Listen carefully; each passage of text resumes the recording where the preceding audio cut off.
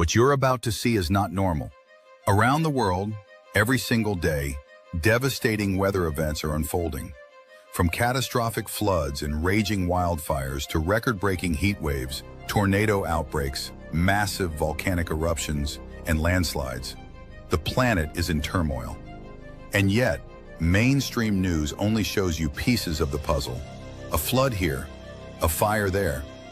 But what they're not telling you is the bigger picture.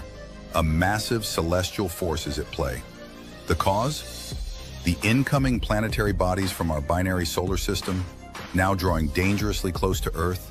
Their magnetic and electrical interactions are disrupting our atmosphere, fueling chaos across the globe.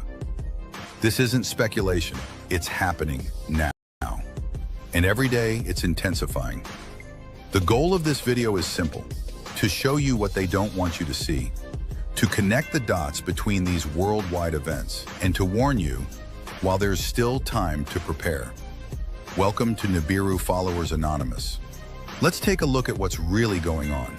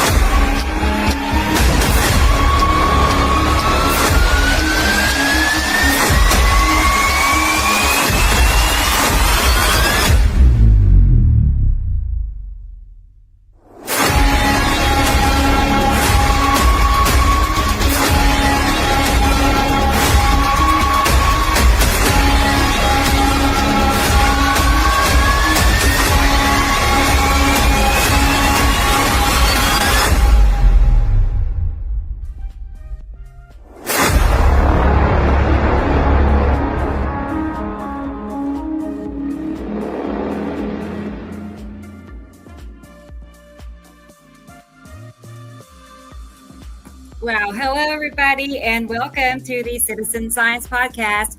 I can't believe it's already Saturday again. Like 1 minute, it's Tuesday, and here we are. It's show day, show 125, in fact. That gives me goosebumps just thinking about that. But anyway, yes, 125, and guess who's here? Sam Hofman, the one and only person that has information about a binary solar system, things that you would never hear anywhere else but here, thanks to Sam Hofman. And yeah, we're going to talk about planets and the weather because that's a big deal. Like things are happening. It's really ramping up in bad ways, unfortunately. So we have a lot to talk about in regards to all that. Things, again, you wouldn't hear many other places. We're going to put all the dots together and fit it to explain what is really happening. So let's go ahead and bring Sam on here and see how he is doing up there in Montana. Hello. Hi, everybody out there. It is 84 degrees in Lolo, Montana, and it's smoky. Nice. Oh, my God, it's so smoky. Yes. And so pre-warning for everybody out there, I'm going to be a little winded because it's kind of hard to breathe right now and not having such a great time at it. And got a little bit of weather coming in. Hopefully we'll get some rain. It would be very nice. We have now fires around us, one to the north of me and apparently one to the south of me. I haven't found out where yet, but right. The Borate bombers and the helicopters with the big water bags have been flying over my house for the last 2 days. So here we go again. And there's California smoke is from San Francisco area. The Northern California fires are blowing right up here, right over the top of us. And then, of course, there's a lot of folks on the East Coast right now that are suffering from these horrendous Canadian fires, and they've got some real whoppers going on up in the middle of Canada. And we've got some footage of that from satellite. And there is a lot of crazy stuff going on weather-wise, and yes. It's truly amazing what we're watching happening, and just unbelievable skies and absolute sky-filling planets passing by regularly. You know what, Sam? I spent a few nights ago many hours, and I still didn't finish going through my gallery. I had, I needed to clean out my pictures. I couldn't find anything. It's just a mess. And I removed about 7,000 pictures. They're still in my the final stage before I just, delete them, like they're in the trash can. And I'm having trouble hitting the button to delete them. I'm like obsessed that much. I can't even delete pictures, but I'm like, Oh, I love that picture. No, I love that one too. I don't want to get rid of that one. And here I go again. I'm going to like save them all over again. But anyway. Yeah, it's like you need to put them on a thumb drive or something. Yeah, right. Yeah, I should before I just delete them, but I don't know. I just accumulate more and more and more every day. So. Today, in my AA file, I went to 117,000. Yeah, and I'm like, is anybody else in the world going to appreciate these pictures like we do? I think about that all the time. I wonder, because everybody go, it's a picture of clouds, and and we know better because we've been watching them for so long now, and again. Christopher did a phenomenal video this week again, as usual. Yes. He always does. He always makes great videos. He's got a couple of lemons, but he's got a lot of good ones. He did such a good job that I had tears rolling down my face because it was just amazing that he gets it, and he gets it exactly right, and he knows what he's talking about. And it broke me. I was very emotional. And that doesn't happen to me, I don't get emotional over anything, hardly ever, unless I watch, the poor starving children in Palestine right now. That got me really upset the other day. Yeah. And no need for that. And oh God, it's horrible. It's what's going on over there, and then they claim to be, the country from God and all of that, and yet they're inflicting horrible damage to those poor people just trying to eat. So we live in a screwy world right now, people, good and bad and freaky, and there's so many events going on right now. They're just off the charts.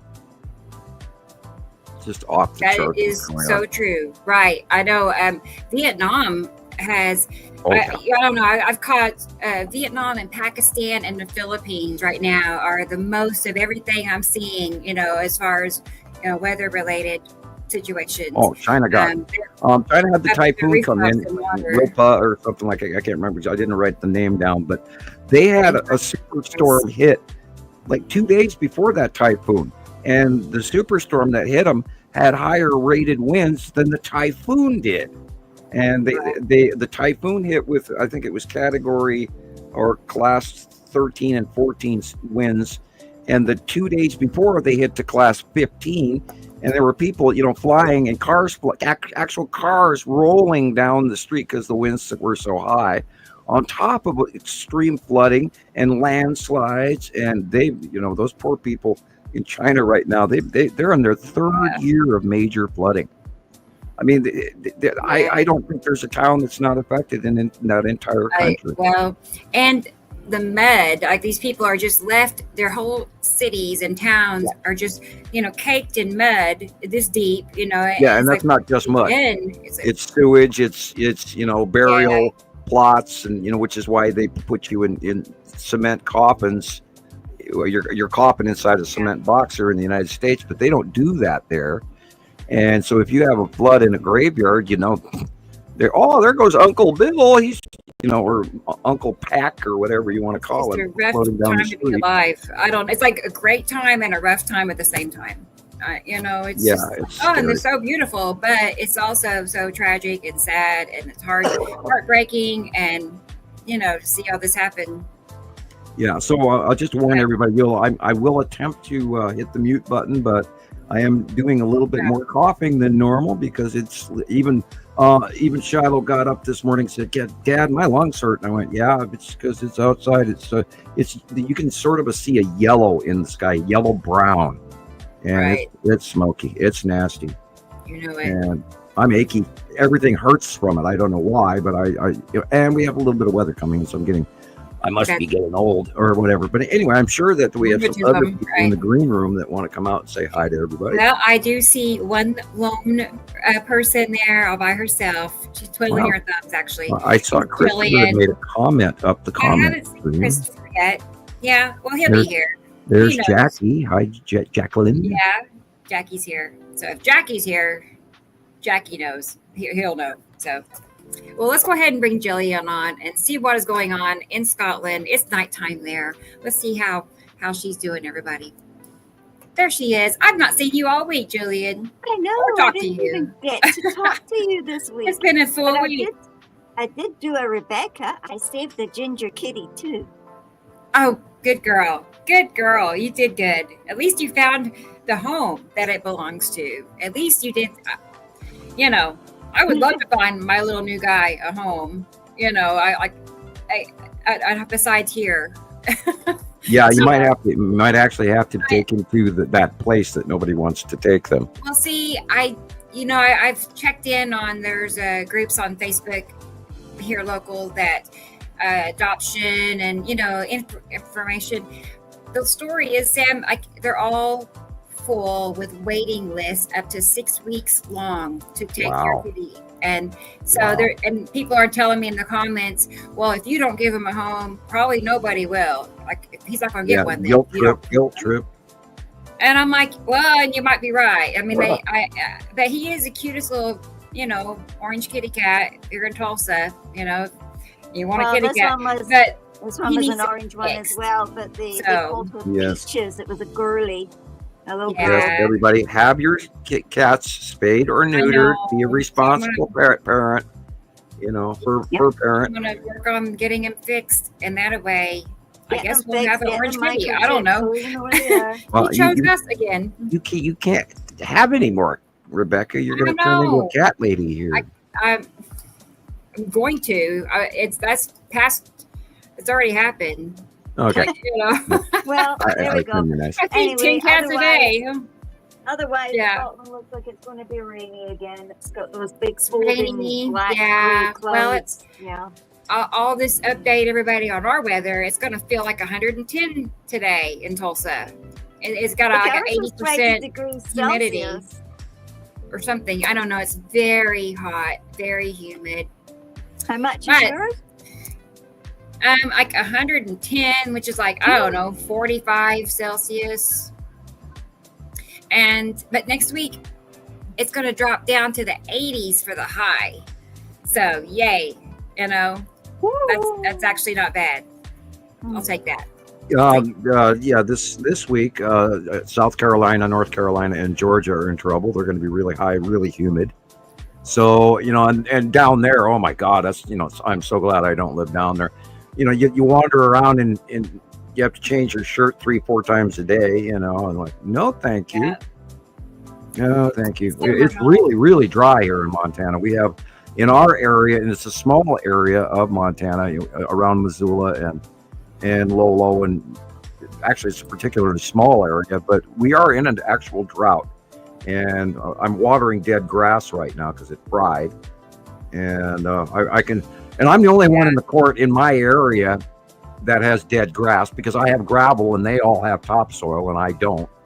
And so it's impossible to keep my grass alive on some occasions. If you don't get to it immediately, it dies. And that's what happened this year, and I can't fix it. I'm watering it, but there's no grass anymore. Yeah. I was going to say, that's normal for here, but it's still super green. Like I tell you, it's rained so much this year. It's plush outside. It's weird for this hot, you know, to be so green, but. Well, it's been hot here, but I mean, it's made all the crops seem ready to roll. You know, it looks like everybody's ready to harvest stuff, but I think that's early even. But the flowers as well, they were all like madly flowering like 2 and 3 times faster and fuller, and now they've actually started to go kind of yellow, some of the plants' leaves. So it seems like they're going fast, you know, like really flowering madly, and then they just suddenly haven't got any energy left. Everything's used up. So. Right. Yeah. I heard a beep. Somebody's at the door. Who's gonna be? Oh, it's Christopher. Yeah, I'll let him get set up for a moment. But he looks like he's so professional looking, you guys. Like he's a pro. Like over 100 shows behind his belt. I don't know. Well, he came on the show like not long after we started. Seems like maybe like 10 shows in. We were still pretty, you know, young at the time. You know, now let's go ahead and bring him on. I think he's ready. So, Christopher in Las Vegas. Hey, Chris. Hey, everybody. How's everyone doing today? Hey, Gillian. Hello. Hey, Sam. Hello. Hey, Rebecca. How's everyone in the comment section doing today? Busy. They're in there chatting away. Great. Wow, look at all these comment. Yeah, we're going to have a great show today. I mean, there's always good stuff to talk about. So, what's been going on in Vegas? Anything? Well, I'm avoiding looking at what temperature it is outside. I'm not doing that anymore. And yeah, it's pretty hot. But it's been, I haven't really seen much of anything. And then yesterday was just a show. It was awesome. I haven't gotten to post any of those photos yet, but it was really cool. Really good. Yeah, everything's changed so much. Yeah, today was a good day here. So. Yeah. Oh my gosh, Gillian got some incredible photos to show you guys. Right. Can't wait. Yeah, yep. I saw the bottom of Uri this morning. It was very, very bubbly, and it was perfect circle. This big, huge, rounded bottom of. I mean, everything was blue with the exception of the bottom of Uri, and it was all bubbly, but it was totally round on the bottom. And I do not, for the life of me, understand why other people do not see this, because to me, it's like, wow, look at that. How can you miss that? But it's so big that I imagine people don't even give it a second thought. Yeah, everything seems so much closer, and it seems like there's a lot of stuff that maybe we don't even know that it's there. I don't know. Things just look crazy right now. Well, I watched your video that you sent yesterday probably about 10 times already. Cool. I re-edited it. I mean, you did such a good job on that. I think I told you this when we were talking yesterday on PM. I had tears, not one, but several, and I don't go there. I'm not a crier. I don't, it's like I have to like hit myself in the back of my head to get a teardrop out sometimes, but I had tears rolling down my face because of how well you did it. You did such a good job on that. It was amazing. And I like the plasma ball and all of that. Great. It was cool to do because you guys will see it. I posted it in all the Facebook groups, but like while I was putting it together, I mean, I really got like a whole other understanding of how Attu works and the whole thread connection and everything. It's pretty awesome. Your description of it was very, very logical, highly scientific, well done. And I was just sitting there. I was like, my hands in the air going, oh my God, he gets it. You do. I think so. It's a little bit. I still don't understand how there's, a whole other solar system just passing right by. Well, your description of how the ion drop tail actually affects our atmosphere was better than I could have described it. I mean, oh my gosh, like it was just weird. Like I'm sitting there yesterday. There's this one particular photo of Attu and the snail foot, and the way the ion drop tail forms, it literally forms at like the boundary of our atmosphere. So everything above that is Attu and Attu's moon, and everything below the ion tail is like inside our atmosphere. And then I don't know why I was thinking like, I don't know, like for some reason like wax paper came to my head, and like for some reason I just separated the two with like a piece of transparent paper or laminate paper or something. It's just how my head works, I guess. It's weird. But yeah, once you see the video, you'll see what I'm talking about. Oh, I can't wait again. I've watched it already like about 3 times today, and I was like sitting there going, yeah, I did one version of it yesterday, and then I was watching it last night, and I'm like, oh my God, this music, I don't like it. So I had to redo everything. Oh my goodness. When did you, so is there a newer version that you made? Yeah, I put there's one, it says the one from yesterday, it says Attu's moon on it, and then the second version I put, unlocking God, I don't even remember what I typed. Unlocking the evidence vault with Sam Hofman, and then it says Attu's moon under that, and Attu and all that. I'll make sure I have the updated. Yeah, I would send it to you, but you know how like we can't send anything unless it's like a minute long. Right. Yeah. It's okay. I'll find it. I'll make sure I got the current. Yeah, I updated it on all the groups, so. Yeah, it was very moving. Thank you. Very it's moving. Gorgeous. Fun. Oh boy. Well, let's go ahead and look at the comment section. Let's see who all is here. So, because I see we have a full house already. So, let's go ahead and bear with me a second. The music keeps turning off. I don't want that. Yeah. There. Okay, so let's see who's first in line. Who's first? Who's number one? No. Looky here. It's Nicole, our friend Nicole in Colorado. I wonder how hot it is there. I know it's been getting hot everywhere, but I think even Colorado's kind of toasty. I always picture Colorado, with like snow everywhere. I know it's not the case. Right. That's the vision in my head. I bet it's really humid. I bet. It's a hot place, Colorado. Yeah, I'd settle for that humidity today. I really would. Resorts everywhere, I thought. I know I'm wrong. I know, but that's what the TV shows me anyway. 91, but hi, Nicole. It's good to see you. It's glad you're here.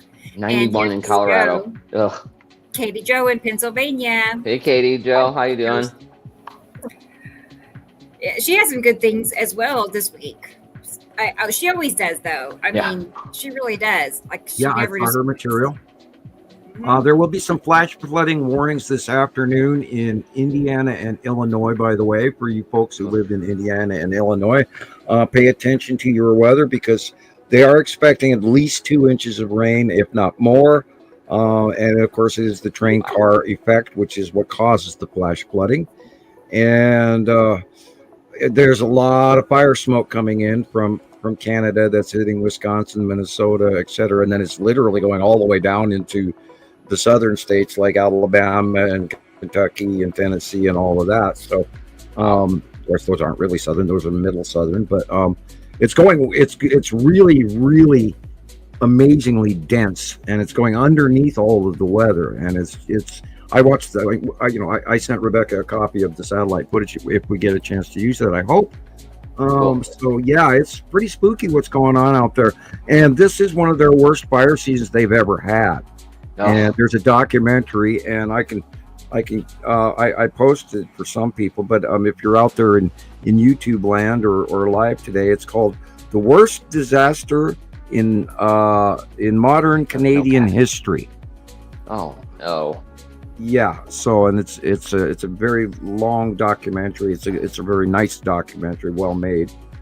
So I encourage you to look that up on YouTube. It's "Worst Disaster in Modern Canadian History." What's it about again? Other stuff. Excuse me? What's it about again? Oh, it's about the fires in Canada. Oh, okay. Oh boy. Right. That's hard to watch. Yeah, evacuations and all of that, and towns and everybody heading for the hills and running for their lives. And they had a fire that went through a local town. Yeah, no, and most of Canada is pretty much empty, but Canada's got a lot of forest land, and it goes from one side of the country to the other, right through the center of their swath of their country. So, and they've got amazing forests up there, but they are so dry. This is the driest it's been in 50 years. So, according to their record, yeah.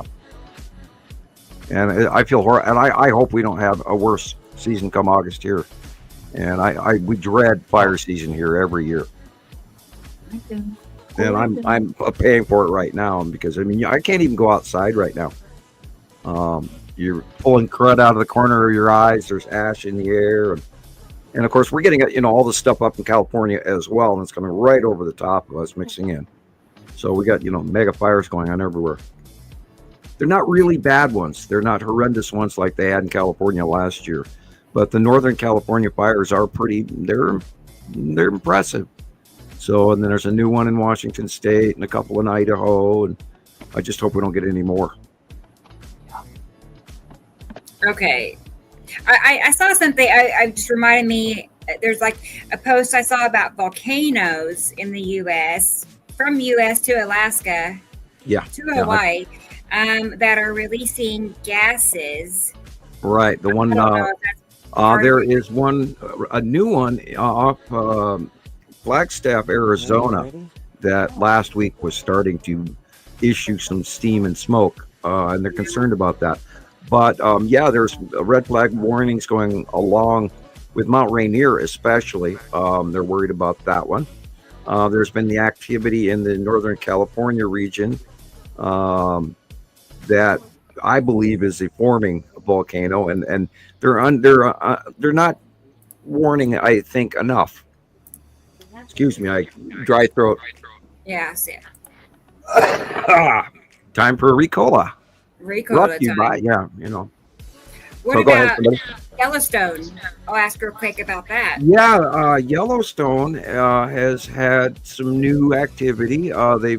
They've seen a brand new seismic pool or steam, very hot liquid coming up, and they've had activity in Yellowstone that is also unusual. And of course, the rumor is that the animals are leaving the park, and we've seen a lot of reports on that. So, that's wild. Yeah, we had an event here this spring also where we had elk down in my field across the street from my house, and the elk never come this low. So it's entirely possible. I live right next door to a volcano. Lolo Peak is actually a dormant volcano. We do have hot springs, and that's how you tell if you're near a volcano, is if you have a hot springs anywhere near a very large mountain range. Of course. And they're all over the world right now. They're really going crazy.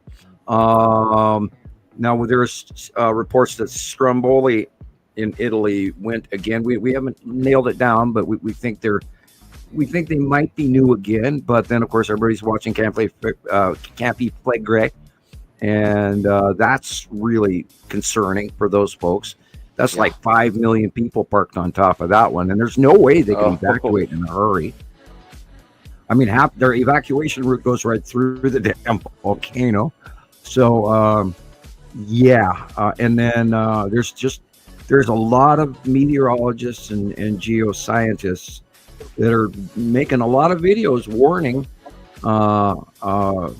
people I don't think people are taking them serious enough right now, but I think we're in a geological seismological uptick that is really important that people pay attention to, I think.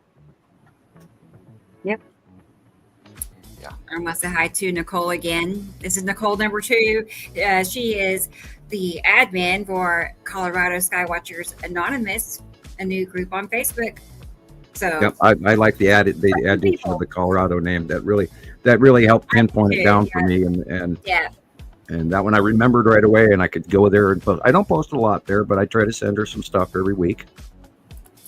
She's our cheerleader as well. I'll just say that. Don't forget, hit the like. Yes, that helps. So good to see you, Nicole. And next in line, I can just see them all lined up here, is DJ. Hey, DJ. Hi, DJ. And they are determined to be on time today. And by the looks of it, you were. Looks like you made it. Nice and early. Yes. So good job. It's good to see you. I know that person. That's T. Racy. We all know T. Racy. Hey. Yeah. Good to see you, T. Racy. Nice to have you as always. And yeah, have a lovely Saturday. Amazing show, etc., etc. Right. For sure. For sure. How did I think it was like Wednesday yesterday? That's what I said. Was anybody else off with their days this week? I'm like, 1 minute it's Tuesday, 1 minute, and then it's Saturday. I'm like, we have a show tomorrow. What? Isn't it Wednesday? No, it's Friday. Get with it, dude. Okay. Right. Did you get your remote control yet for your TV, Rebecca? I did. I got it, and it did not include batteries. I expected it to have 2 little batteries beside it. Anyway, I always keep a hearty supply of batteries at my house. I need AAAs. In my underwear drawer. Yes, let's talk about that for a moment. I want to show everybody what Sam has sent. We have our own library now. Great. Wars. Every 9 movies, 9 Star Wars family. Oh my gosh, Rebecca. So she's now going to have her Jedi training. This is a moment in history right now. Chris, have you seen all 9? Because you can. I'm going to rent them out to you. No, actually, Jesus is next in line. He just doesn't know it yet. It took me 3 months to gather those. And the funny thing about it was, when I started looking for it, the hardest one to find is the newest one, because nobody gets rid of those. And they'll get rid of the older ones, if they aren't interested in Star Wars. But that's the first one I found was the last one. And then I had to wait, and I tried to order them through this company in Missoula. And I ordered 4 of them. They got me 2 of them, and then I was missing 2. But then I didn't want to wait any longer because I wanted to get them to Rebecca so she could start her Jedi training. Yes. And then I sent her a nice Sony, because she didn't even have a DVD player. And then she tries to hook up the DVD player to her TV and has no remote to switch it to that setting. So then she had to order that, and so now we're waiting for batteries. Now I need batteries. It's like one calamities, There's but like one thing, and then you need another thing, and another thing. Right. And we have to thank Carol Ann. We have to thank Carol Ann for filling in the lost 2 movies, which were the ones with the darkest ones, with where Anakin turns into Darth Vader. I know, spoiler alert, but okay, I won't remember, but it's okay. What? You'll get it. Anyway, I will say there was a slight discrepancy, Sam. Let's see. Taylor and my son Tanner and Carol Ann, they recommend, because you have them viewing order. I mean, I got directions on I was just going to ask that. But they said really to start with the first one, which is the Phantom Menace, I think. No, it's New Hope. No, I know that's the first one, like chronologically, but in the story starts with the 4th video. With the 4th video, that's Phantom Menace, yes. If I want to start in the order of the story versus that's debatable. They have a point. There's probably, but I always watch it in the order because number 1 is New Hope, Number 2 is Empire Strikes Back. Number 3 is Return of the Jedi. Number 4 is Phantom Menace. Number 5 is Attack of the Clones. Number 6 is Revenge of the... Good luck, Rebecca. It might be best for her to start with the first newer one, right? Like all the people that have watched Star Wars, they watch the first one that was, when was the first one made? Like 1970? 1980. Okay. Yeah. That's New Hope. Yeah, it's gonna be funny because you're gonna like the first couple movies are like, you know, newer like effects and stuff like that, motion picture effects, and then you're gonna like 2 movies later, you're gonna jump back to the 70s, and it's gonna be right. Old stuff. Time travel. Right. I actually did go see the original. I was like tiny little kid, and my brother was the one that wanted to see it, you know, and I don't have much memories of that actually, but yeah, that's chapter 4, New Hope, and then it goes chapter 5, chapter 6, and then it starts at chapter 1, 2, and 3. It's like, okay, it's just crazy how it. I can't wait. We're gonna binge watch. Taylor wants to binge watch them, so we'll see. It's about time. I'm gonna say hi to David. David, have you seen all 9 Star Wars movies? Anybody else in this room? Right. Who's your favorite character? Tell me if you have. Okay. But hey, David, it's good to have you. Nice. I'm glad you're here. And I'm not as intimidated as I used to be. Okay. And Eyes to the Sky. Look who's here. Nice to see you. I'm glad you're here. I like your name. I like the name of your title. So we got that in common. Hey, I know this lady. I know her well. Her name is Sharon. Hi, Sharon. Hey, Sharon. And this guy, Alexander, he's in Germany. Hey. Right. It's always good to see that name pop up. Because I always think professional photographer when I see that name, for real. But good to see you, Alex. And NK, Nina's here. She's in Ireland. We were just all spread out, but all the same spot at the same time. So isn't that cool? It's great. But it's wonderful to see you, Nina. Always is. We go back a long ways, me and Nina. Cool. So, yeah. Hey, Michelle, what kind of job are you doing today? Are you mowing the yard or doing laundry? Tell me all about it. But it's good to see you, Michelle. And Experimental is here. Wonderful. You never miss a show. I would expect you to always be here. So, wonderful. And, hey, I know this. No, we already did that person. There you go. Egg is here. Egg. Where's she at today? She's in New York. Okay, I figured. Hot, hazy, looks like smoke from wildfires, etc. Wow. Yep, it's coming in from Canada. Repeated everything you just said, Sam. Yep. But it's always good to see Egg. Always. Anyway, you know, it just makes us happy having you here. So it's good to see you. And hey, Carol. I haven't seen you in a minute. It's nice to have you too. Wonderful. Good to see you.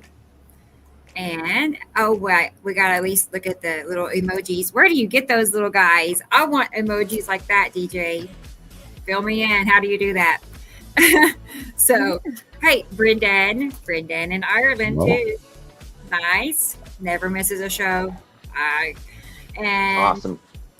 Oh my goodness. This guy, Thomas. Hey, Thomas. Thomas is here, everybody. Our friend from Germany. Yeah, I just sent him another 150 pictures last night to share. He's doing such a great job on TikTok. He takes. I've been practicing German, but I don't know one word yet. Right, but you can share up to 35 pictures in a slideshow, you know. And he's made I don't know how many dozens of slideshows, and I always tell him he has the best pictures, but they're coming from me, so. Anyway, but yeah, before I clean my phone out for sure, I need to send you more of those. Right. But yeah, it's always nice to have Thomas with us and join us and all that good stuff. He's a nice guy. My goal is to be able to say something in German so I can go into his live and say hi at least. I'm always afraid to hit the button, you know, and I'm like, oh wait, I don't speak German. Yeah. Teach us. I don't know what they're saying. Well, he always says that his English isn't very good, and his English is excellent. So I think he needs to give himself more credit for what he does know. I've never had any trouble understanding him. No. Never. So Let's see. Let's go back to. I had a question for Gillian. Did you hear about the protests in Scotland? Will not go political, but so you didn't go? Do you know how far away it is? Oh well, no. Well, I just heard there was local protests in your area as well. There was. I had heard nothing about that. I'd heard about Edinburgh and I'd heard about Aberdeen because he's gone to his course in Aberdeen, so they all were going there. But it's all to do with a lot of people were protesting about Gaza, about the hunger and the children and everything. Right. Yeah, that's horrible and too. That's just, it's heartbreaking. I mean, it's all over, media. Yeah, we try not to choose political sides here, No, we but don't. even between the Palestinians or the Israelis. But what's going on there with that starvation of the Palestinians? That's a crime. That's a war crime. They're bombing people in food lines, and that can't go on. And right now, I think they should be censured by the world. The period. I was going to say a commission, but I think the whole world needs to yell at them and say, "Stop what you're doing. This is insane." Those are people. I don't care what color they are or what name they have. You don't bomb people in food lines that are already starving. I mean, anyway, I saw that the other day, and I was just I was angry. I actually sort of cried this morning when I seen the one particular story I seen. It just made me feel so. So I think everybody should reach out to their congressmen or their local representatives or their city councils or whatever, and pass that word down, up the chain, down the chain, around the chain, wherever. And it's got to stop. It's got to stop. And of course, there's a very large forgotten population in Syria alone of refugees. Now they've of course redistributed throughout the country now that they have been retaken. But then Israel went in and bombed the capital city of Syria like a week ago. And it's like, I could see why they did it, but what they're doing is not cool. And we should not be making war on anyone, including the Ukraine and Russia. It makes me ill. War makes me ill. I can't imagine that we should still be actually going to war in this modern age. You should be able to sit and talk around a table to make sense of a problem. Well, we're killing generations of our own people, and that's stupid. Yeah. It really is. I mean, you can't send, for one guy, for example, Putin. I mean, he's wiping out an entire generation of his people, and that's the dumbest thing you could possibly do. And they're literally broke, and they're going to get more sanctions. Anything in the Second World War, when our grandparents were so traumatized, and they were war crime victims themselves because they were in war camps, and then when they came out, they were never like they were. They weren't my grandparents. It was my father. My father was in a slave labor camp, and my mother was living in Rotterdam when they bombed Rotterdam. Jeez. And she carried that as a PTSD thing for her entire life, and she felt guilty. She had survivor's guilt, and because her part of town, they didn't die. But I mean, Rotterdam was just literally almost wiped clean by bombing, and so people, we can't keep doing this. We have to change our world. Anyway, let's go back to the topic at hand. All right, back to let's see, where were we? Oh, here we are with blackberries. I love blackberries. No more. Yeah, and blueberries and raspberries but especially blackberries. Any berry. Right. That's right. While we got you here, blackberries, I did not send you a card because you told me not to. So otherwise, I would have mailed you. You would have got no card from Sam. Rebecca, I mailed you a thank you notice. I mailed you a thank you notice with the correct and everything. Yeah. And they sent it back. So I'm going to re-slap it in an envelope again. And I don't know why they couldn't deliver it. I don't know either. But I know Jerry has trouble sometimes getting mail to me, cards and whatnot. That I couldn't send anything to Maria, a letter last year. They said she was too far north. She's really too far north. Wow. In Anchorage. I'm surprised at that. Yeah. And I mean, look where I am in the Highlands. Like, that's quite far north as it is. Like, why is it not north enough to send it like that wee bit more north? Well, no, That sounds like I had to do it by excuse. DHL. Wow. I'm trying to look at my geography here. Getting lazy. Not only that, but it's chaotic. And they're. By the way, the price of a stamp went up again, people. God. The price of everything went up again, Sam. Yeah. Oh, I have some bad news for you. They went double digit on chocolate. There's going to be an international rising of the prices of chocolate. So if you like chocolate, buy it now. Get it now. It's literally going to double in price. Yeah. I sent you a message, Chris. I'm verifying if that was the correct version. Mm-hmm. Yeah. And you went black. Okay. Yeah. Good. Well, I'm gonna move on to Jennifer. Hey, Jennifer. Hi, Jennifer. You and where did I go? 89 in Canada. There you are. 89. That's actually not bad. That's not bad. I know she says it's hot. It probably is if you're not used to it. I'll take 89. I'll take it. But anyway, but hey, Earthling. Well, from one Earthling to the other, it's good to see you. You're Earthlings. Let's keep going. Hey, Ninja's here. Yes, Ninja. Hey. Peace be with you too. I always see when I see that, I'm like, I feel at peace when I just see that, and I'm like, yes. And Ninja also follows us on TikTok as well, so I get to see them there as well. So nice. I get my Ninja fix. Okay, let's see. What's Alex saying? Last week, few hours, videos, thousands of photos, crazy in Germany. I can't wait to see them, Alexander. I know that's a handful to go through tons of videos. Yeah. That's why I cleaned out my phone. I'm like, I cannot find anything. Everything, 7,000 pictures. Get stuffed up again. 5 hours, 7,000 pictures, and I still have folders I didn't touch. So, anyway. And how do you choose? You can't choose. I know. And some of them were duplicates. Like, but this one was when it moved over a little bit. That's my favorite. I love that one. Okay. Hey, Jackie. It's good to see Jackie. I know you know Jackie, Chris.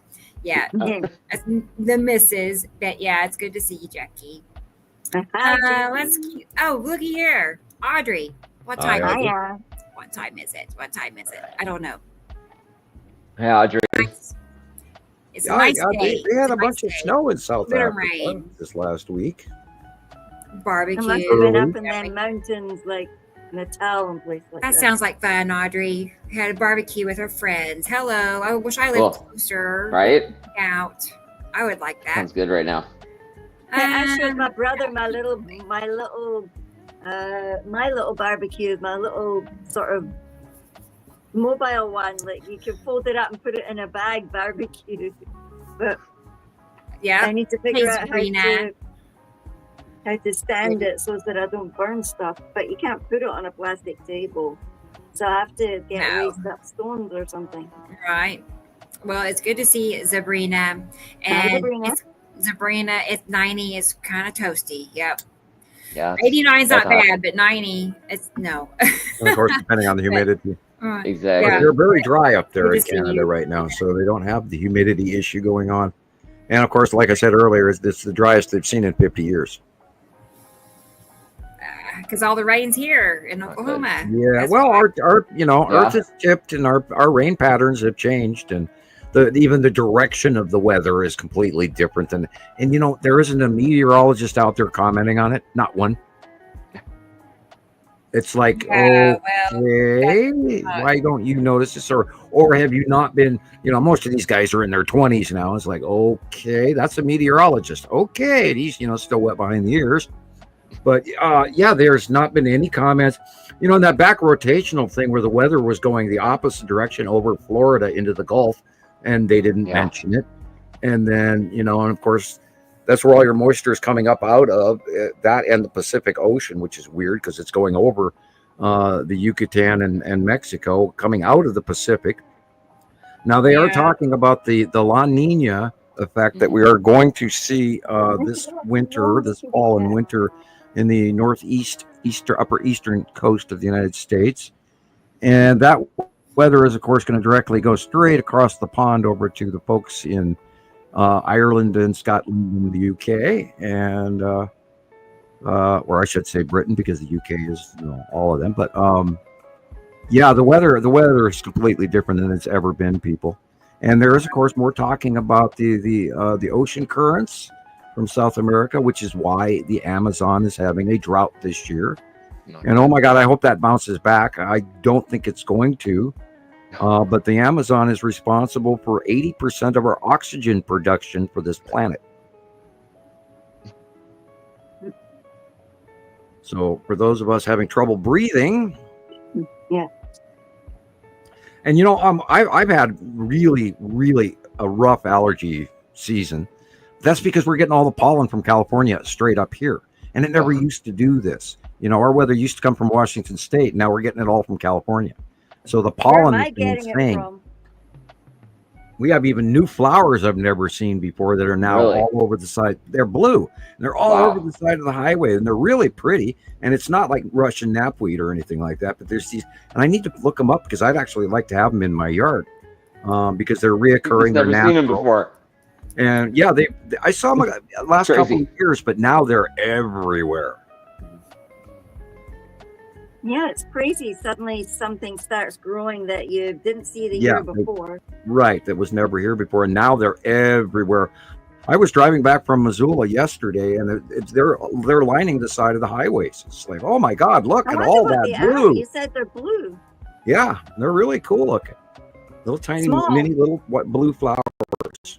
I'll have to like forget-me-nots or something. They're small. I need to pick one and then try and look it up in a book. Oh, wait a minute. That's right. On the internet. It shows you my age thing here. I need to look it up in a book. Yeah. Get one of the girls to take a picture of it and do Google Ask. Right? Google They'll probably picture. be able to tell you what it is in 3.5 seconds. Yeah, that's how you do it now. Now, I had a friend, and I said, God, we got to look that up. And he says, well, here. And he pulls out his phone. He says, let's look it up now. And I go, oh, God, I never think of looking to Google. And it takes all the fun out of it, I don't have a cell phone, so I don't have that inset in my brain, Right. I'm too fearful to buy one, even if I could afford the monthly service and everything. And because what if I actually unknowingly touch the damn thing and kill it, and then I'm out several $100 to $1,000.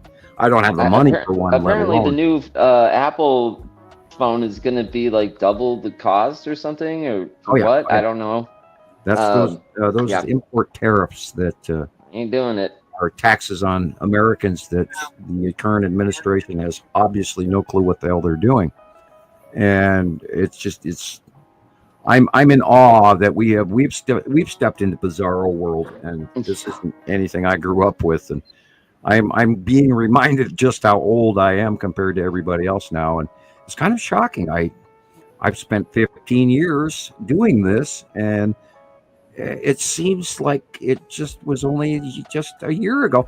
Oh, I don't know if you guys saw. Somebody sent me a copy of my little girls, and when they were 5 and 6 years old. So I posted that on my personal page, and my friends can go look it up. And I was just in awe. I missed those guys when they were that little. It's like, I'd totally forgotten that video even existed, and it was whoever sent it. Thank you. It was a great day. That's great. I think it was Lana who did it. Probably, yeah. I think so. No, I wasn't on top of my game yesterday at all. I was, dealing with. It is 1 year ago today, as a matter of fact, that the girls lost their mother. Wow. And I can't believe it's been a whole year. I can't either. Yeah, it's a year ago today. Yeah, she passed away.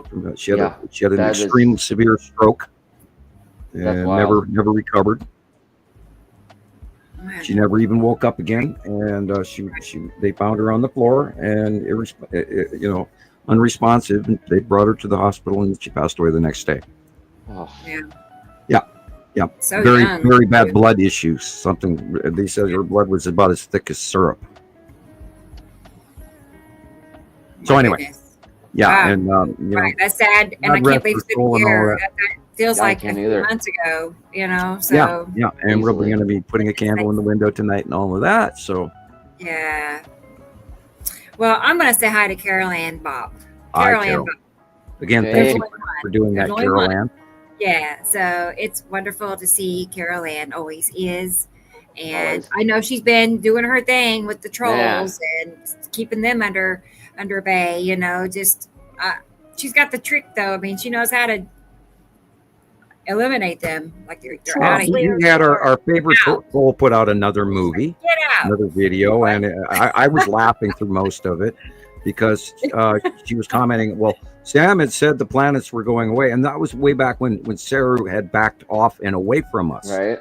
And it didn't go away. It just went out of our view behind the other planets. And so it did go away, and now it's every little tidbit that they could find that says Sam is wrong, and he's full of this, and he's full of that. And I sat and I watched. She actually showed her face this time, so I had a nice laugh over that. And not that I grudge this person any ill will whatsoever, other than, go ahead.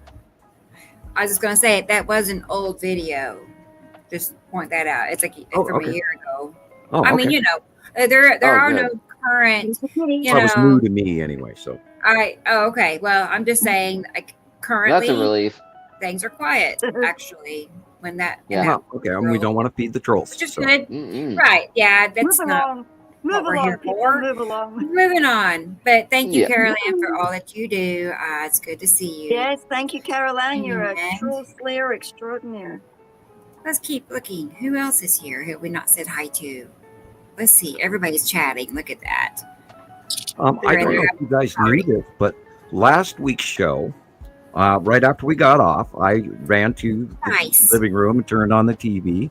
And last week's show, during the live, we had 500 people watching us all at the same time on our live show. Yeah.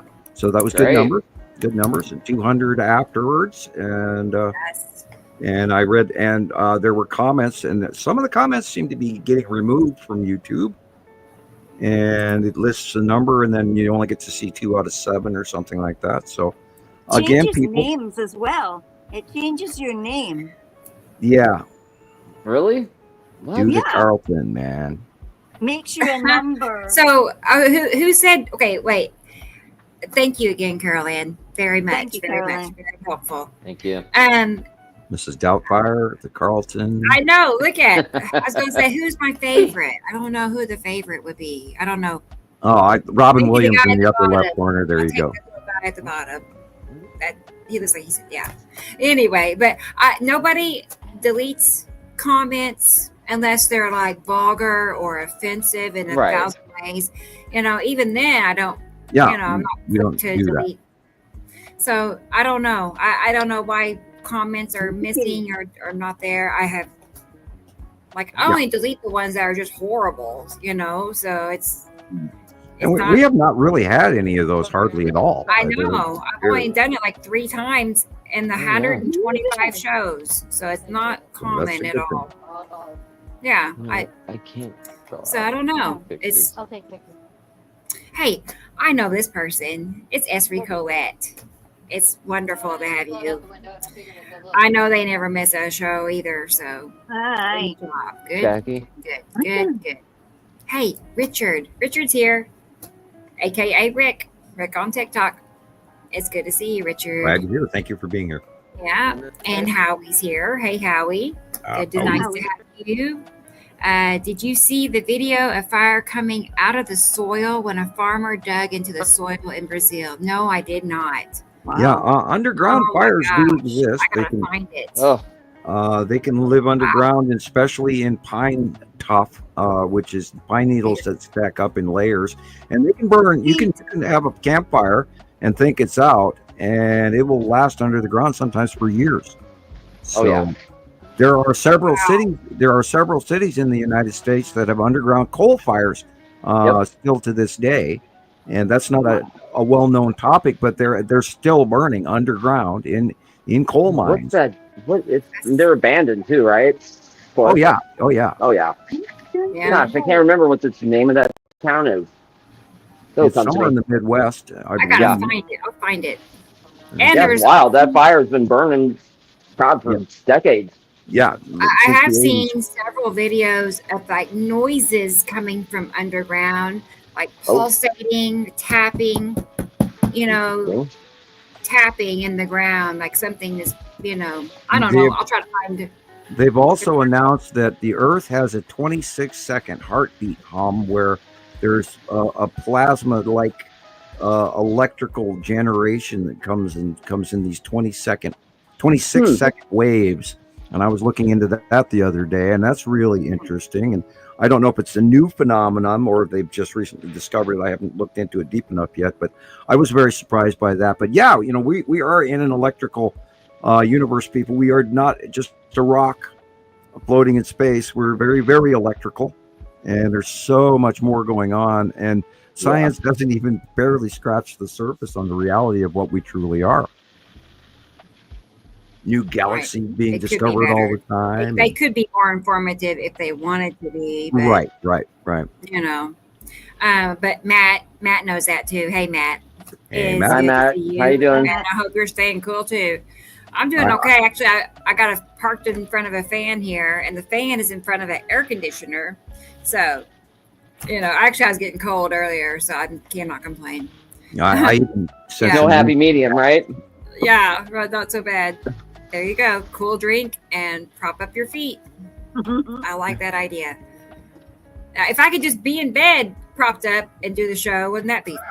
There you go. I'll just sit back and I could get one of those massaging mattresses with the incline on it. Yeah, then I could. Oh man, you'll be set. Oh man, if only.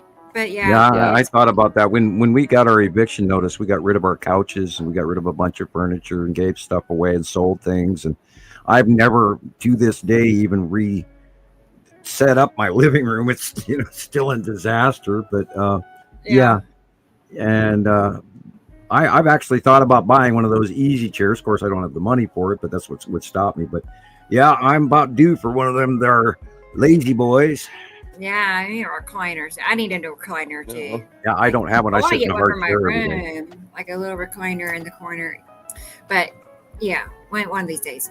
Hey, look who's here. It's Sassy. I have not seen Sassy in like 2 or 3 shows, maybe. It feels like that. Maybe I'm wrong, but good to see you, Sassy. Good to see you. All right. Let's see. Did I say hi to everybody? We're almost to the bottom, which is nice. And then and Sassy, he's happy. Well, Rodney's at the bottom. Yeah. Okay. Good. How you doing? Well, let's see if I can see that. Here he is again. Yeah. Here's DJ doing all that. Where are you getting those fonts at? Those little emojis? How are you doing that? I'd like to know. They're cute. I can do that too. Can't you do that? No, I don't have those emojis. I gotta download them. I'm gonna find the app. Got one of our phones. Look at that, DJ. Look at those fonts. Okay, not fonts, but emojis. Obviously, I need to go to the Play Store and find some new emojis. Yeah. Hey, Rachel, good to see you. Looking at her emojis too. It's telling me that there's ones out there I didn't know existed, and I'm like, I gotta be all over that. But it's good to see you, Rachel. And Sassy has them too. Everybody's got them, but me, everybody. I don't have. I'm gonna find them. Okay. All right, we're almost to the bottom. And I just found one of the benefits of me not having a good picture up for you folks. By the way, for you new folks out there, the reason that you're seeing just a picture of me is because my computer and my internet will not allow me to run the microphone and the camera at the same time. So you get to see this little talking circle. But there is a benefit to that because I'm sitting here with no shirt on now because it's too damn hot in here. So I just stepped outside, Sam. For about I was out there for about 30 seconds. I'm gonna need a new shirt. This is awful. Like I have to do like 6 loads of laundry a week because I go through all my clothes in one day. It's nasty. I can't go we're outside. Gonna have to rescue you guys out of Las Vegas, man. Yeah. Somebody get me out of here. Please. All right. I don't know if I'll ever leave. I think I did say this, but it's going to drop into the 80s next week for the high. So I got that to look forward to at least, you know. So it's the little things make me happy. But yeah, it's gone up 4 degrees since we started the show. But yeah, Dubaloo is here, and that's all that matters. So anyway, hi Dubaloo. Good to see you. And Rodney, I found you. Cool. I found Rodney. It's good to see you. Wow, Sharon, that's awesome. And ABCD, it's really hot here. Yeah, Stacy. Good to see you. Where are you at? It's hot. It's hot everywhere. Yeah, right. Oh, and Laura. Hey, Laura. Nice to have you too. Very good to have your name pop up. And Stacy. Wow, we have a full crowd here. Like we're all here. Everybody is in attendance today. Good job. Hope you have your friends up there in the Great Falls area on the eastern side of the Rockies up in northern Montana. I don't know exactly where she lived, but she lived somewhere by Great Falls. And it's an interesting town. I have been there many times. Amy's here in Newfoundland, and she says the skies have been crazy. Yes, they are insane. Yeah, absolutely. Right. And Audrey thinks it's the moles tapping. I don't know, Audrey. I don't know if the moles can tap. There's been a lot of reports that people in New York City were hearing booming in the skies and stuff again. And hey, I heard something weird as well. It sounds like really high up planes, but there are no planes when you look for them. And it sounds like, ooh, look at ooh, and then I heard that this morning when Yuri was going over. It sounded like a plane, but the plane never left, and it was there, and it just kept going and going all the time. I mean, come on. I heard that this morning when Yuri was going over, and all you can see the sky filling, rounded bottom with all those micro clouding, and there was no other clouds in the sky whatsoever, just the bottom of Yuri. And then it faded, and then there was Atu, much farther to the west, and that was mid-morning, 10 o'clock-ish, 9 o'clock-ish this morning. And these planets are freaking here, and all of us go through this. We all argue with our own minds every day, every week, every month. It's like, oh my God, this can't really be happening, but it is really happening. It just is, and you argue with your brain, going, this is kind of impossible, no way. And then you walk out the door and you go, oh, crap, there it is. Yeah. And we're not making this stuff up. It's still there. Yeah. There's no reason to make it up. It's like, I went through that nonsense too in my head. Like, okay, so if he's making it up, how is he doing it?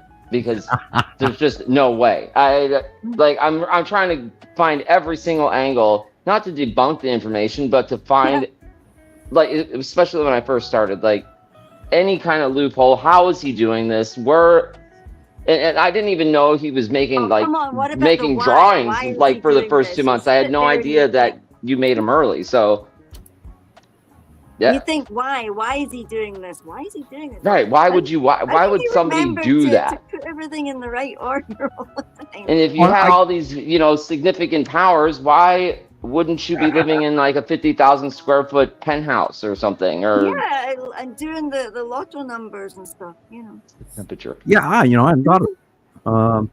I'm not greedy. B, exactly. I've had so many people. Well, where did the names come from? And I didn't invent this stuff. This was stuff that was shared to me, face to face with an extraterrestrial, an off-worlder, and then years later, I stumbled across a Pleiadian message. Now, I've always argued with that in my mind. It's like, oh yeah, the Pleiadians flew down here, and then they typed into YouTube and sent a video for us. It's like, I still argue with that one, but the information matched. I kept it on file. I kept a copy of actually one of the few videos I actually download. I don't download a lot of stuff onto my computer because I've been hacked so many times, and I hate downloading viruses and all of that. But I did keep a copy of that, and then for about 2.5 years, we just were calling it the striped white planet, and the red planet, and the blue planet, and the blue-green planet. And then when Atu got here, and there was that darn purple planet, and it matched all the names, and that's when we finally said, okay, we're just going to call them. We're going to call them what the information that we have, and we had cross-referencing, so we went with that. And so we didn't make any of this up. Now, there are a couple of the asteroids that we have named, just because we completely repeatedly talk about them, like lead object. The lead object was the original leading asteroid, but then over time, the green asteroid has a different orbit pattern, and now the green asteroid is actually in the front of it, so we could call it the lead green asteroid, but we don't need to. And then the red asteroid and the blue asteroid and the tan asteroid. And of course, we're still debating on whether or not the tan asteroid is actually a moon of Uri. And I'm pretty sure it is. We could probably start to call it the tan moon of Uri. But gas giants have many, many moons. I think Jupiter or Saturn's got like 60 or, so. They just added a whole bunch of moons to Saturn too. Like, I think the count is up to like 200 and something odd moons. Yeah, and then of course that also boils down to is what do they actually consider a moon? Right.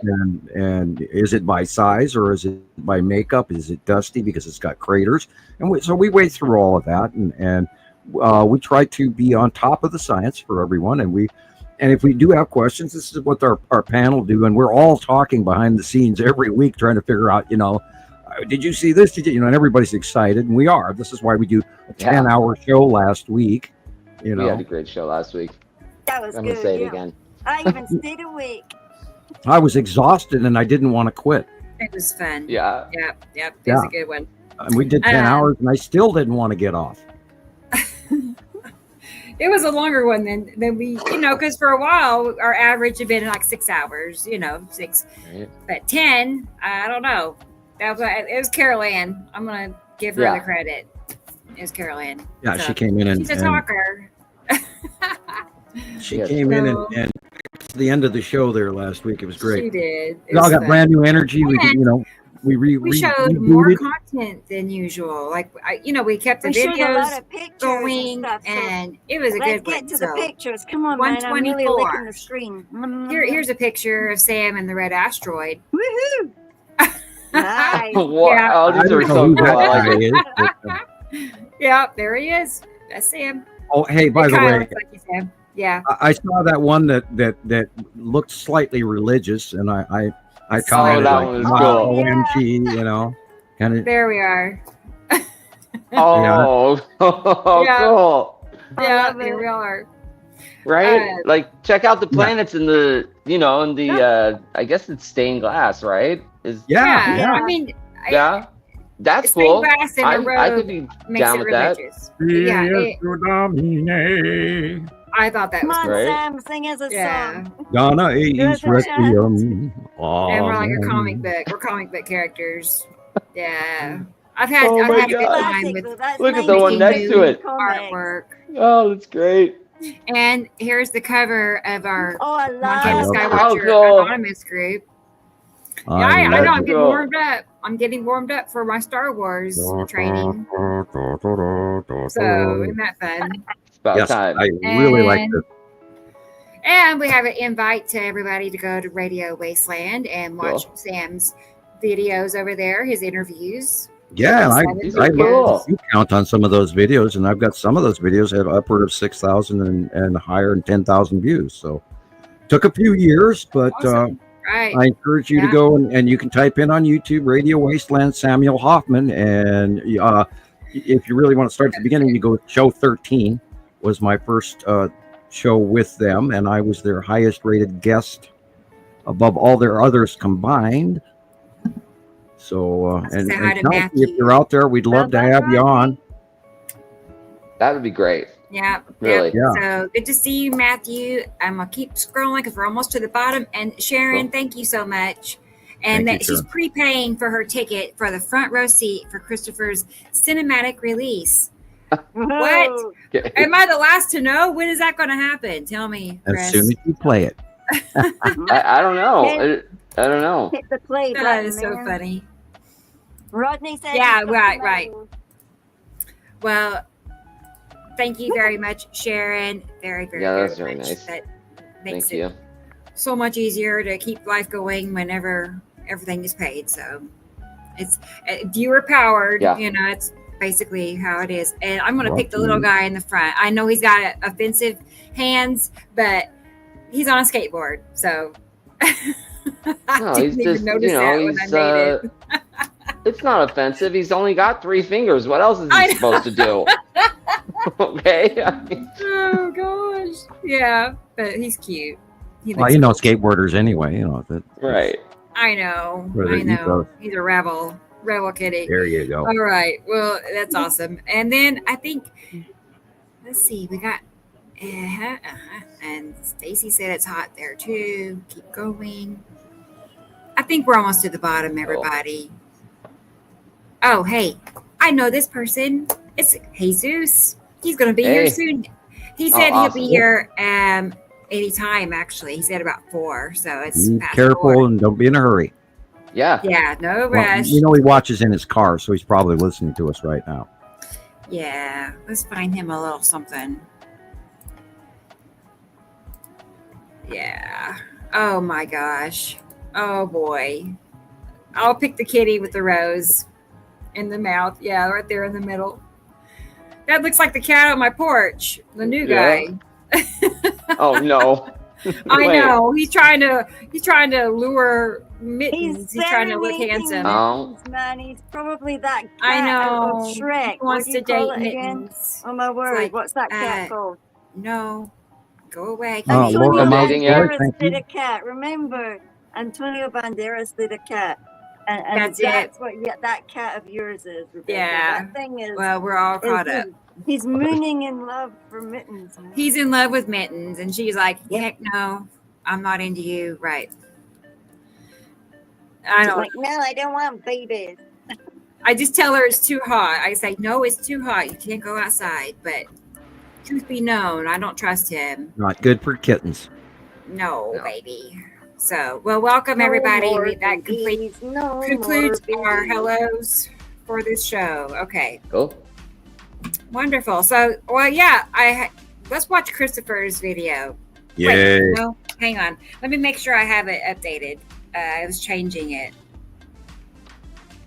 Actually, no, not yet, because I have to finish loading it. But we're gonna. I'm thinking. We have to figure out a way to. I know. Send stuff without having to send it through like Messenger or something chopped up.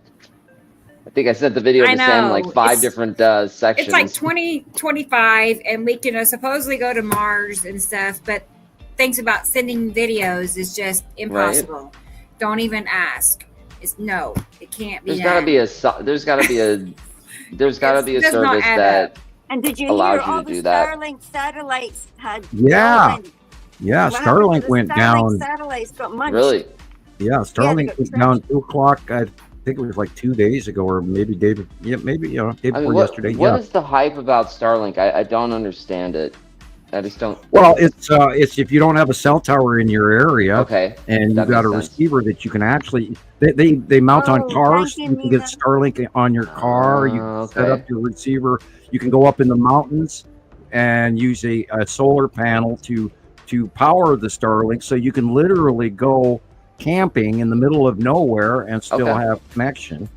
And they're currently using it for the Ukrainian military is using Starlink right now, and a whole bunch of weird stuff that they've got going. But they did run into a shutdown problem for didn't hear how long they were down for, but they were down in South America and parts of the South and other countries from what I read. It was unfortunately not a very informative article that I read this morning, but the problem with Starlink is the same problem that I have here. Their upload speed is horrible. Otherwise, I would have gone to Starlink. I mean, it would have taken me a year worth of savings to afford it, because it's actually about the same price from what I'm paying here. And here I just a month or so ago, oh, hey, my bill went down. I only paid $150 this month, and immediately this month already it was $196. It was $196 this month for your internet service. For my internet service and my landline phone. Jeez. Oh, okay. Well, still that's a lot. 196. Yeah. Yeah. And as I originally started out, it was $65. Yeah, that sounds about right. It goes up and You got up the and up best. and up and up. And I think on we last paid- month's check, I went rip off on the bottom in the I comments. don't know now, honestly. Not that anybody's going to read that, you know, and they'll just put it on into the pile and go, okay, here's another check. You know, the people at their office, they probably didn't even read it, but I want to get one of those hand stamps, stamp on the check, Right. rip off, you know, thief, highway robbery. Yeah, well, you know, I'm noticing that everything, you know, you have to pay for everything now. You know, they want $16 a month for this service, and they want $12 and $2 for this and that and everything. And you can't even get the Weather Channel for free anymore. You have to pay money to get the Weather Channel. It's like, what is wrong with you people? But then, you know, again, there's the big. We've lost PBS. Here's the funding for them. Of course, they're still publicly funded, but you know, the current administration is at war with Elmo, and not a good thing. No, for Elmo. Definitely not. We should write our congressman and say, you know, please stop attacking Elmo.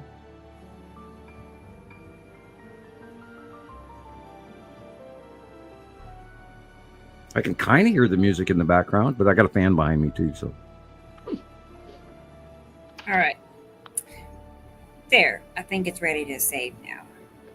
And by the way, Rebecca, I do feel better. You know, we were talking before the show, and I'm going, God, I feel horrible. And she goes, well, don't worry, Sam. You know, the moment that we start the show, you're going to get perked right up. And yes, right? I do feel better.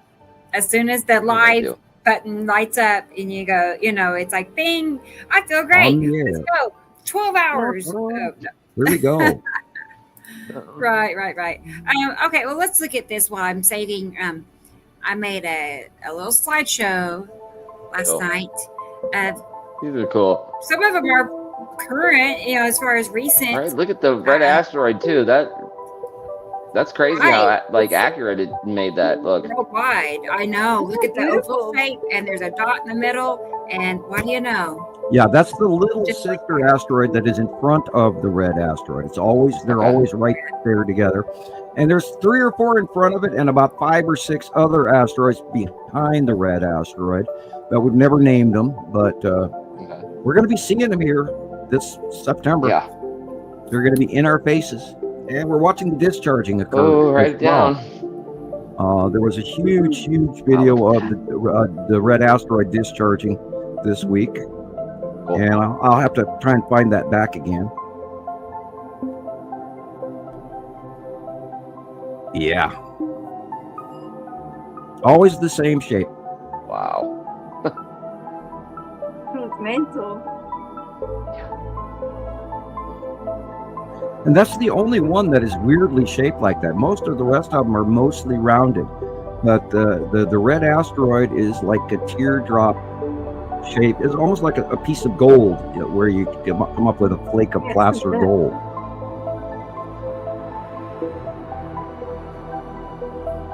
Wow. And that, of course, is the cloud area behind that. We always have to remind everybody, behind the red asteroid is always Attu and Attu's moon.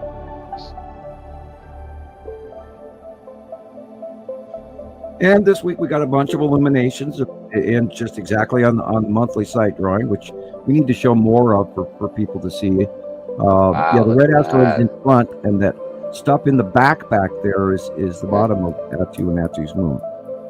There, in this one, you can see the illuminated little sister is white. And there's some of the white little tiny ones in front.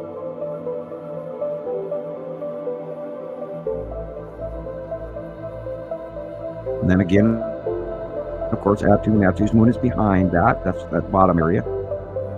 Look at that. Yeah. It's amazing. Wow, that one's interesting. And the colors lately at night, oh man, right before sunset, you should, plan to have about 45 minutes last night almost to watch the sunset early, before it happens, and then after it happens as well. If you really want a good show. The colors are amazing lately.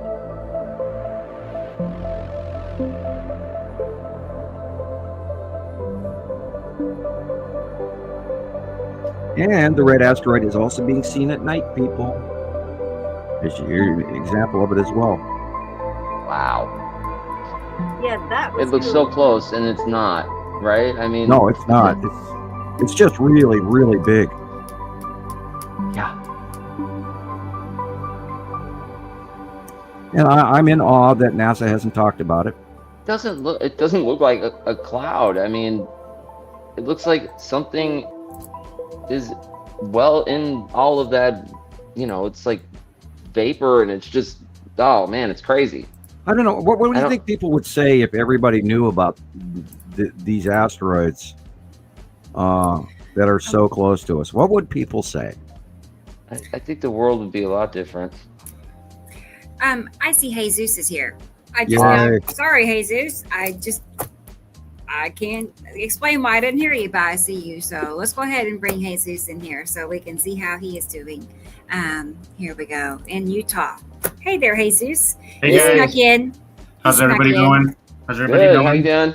It's freaking hot here, man. It is so Yeah. hot. Oh gosh. I feel bad. I always feel bad saying that around Chris because I know. I've been boycotting the temperature gauge, so I have no clue what temperature is today. It's freaking hot out there. What is it? This morning I came home late from work, and then outside just got crazy, and it was windy, and it was so cloudy, and I was like, it's gonna be a nice day. It's gonna be nice and cool. Go to sleep. I wake up to what freaking feels like triple digits out there. It's so bad. Yeah. But anyways, yeah, it's freaking hot. Let's just say it's freaking hot. Hi everybody. How's everybody doing? Great to be here. Sam, how's it going? How you doing? Saw your banner this week. That banner picture that you posted. That's really cool. The planets behind you there. Is that a new print that you got or something? It's not. I've been getting questions about it. I'm like, it's been the same one. I think it was just a little. It was more of a close up. Oh, okay. I was a little closer to the banner, so I think it just brought on the detail that you can't usually see. So I think you take good photographs. I take horrible pictures. I mean, there's not one of them I like. No way. I replaced my phone, so I got the newest iPhone, and the camera is not bad. It's not bad. So, I mean, it better be good for the price you're paying for these freaking phones. Crazy. It's like I'm married. I'm married to my phone company for the next 2 years. Dude, and make sure you have that insurance. I do. I mean, I know I bought the insurance, and then you go to use it, and they're like, "Oh, you don't have insurance." And it's like, "But I've been paying for it." Like, I don't get it. Well, that's the first thing I did because I don't drop my phone often, but usually when I drop it, it's bad. Like, it's really bad. It's like I choose to go up 3 flights of stairs and then drop my phone from up there. So exactly. It's like I'll drop it one time and then it's done. But thankfully, this one is not all glass. The back, my other one was like glass in front, glass in the back, and it's like just looking at it made me feel like it was gonna break. But this one, at least, I think the back is I don't know, some kind of metal or something. But yeah. I sent you some stuff this morning, Rebecca. Yes, I have those too. I have add to from last week, and then the stuff that I sent you the second time, that was from just this morning. So, hi, Carolyn. DJ, how y'all doing? It was muggy yesterday, Matt. Here, it was a little muggy, and then we had some smoke from, I'm not sure where the fire was. No. It was pretty nasty stuff. So. Yeah, there's some fires in Northern California. I think there's 3 of them, and that smoke is coming up here. And if you go outside here, you can't. I can't breathe. Even my kids were complaining this morning how their lungs hurt. Oh no! And the sky is yellowish brown in areas. And you look at the mountains and you can see it. And it's like an orange. It's like an orange, pink. Yep. Red. Just it looks really gross. Yeah. It looks like you can breathe one. Take a breath and then die. It looks really bad. And I was right before the show. I was going, I can't even breathe, man. Every time I take a breath, the outside of my lungs hurts, and my shoulders even hurt from it. for every breath. And now that we're doing the show, I'm fine. It's weird. That magic button hit, whatever it is that get us through 10 hours of show. Thank you, man. That was a cool Attu's passing. I have not seen one of those passings. Have you seen Christopher's video yet? In some time. It's almost ready. We'll watch it. I saw Attu's video. That was awesome. I love how we worked out that way because I posted an Attu and then you posted your Attu because Attu's been in the mix lately. So I love how there's like a theme going on there of Attu right now. So cool. Yeah, definitely. I know I saw it yesterday for sure, Chris, and I love the excerpt that you did about Saru and the Little Moon that we discussed last week. I love that. Oh, that was a great part of the show last week. I thought so too. Jason got really that was awesome footage he took. It was, and it put things into perspective of how big things really are. Yeah. How would you think? The size comparison of Saru behind our tiny little speck of a moon is the reason why a lot of people are missing this, is because it's wrapping your mind around how big things are. It's quite a pill to swallow. So guys, if you're new and you're on the fence about this, I get it. Like it is a lot. It takes time. Enormous pill to swallow. I assure you, we all here get how crazy all this sounds, but I assure you that doesn't make this any less real, guys. It is as crazy as it is real. So do yourself a favor, listen to our show, listen to our videos, listen to everything, because this is really happening, guys. This is really, really happening. So just get on board. You had some cool stuff yesterday too. You sent me, Gillian. Oh yeah. Yeah. I'm guessing right of the sun. Things are kind of moving to the right, so it was. Yeah, it got more today, Jesus. There was something with a great big, elongated head-looking thing. That's quite cool. Not sure what that is. Probably an asteroid.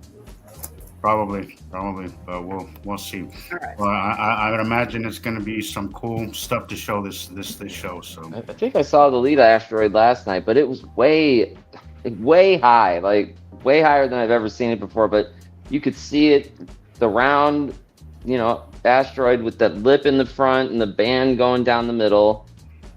And it really lit up. Literally lit up. Yeah, it was just really high though. I don't know. We'll see. Well, the illumination of all of these objects is showing up exactly like in the drawing. I just knew that this month that they were going to be all facially illuminated because of the angle of the light. So I drew it in, and I'm doing things ahead of time again, and here it is panning out, which still blows me away to this day. Yes, there's some sort of magic to this, but right. That's it. That's right. That's why everybody needs to get on board, guys, because this is as close to the real magic as you're gonna get. It is magic. Come on, guys, you got to get on board with this stuff. There's so many names for this. It's exciting. It's interesting. It's dangerous. It's all those things wrapped into one. But at the end of the day, it's a hell of a show. So oh God, what a show!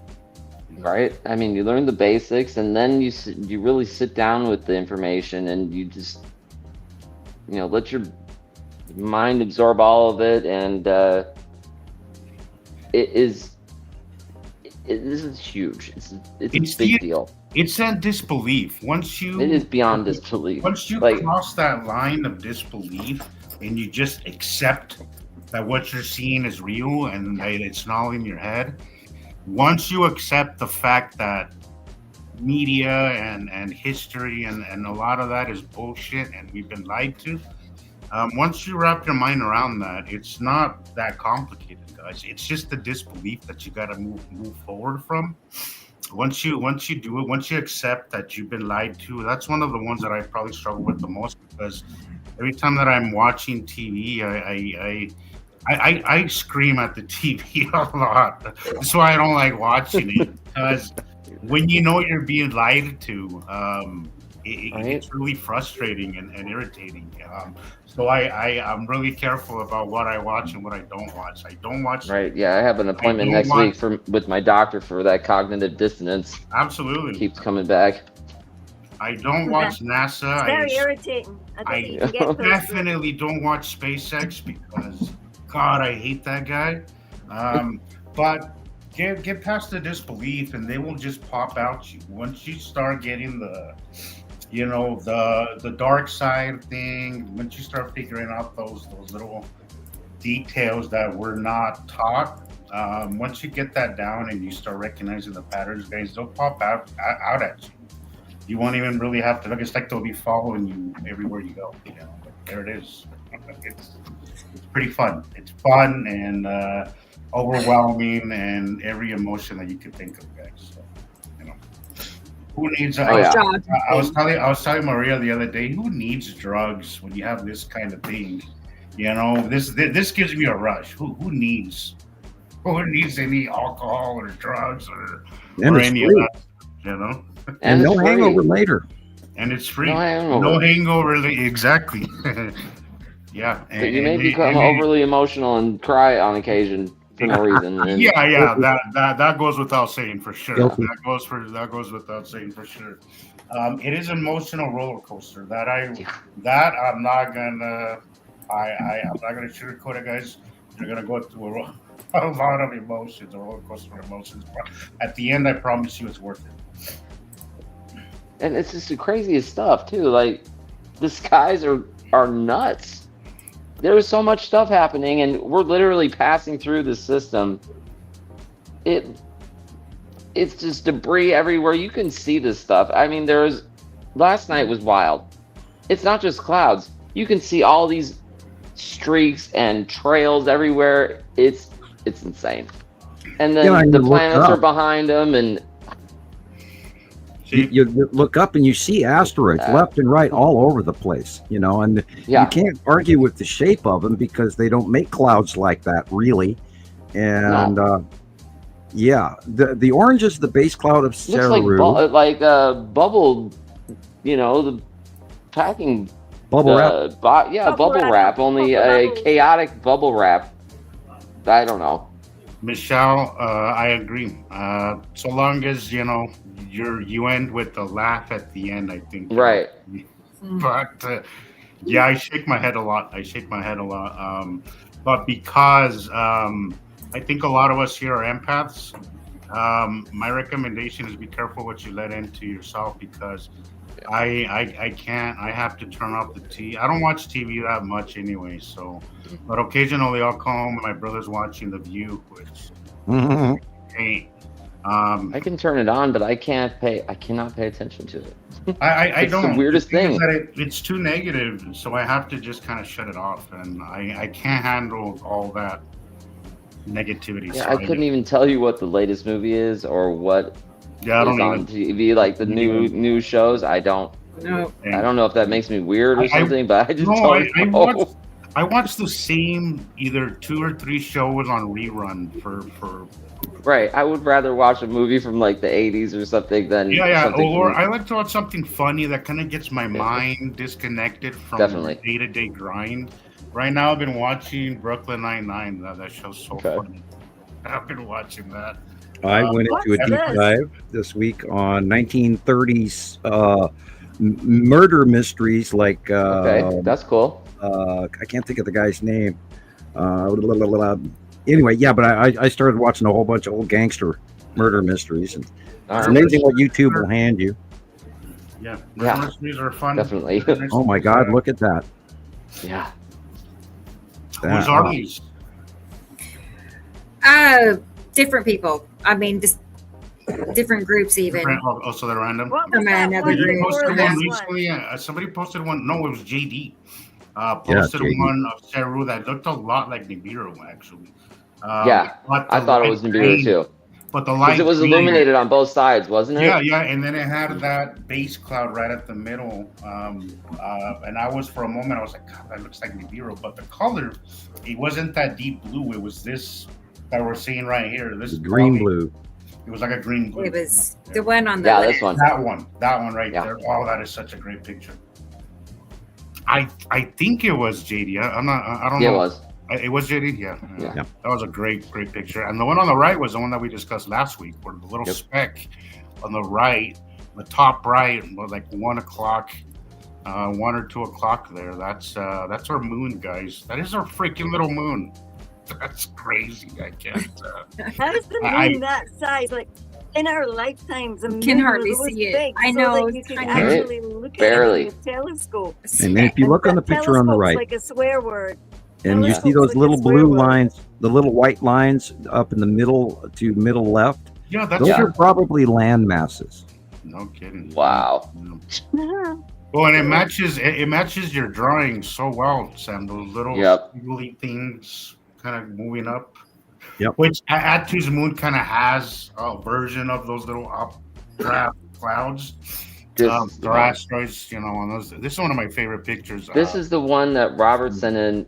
This was the first one we got of the open core recently, Yeah, right? that was the first confirmation, which came out like a day maybe after Sam's drawing, or right. And then he's been talking about Saru coming at us towards Earth for months, and then there it was one day. Yeah, I said by July, August, it was a September, shocking moment. This is awesome.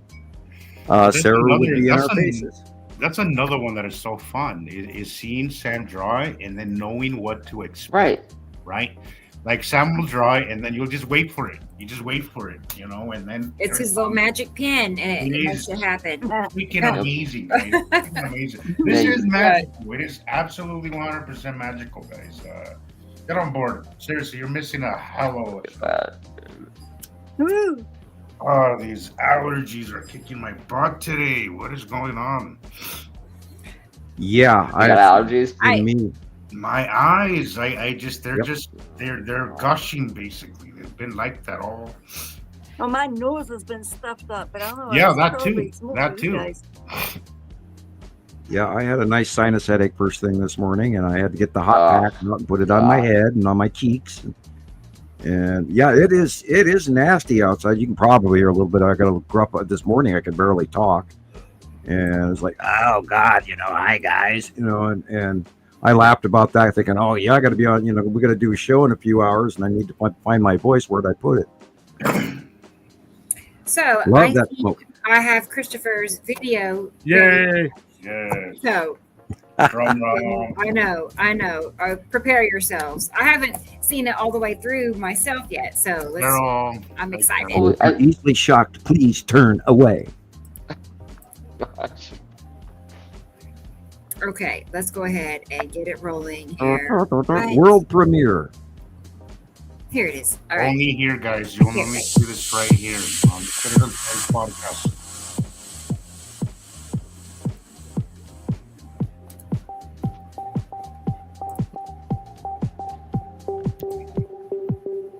I like that jacket. I like the old 50 gangster look you got. Right? Nice. The Jazz Dillinger kind of thing there. Tweed coat. I love this. I love this one. Oh, it's gorgeous.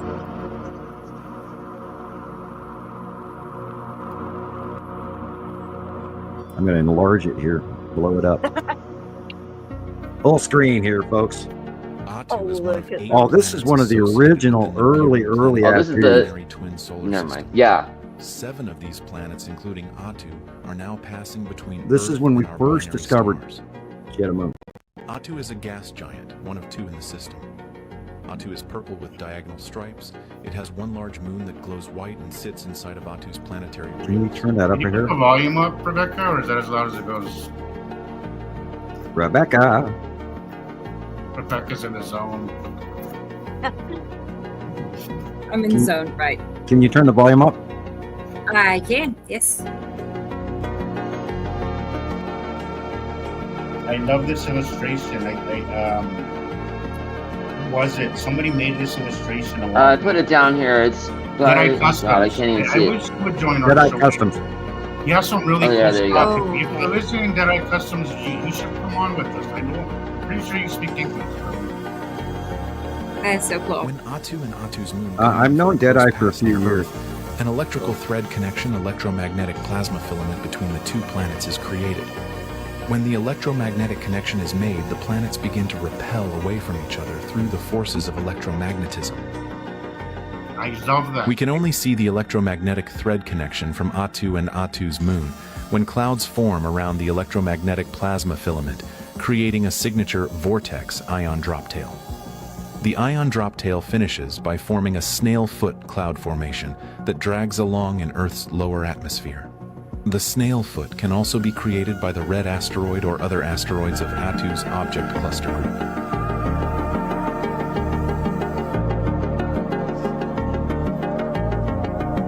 I love the information and literature that you added. I think it helps people take it more serious when you hear something more scientifically explained that way. So I love it. I think that's great. And I love, well, this is one of my favorite drawings of Atu and Atu's moon, Sam. I love this one. Yeah, this is the one here. Like, see where the ion droptail starts at the top? That's where the electrical connection comes into our atmosphere and creates it, and everything behind is Atu's moon and Atu, and everything in the ion droptail is all inside Earth's atmosphere. That's how I see it. It's almost like and a this is straw just insane. dipping into our atmosphere, kind of. Right. Yeah. Stirring shit up and doing what it does. We see the same thing with the Pesity, more or less, with its snorkel. It's almost like what I've seen this morning, like the big long pointy shoe thing, that thing, the snail foot, we call it. It's got that little pointy. My picture this morning is exactly this. Right. Yeah, you don't need to be side. out in the plains or anything like to see. These are fantastical, phenomenal photo captures, right? But you can still see the snail foot form and come down. It doesn't have to be magnificent like this, but you will see it happen, and you'll see it. Yeah, you For won't sure. miss it. I'm sure I've seen it today, the snail foot. It was, but it's on the right from our angle here. Clouds, guys, are nothing but vapor and gases. There's no reason why they should replicate over and over. It's not scientifically possible unless you have something that's repetitively happening, and causing. So random clouds don't repeat themselves this often. I can't tell you, we talk about this often, how I'll take a picture and then I'll post it, and it's like somebody else is like, I swear that's the picture you took. And it is, basically it is, right? It's the same thing because it matches over and over. Me and Nicole, I don't know if she's watching, but me and Nicole have a picture that are basically identical. I mean, the pictures are just absolutely identically everything. Little slight, That's always awesome. skewed details, but I mean, geez, just so similar.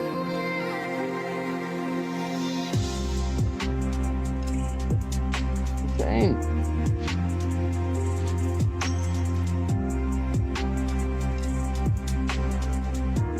Yeah, I love the literature that you put into this. Look at the motion as well. Yeah. The motion just shows I think that's the rotation, yeah.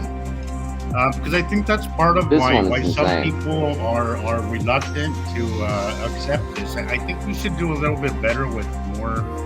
I'm gonna try and do a little bit more scientific explanation, but I think that's why people are reluctant, because they want to hear it in a complicated context. They want to hear it in the big fancy words. Yeah.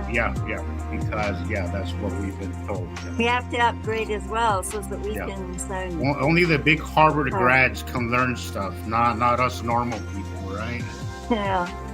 Remember, guys, as Sam has said it before, which I love, and I'm going to quote you, Sam, some of the best science has started in people's garage. Normal people, Hello. Yep. people without degrees, everyday people like you and me, Apple, Dow, all these great companies, Google, they all got started in somebody's basement, with somebody just knowing that they were on the right track and then just following what they knew in their heart to be real. So just follow that and know that there's no dumb. There's only learned and unlearned. That's it. We all are very capable of learning this stuff. Is this the Tool Star one I made? Tool Star. Yeah, I don't think I haven't posted this yet. Jeez. That looks like a little square up there. Oops. You want me to stop it? No, I didn't post it because I didn't know if Sam wanted to talk about it or not. Exactly, Sharon. Well, I saw it in the comments. Sorry, Chris. It's okay. Yeah, Tool Star. Now we get to talk about it. We get to I'm preview excited. it together. Science is repeating the experiment over and over until you get and remaining with the same results. And we have done that for 15 years. Yeah. Sam's done it for 15 years. Some of us have done it for 7, others for a year or 2. But we've all done that over and over again. And if you join us and learn this stuff, you can do it too. Somebody was telling me the other day, you take really good pictures. I'm like, look, once you learn what you're looking at, anybody can take some really, really cool stuff out there. All it is just learning what to look for. It was easier getting through college for me. But seriously, this has been it's been a challenge, in a good way.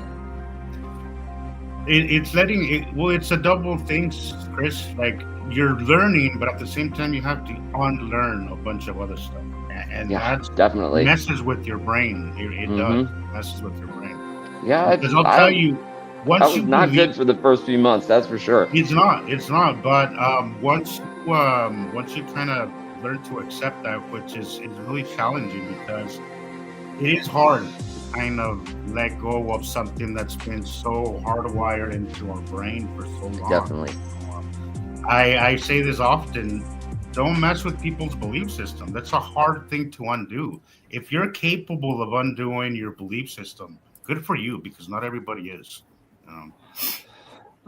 Not everybody can cross that line. This is so magical. Oh, come on. You've got to get on board. It's just so, like, once you see it, you can't unsee it. And can't. Once you start just one little breadcrumb at a time. I mean, Sam tempts you with all the little hints, all the years that he's teaching each one of us, and gives each one of us just enough to stick that little light on again and go, oh, wait a minute. Sometimes I'm like, can't you just give me the answer today, Sam? A lot of Easter eggs. A lot of Easter eggs. Ain't happening. I try not to give out all the answers, and right. Not only that, I don't know all the answers. Exactly, but it's like I said, I don't want to call it a challenge. It's been an incredible journey so far, and it is challenging learning all of this stuff, because you do have to put forth an effort to understand at least the basics of what's going on, and then you can struggle with it. Oh God, absolutely. Yeah. It requires. When I met Rebecca, I thought she was like, and when I saw Rebecca live for the first time, I really thought she was like a professor at a college, like teaching a class or something. Because I'm like, these photos are just insane. What is this? And I'm like listening to what she's saying, and that was it for like took like 15-30 minutes for me to watch her live. That was it. Yeah. You're hooked. And then for the first 3 months, it took me like to get the basics down, and I swear I didn't know Sam even made the illustrations on I didn't know there was the 15th of the month until like the next year. So that was the same for me, Chris. I mean, I remember I was like well into all of this, and I remember asking Sam, like, so where does this information come from then? I'm so confused. There's so much to take in. I was confused for years, but yeah. And he was like, me. You know, and I'm like, I didn't even know that. So it took a while for everything to. Well, it was, the combined members of Montana Skywatcher 1 and all of those great people out there around the world who bring the photos to one place. And we were the assembly, facility where we put it all in one place. And only because of all of that information coming in from around the world was I able to develop what we now have 15 years. My God, every time I say that, it comes out of my mouth so strange. And we've been never in my wildest dreams did I believe that this event would be going this long, for one. Number two, when I wrote my paper in 1978, I never expected them to be this close. I never thought that we would be literally, getting out of their way, close passing planets. I never thought any of this was going to happen. And all the way back in 2013, I thought, oh God, we're dead, And I mean, I even had that gravitational, oh shit, we're in trouble attitude, like, of course, Nibiru, the red destroyer. And I thought, oh my God, 2013, I thought, oh, and I started buying spices and things. I have a lifetime supply of spices, by the way. And I have more Tabasco sauce than I could eat probably in 20 years. Careful, that stuff is highly corrosive, Sam. Yeah. Well, that's why they sell it in glass bottles. Yeah. And my daughter Nova, she likes hot sauce on everything. Oh yeah. No. I love it on what is that? Clam chowder. Love clam chowder with Tabasco. Oh yeah, got to have hot sauce on clam chowder, and I like it on oysters, and but then again, I'm going to promote that paste picante, but not picante sauce, paste salsa with those ghost peppers. Oh my God, I want to go and buy more of that stuff, and I hope they keep making it. I've tried the habanero one. It's really good. The habanero. Oh, y'all are crazy. Yeah. I'm not eating no habaneros or no ghost peppers or. Oh gosh, you wouldn't survive. Spirit peppers, or I don't even know what they're called. Not doing it. My parents ruined my stomach. I say that all the time. Yeah. We could. I have indigestion problems coming out the wazoo. My heartburn level is just out of this world. Acid reflux. You should definitely. No. Yeah. I mean, it's better now because I've learned how to manage it. But Nexium is a phenomenal product. If you take Nexium, it is. You don't even have to take it for periods of time. If you take 3 Nexium, one day, one the next day, one the next day, your acid reflux is literally cured for a couple of months. That's right. I'm a firm believer in not taking medication over and over and over and over and for years, because they had me on gabapentin for far too long. And that is so bad for you. And they said, one doctor said to me, well, you're only supposed to be on this for 2 years. And she says, you've been taking it for 4. And I'm going, nobody told me. And then I immediately stopped taking it. Well, see, that's what medication is. Okay, look, like I was telling this to Caroline the other day. I was like, look, I am all for not taking any medication. I'm all for it. But in some instances, as you get older, sometimes you need a little help. Right. Yep. But it's not meant for you to rely on it and just mask the problem. What it is, it's to help you help yourself, right? That's the way any medication, and it's only meant to take temporary until you make either changes or you figure out what's wrong with you. Or you, as I was telling, I don't know if it wasn't for medication, I don't know where I would be. But now, as I've gotten better at taking care of myself, I've stopped taking.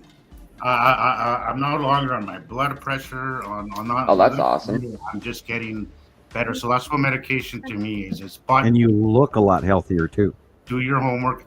Awesome, Jesus. If you were able to stop taking your blood pressure medication and you still have control on your healthy level of blood pressure, that's awesome. My cholesterol medication, all that stuff, I'm off. I'm off.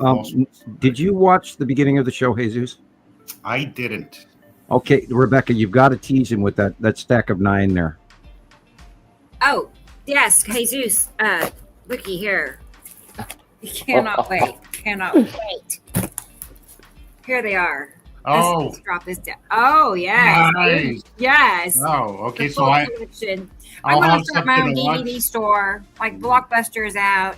So we got our own collection of Star Wars, right? I'm going to go get me it's DVD, right? It's like a regular, it's not a Blu-ray? Yeah. No, it's just a regular DVD. But a Blu-ray will play DVD players. Oh, that's right. That's right. I I'm gonna go to. contemplated actually I don't getting have a a Blu-ray, but I DVD player, didn't. but I'm gonna go to a pawn shop. I'll find one at a pawn shop. Like. Oh, you can get one at a pawn shop for probably $5. Yeah. The plan is Easily. after I Once you finish finish, series, I'm gonna send them to you. Nice. That's- Nice. Cool. Have you you're watched next in any line. yet? Have you watched any of them yet? No, I had to. Yeah, we got it set up, and then I didn't have the remote, so I ordered a remote. Well, I got the Rebecca, remote, and I didn't we have have- batteries, so Well, we're now good. we have to. Tomorrow. Now we have to. But now we have to. But you know what, Sam? I have been There's looking. no excuse. I have been looking for it. I look for it on Netflix. I look for it on Paramount. I look for it on Hulu, and they're not streaming anywhere. Right. Yeah, well, it took me 3 months to gather up all of them minus 2. And I had orders, and as a matter of fact, I've got an order still in on those last 2. So we'll see, what. And of course, I have the full set at home, but I wasn't going to part with mine. Of course. Right? That ain't happening. Collector's edition. Yeah, Nova took my director's cut Thank you, Sharon. VHS. Oh no! And she accomplished something I didn't think anyone could accomplish. She actually stuck. Let's see, it was like Return of the Jedi in backwards in the VHS, and I couldn't get it out for the life. I even took it apart, and I couldn't get the movie out of the machine. I don't know how she got it in there, but she was like 5. Oh, I And got a Right. picture like that She too. put, one of my director's cut VHS, and I don't have them anymore because, of course, the set was broken because the Sharon. VHS player went in the garbage because there was a tape stuck in there backwards, and I don't know how she got it in there, but she got it in there. Backwards? How does she manage that? That I last don't one know. was She cool. must have kicked it. I mean, and jammed it, and got Alright. the toilet plunger stick, and I don't know. I couldn't get it out. I disassembled it and couldn't get it out. Dude, I don't know how VHS she got used it to in be there. a whole. Yeah, that was a different time. Oh man. Yeah. Yeah, my man. kids were, and by the way, generically, my children never go unsupervised at that time, and that was one of the reasons you couldn't take your eyes off of Nova. She is such a busy, and now, of course, I think I see her Totally twice a something day. I would have done as a kid. See that? She probably couldn't wait to do it either. I don't know who posted that video of you and the girls. I believe Lana did. Great. That Rebecca was said Lana. that was so cute because that really brought back a lot of memories from the old times. I know. I showed it Said to you you. haven't seen that in years. So correct me if I'm wrong, Sam. The one that we've been talking to is the one on the older one, right? The one on the right. Right, Nova. Right. Yeah, I knew it. I was like, Right. yeah, And Shiloh. that sounds Shiloh like is- the one we've been talking because she has a really confident, just something really confident about her everything. Just like, Yeah, Lookout World. yeah, exactly. Right? Lookout World. Yeah, I knew. I was told about my daughters by the Pleiadian 25 years before they were born. Wow.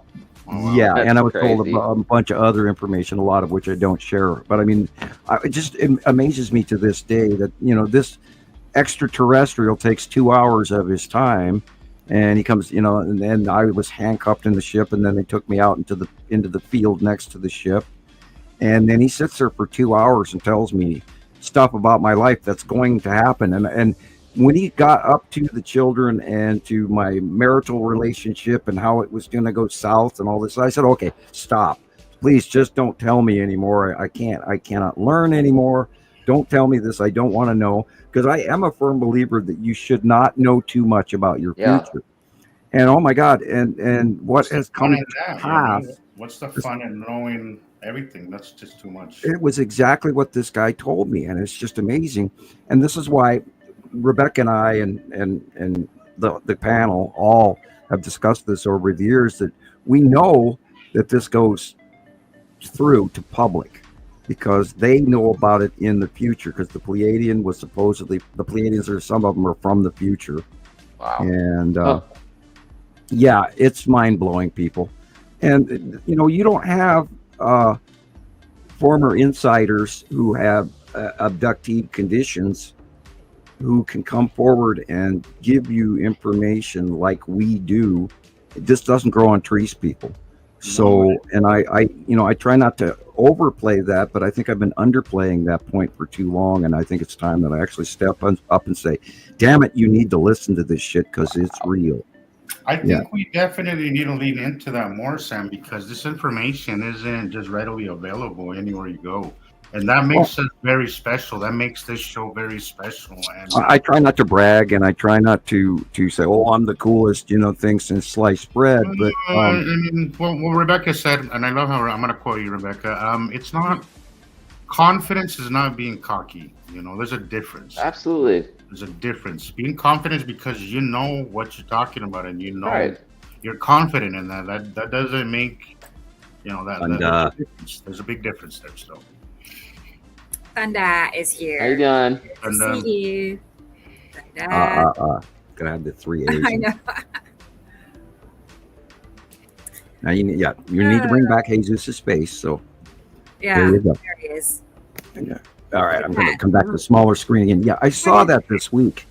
This one really has me. I saw this last week, Sam, but it was a side little illumination. I have pictures of that.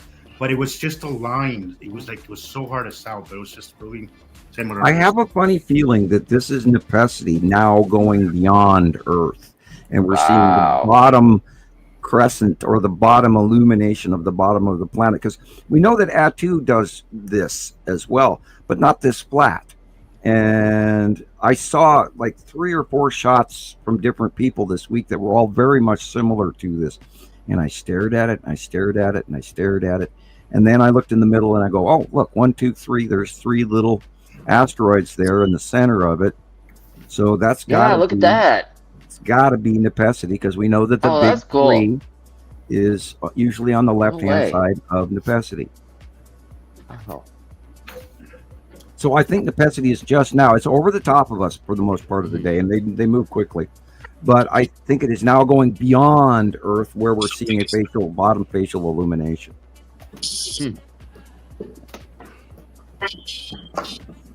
I saw one of the spiral asteroid this week that was awesome, and it was also rainbow glowy, and I just sort of chuckled and patted myself on the back going, yep, in illumination, just like I drew on the site drawing this month, which blows me away that I know things. And also, it's just sort of, I'm drawing it and I'm going, oh, well, this needs to be this way. Oh, and I don't know where it comes from. Yeah, this is Yuri. It's great. It's what I saw overhead this morning. And there were no other clouds anywhere in the sky. There's something about this stuff that just kind of works that way. There's no scientific reasoning to it. It's just something that it's intuition in a way. It's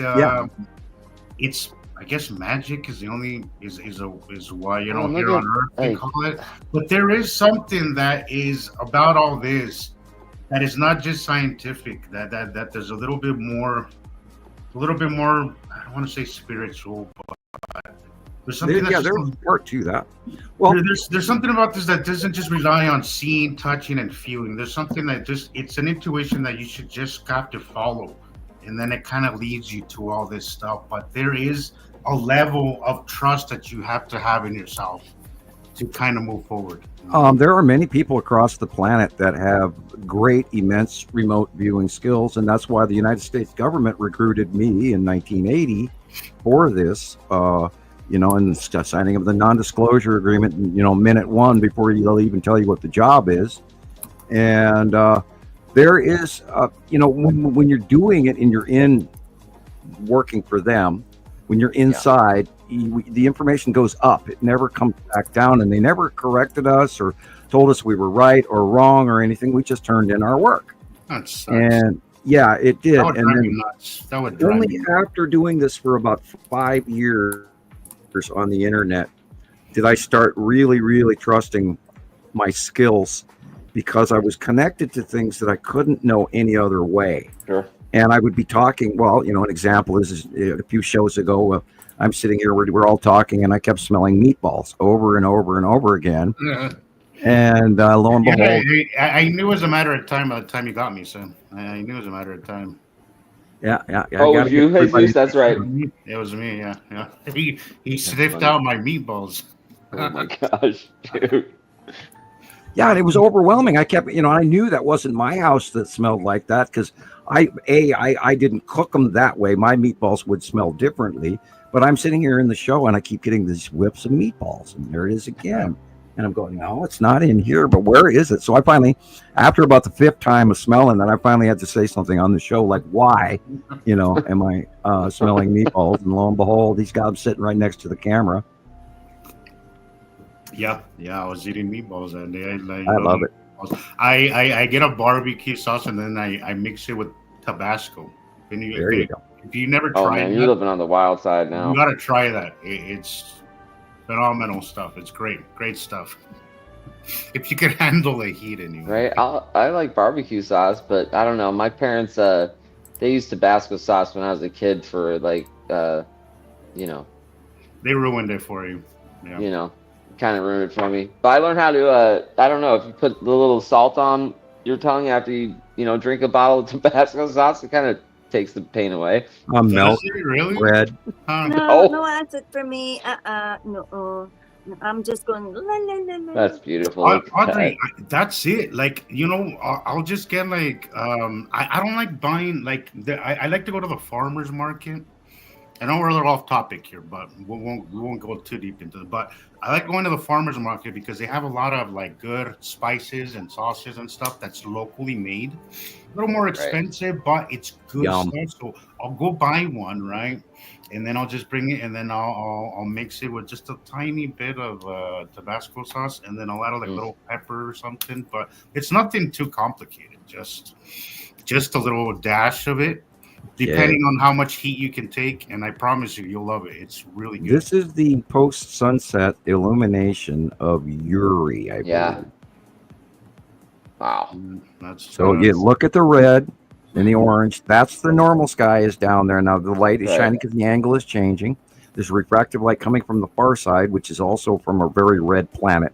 But Uri is white, and this is it being illuminated from underneath. And if you look at the trees, this is after sunset.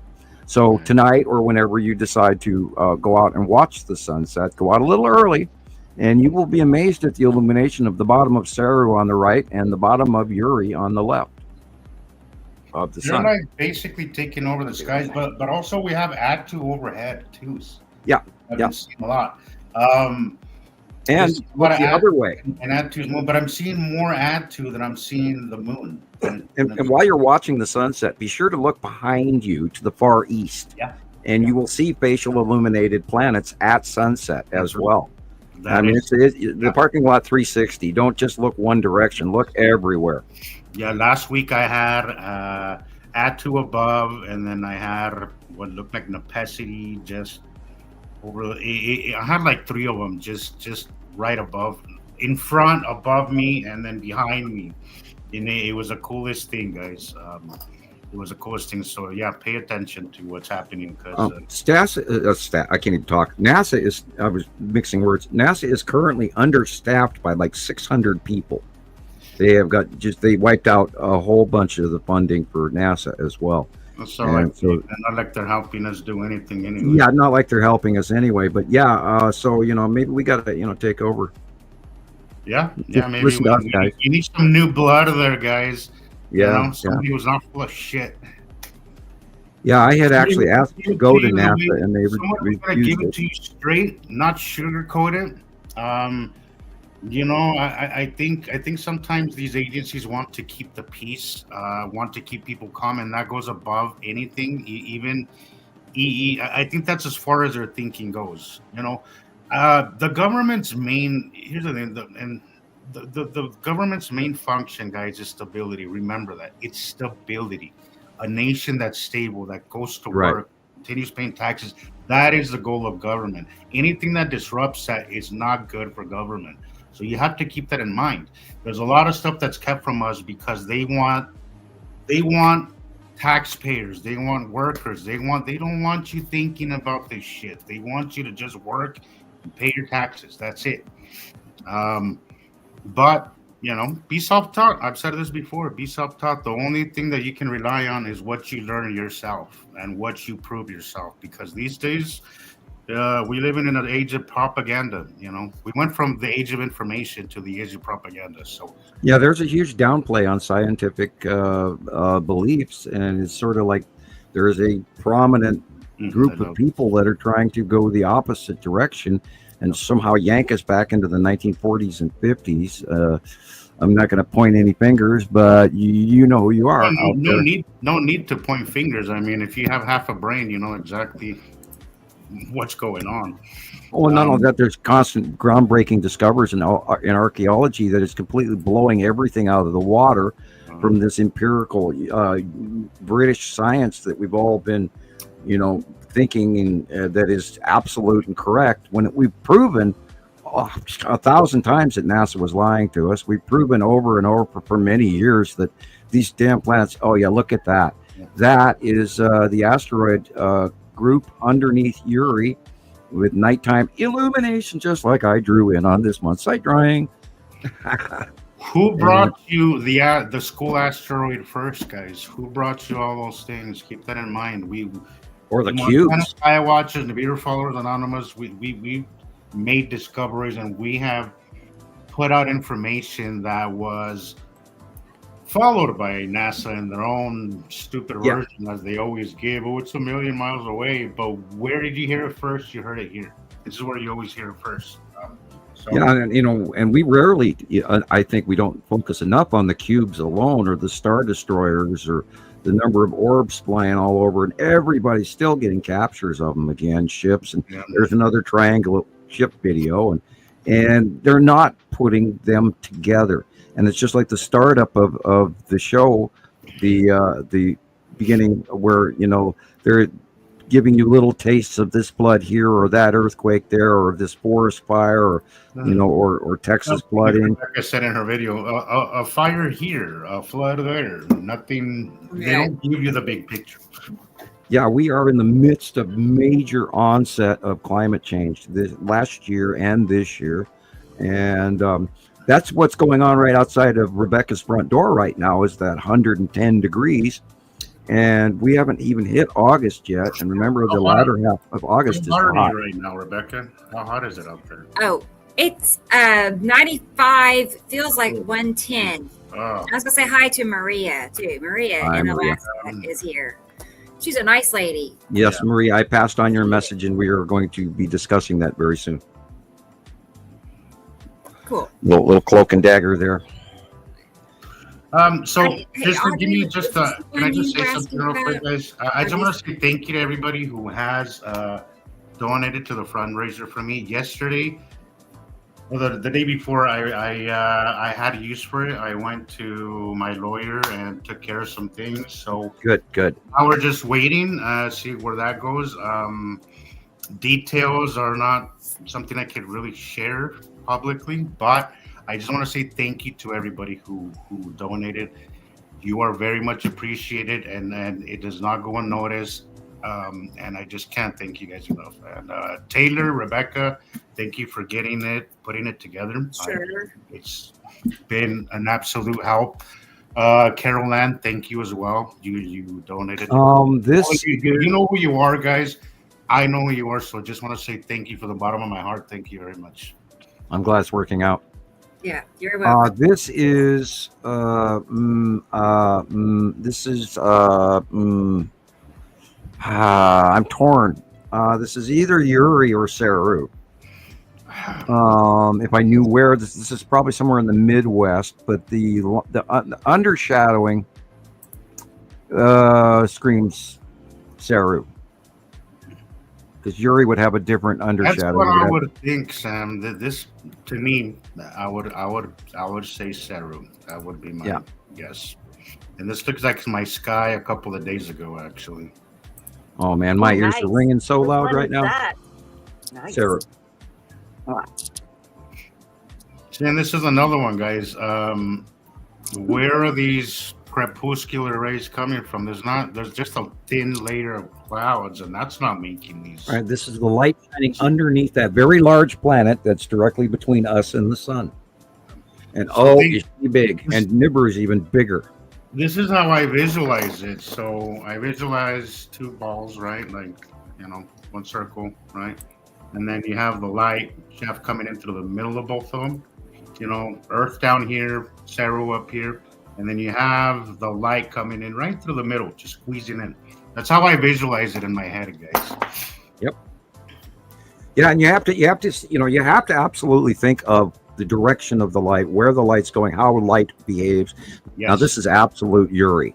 This is totally the bottom of Uri. The angle of the sun, all that stuff, guys, all that stuff. Learn the light, learn the light. That is my biggest advice to new people, is learn how the light works, because we think we know a lot because of we have TV and shows on this, but really, realistically speaking, very few people really actually know what the sky really works like. You have to, if you start paying attention and start obsessing over it the way we have, and take video and look at that video, you will start to see a pattern there, and you'll see that the sun dictates everything. What you see, what you don't see, everything. It's all about the light, guys, because if it wasn't for the sun, you wouldn't be seeing anything. It'd be pitch black.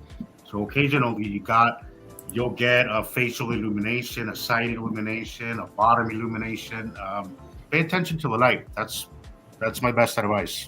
And this is now notice the orange on the side of what I believe is a church. The sunlight is coming from the far right. This is after sunset, so this is. See, that's what confuses me, Sam. I don't know how do you know this? Well, I guess the building, right, is where you see right, where the light is shining on the building. All right, gotcha. Okay, notice the light is orange. Yeah, that's refractive color off of the satum, which is, as from the viewer, it would be behind our left shoulder. Now this is past Earth at sunset, so this is the bottom of Atu and Atu's moon, and over to the left is where Nibiru is.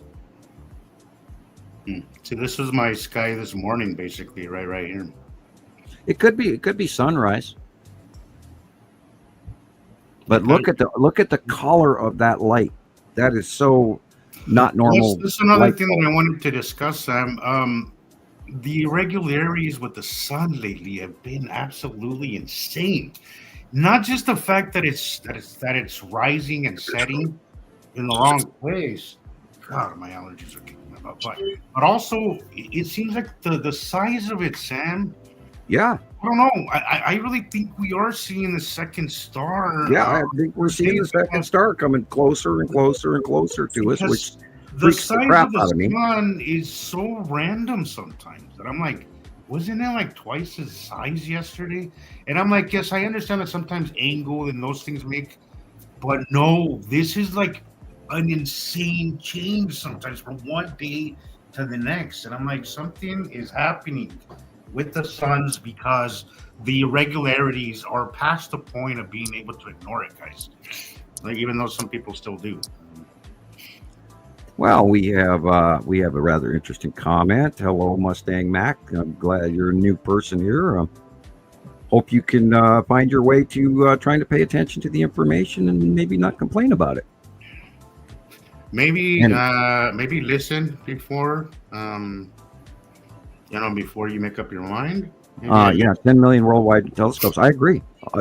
We went through this for the last decade plus with this argument with people around and around and around. And I'm not downing you in any way. I understand all your brand new. Around and around and around. And have you ever used it? Okay, so let me ask some of the people here, especially those that make this comment. Have you used a telescope before?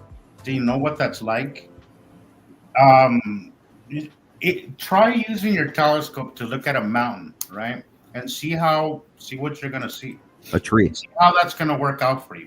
Okay, it's the same concept here, and this is the reason, guys, why in the beginning of this cycle, in the beginning when they first came in, we had way more sea trails than we do now. All right, back when they were smaller and you could see their entire shapes, right? There was more spraying going on to cover it. Now that they're really close, we don't see as much because it's not necessary. It's easy to confuse the planet with just more sky, right? But we used to see way more sea trailing than we do now. But for those who want to keep insisting with the telescope, just grab a telescope, and go try and look at a mountain, see how that works out for you. All right, and then come back and get to me, because if you've never used a telescope before, you don't know what you're talking about. I have people ask, well, can you give me the coordinates of where they are? And I go, well, by the time I type it, it's not even going to be in the same place. They move. Speaking of telescope, go look at the moon on a telescope and see that you're going to have to adjust that telescope really, really often, because the moon and Earth is moving way fast. So you have to constantly adjust your telescope. Like you'll have the moon in view for maybe a minute, maybe two, by the time it goes out of view, right? Because things are moving. Things are always moving. Right. The moon is tidal locked with Earth. It doesn't actually move anywhere from. What happens is the Earth is turning. Yeah, of course. Yeah. Yes. Now look at the bottom of this. See the look at the horizon. That's the real sky color, and all of this dark blue above us is a planet. You're looking at the atmosphere of a much larger planet, and our atmosphere is way low. It's on the horizon. You might have a little normal clouds in here in the mix, which is normal, but you have to learn to look behind the first layer of clouds and then look farther back. And over the years, Gillian, myself, all of us, we've all seen land masses on some of these planets when they're in close passes and stuff. And we went through all of this with people from around the world. And it's literally like we didn't just start doing this. We have been doing this discussion for 15 years now, people. And we're totally, totally positive that we know what we're talking about. That's why, Chris puts up, we're not guessing all the time, because we aren't. And speaking of which, we seem to have lost Christopher somewhere. I'm just curious. I'm just curious. I'm genuinely curious. If you really think we're nuts, why would you sit and watch this show for hours at a time? Do you really not have much of a life? Do you have a job or something that kind of gets you going? What is it like? Why do you spend hours trying to down somebody that you think is crazy? I'm trying to genuinely want to understand your thought process of why you would follow where's the somebody person? I can't even see them. I don't know. Some people go out of their way just to be a dick, and excuse my French, but why? Somebody? I don't get it. Did I miss somebody being naughty? Yeah, I mean, if you're ready, you might as well shut up and listen to the information. I love you, Jesus. You are a little more frank than I have learned to be over the years. And I've always tried to be. I don't know. When I first met you, you were pretty frank. Like, I think you've toned down a little bit now. Yeah, I have mellowed over the years. You used to not put up with a lot. You used to. Well, I got trolled a lot for a long time. Hammer down pretty good. Trolls too much. Yeah, they've honed me into the clay module that I've become. I used to be something else, and I've gotten a lot softer with people because I'm trying to understand why they aren't seeing it and how they could be missing all of this, especially since it's been going on for 15 years. And in the early days, those planets were so much easier to see, and we were getting, dozens and if not hundreds of sightings regularly every day coming in, and they all match, and they all match so well that we've been able to draw what the planets actually look like. And we've been doing this for so long, people, and you have to realize that there's so much more going on beyond this, including the cubes, and the fact that we're Earth is embargoed. Yeah, look at that. And everybody goes, well, don't look at the white area first. Look at the dark areas first, people, and then look at the date on this picture. This is 2019. So we've lost the Mexico Live webcams. They've all been taken away from us over the years. There used to be hundreds that we all worked off of, and then they, over time, have gone. And now the middle of the Earth and the equatorial regions have always been the best for live cams. Yeah, I love that one. That's the lead asteroid in front of Saturn's yellow moon. And it's in 2017. No, excuse me, that can't be lead. I take it back. If that's 2017, that's Attu and Attu's moon. 2018. That was one of mine. Yeah, that's Atu. I think because it's so easy to confuse one of mine. This is still one of my favorites to this day. The oldest shot of Yuri that we have. Look at the stripes, guys. Like I have a picture that is literally a match to that one. But much bigger. With those stripes that go down the side of it. This again is the side of Yuri. This is After Dark Atu. Yep. That's at night. That's a night shot right there. Illuminated at night. Right after sunset, guys. Marcus is here. Look at the light coming around the curve there, guys. You know, the sun is behind. Oh, I love this one. Hey, Marcus, DJ, Indica This Land. is Nibiru and Yuri, about 2020. Woohoo! This is a Saturn's yellow moon. This is recent. That can only be a Saturn. Flame that looks like it's on fire. Again, Yuri on the left, Nibiru on the right. This is so nostalgic about Mexican webcams. I think I'm so nostalgic about them. Again, look at the dark areas first. Don't look at the light area first because your eye won't show it to you. If you start and you change your point of view on how you look at the shadowing, the dimming. I remember this one. That white thing in the upper middle right is very small. It's Saturn's yellow moon back with 2021, something like that. And I need to blow this up so I can read these dates better. Okay, this is 2020. Yeah, it's been a God. Look at the shape of the sun on this one. People, this is not normal. This isn't how this. Oh, I love this one. This one's 2018, and this is when Nibiru was on one side and Yuri was on the other, and it was a total light pinch off. And this is there's multiple pictures that match this. There's that one where they're side by side. They're a little closer, but that opening in the middle, you can see how one planet overlaps the other one. And we have thousands, if not hundreds of thousands of pictures, because I was telling everybody earlier before you got here from the show. My AA file hit 117,000 pictures. Good Lord. Yeah, and that's just my AA file, and I think I need to come up with another file. Sorry, your AA file. What does that stand for? Well, I started my computer file from Z, and I went backwards. Oh. And I went to ZZ, and then came all the way back to AA. That's why it's my AA file. And I have a picture that matches that one as well. The one with the sun, with the planet right on the right of it. I have a picture. I cannot see the date on here, but that white thing over that was Atu and Atu's moon, so it's older. This is an early Yuri shot. You can see the stripes of Yuri. Didn't you take this photograph? That's one of mine, Sam. 2020. One of my favorite pictures. And this is the side of Isatum and Isatum's yellow moon in March of last year.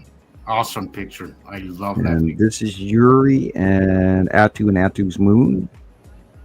Atu's moon is in the middle upper right. And this again is Nibiru and Isatum.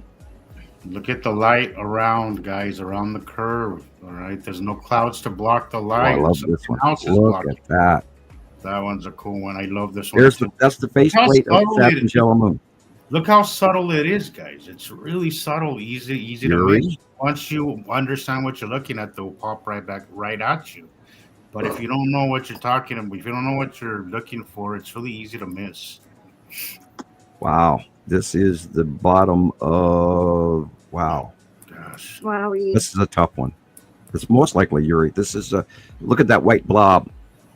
I love it. That is a cool one. A fun Are you saying work? Yuri or Isatum? I didn't know. You'd have to go. This is a Saturn, but of course, see that white square blob? That's the long box cube. It's going downward. Yeah. Huh. It kind of looks like a pill, but it's actually a square. Yeah. Looks like a tic tac. Like tic tac. Yep, that's the long box cube. And we've had sightings of it all week. Now, as Isatum and Isatum's yellow moon go over the top of us, it's appearing that the long box cube is much bigger, but it's not that it's bigger. It's bigger because they're coming over us, not because they've changed locations. I love They're this still picture. up there. The I love day this after a fun post of that picture, I took a very Yuri. similar video, but we're in different. He's in the Maldives and I'm in Utah, so the angle was different, but it was definitely in the same location. His was more dramatic and closer, but it was the exact same thing, the same position, everything.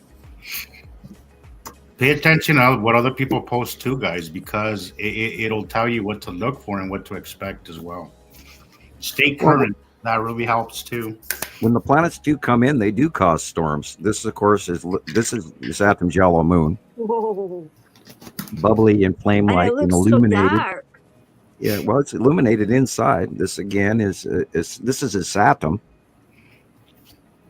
and for a red planet, you can see the pink in the middle of the bottom. Nice blue sky. That would make a nice T-shirt. I would definitely wear that. This is 2018, so this is Yuri and Atu crossing over from the right to the left. This is the Tan asteroid for sure. Or wait a minute, is that the one? Or is that the Texas Cube? Rebecca. Yeah. Sharon says hello. I know. I was getting ready to butt in. I'm gonna pause this for a moment. Hold on. Come back to that. Look at that. But Sharon Awesome. is That's in that. beautiful. I know that is a classic one. That Oh, one. I love that one. Look at That the is a light, Saturn. the blue And beams going around it. where's the doubter person now? Like, they just disappear when you pull Yeah, out. that's what I mean. That's what I mean, Rebecca. Is that they're not here to learn or nothing. They're just Like, here to wait a minute, I got stuff to show you. Come back. Hello. Yeah, the All green right. asteroid is up in the middle upper right. You can see that little multi-dot thing in the center there by that light shaft. That's the green asteroid. Like, hi. And also, you see that they only comment on they cherry pick what they comment on. They don't really comment on the obvious. Yeah, on they the have ones one that you little can't. thing that they want to stab you with. Yeah. They'll never Yeah, comment on well- the ones that are on anything that's completely. They always they always cherry pick what they comment on. What was their name? What was the They person's know not name? what they do. How's that? But yeah, Sharon is here, everybody. So let's go ahead and bring Sharon on and see how she's doing in Australia. What was the name of the person? Hey Sharon, how are you? Sharon. Hi, strangers. How are we going? His name was Aye, aye. Mustang Mark. I don't know. Yeah, well, You it's gotta good. scroll How are up. you?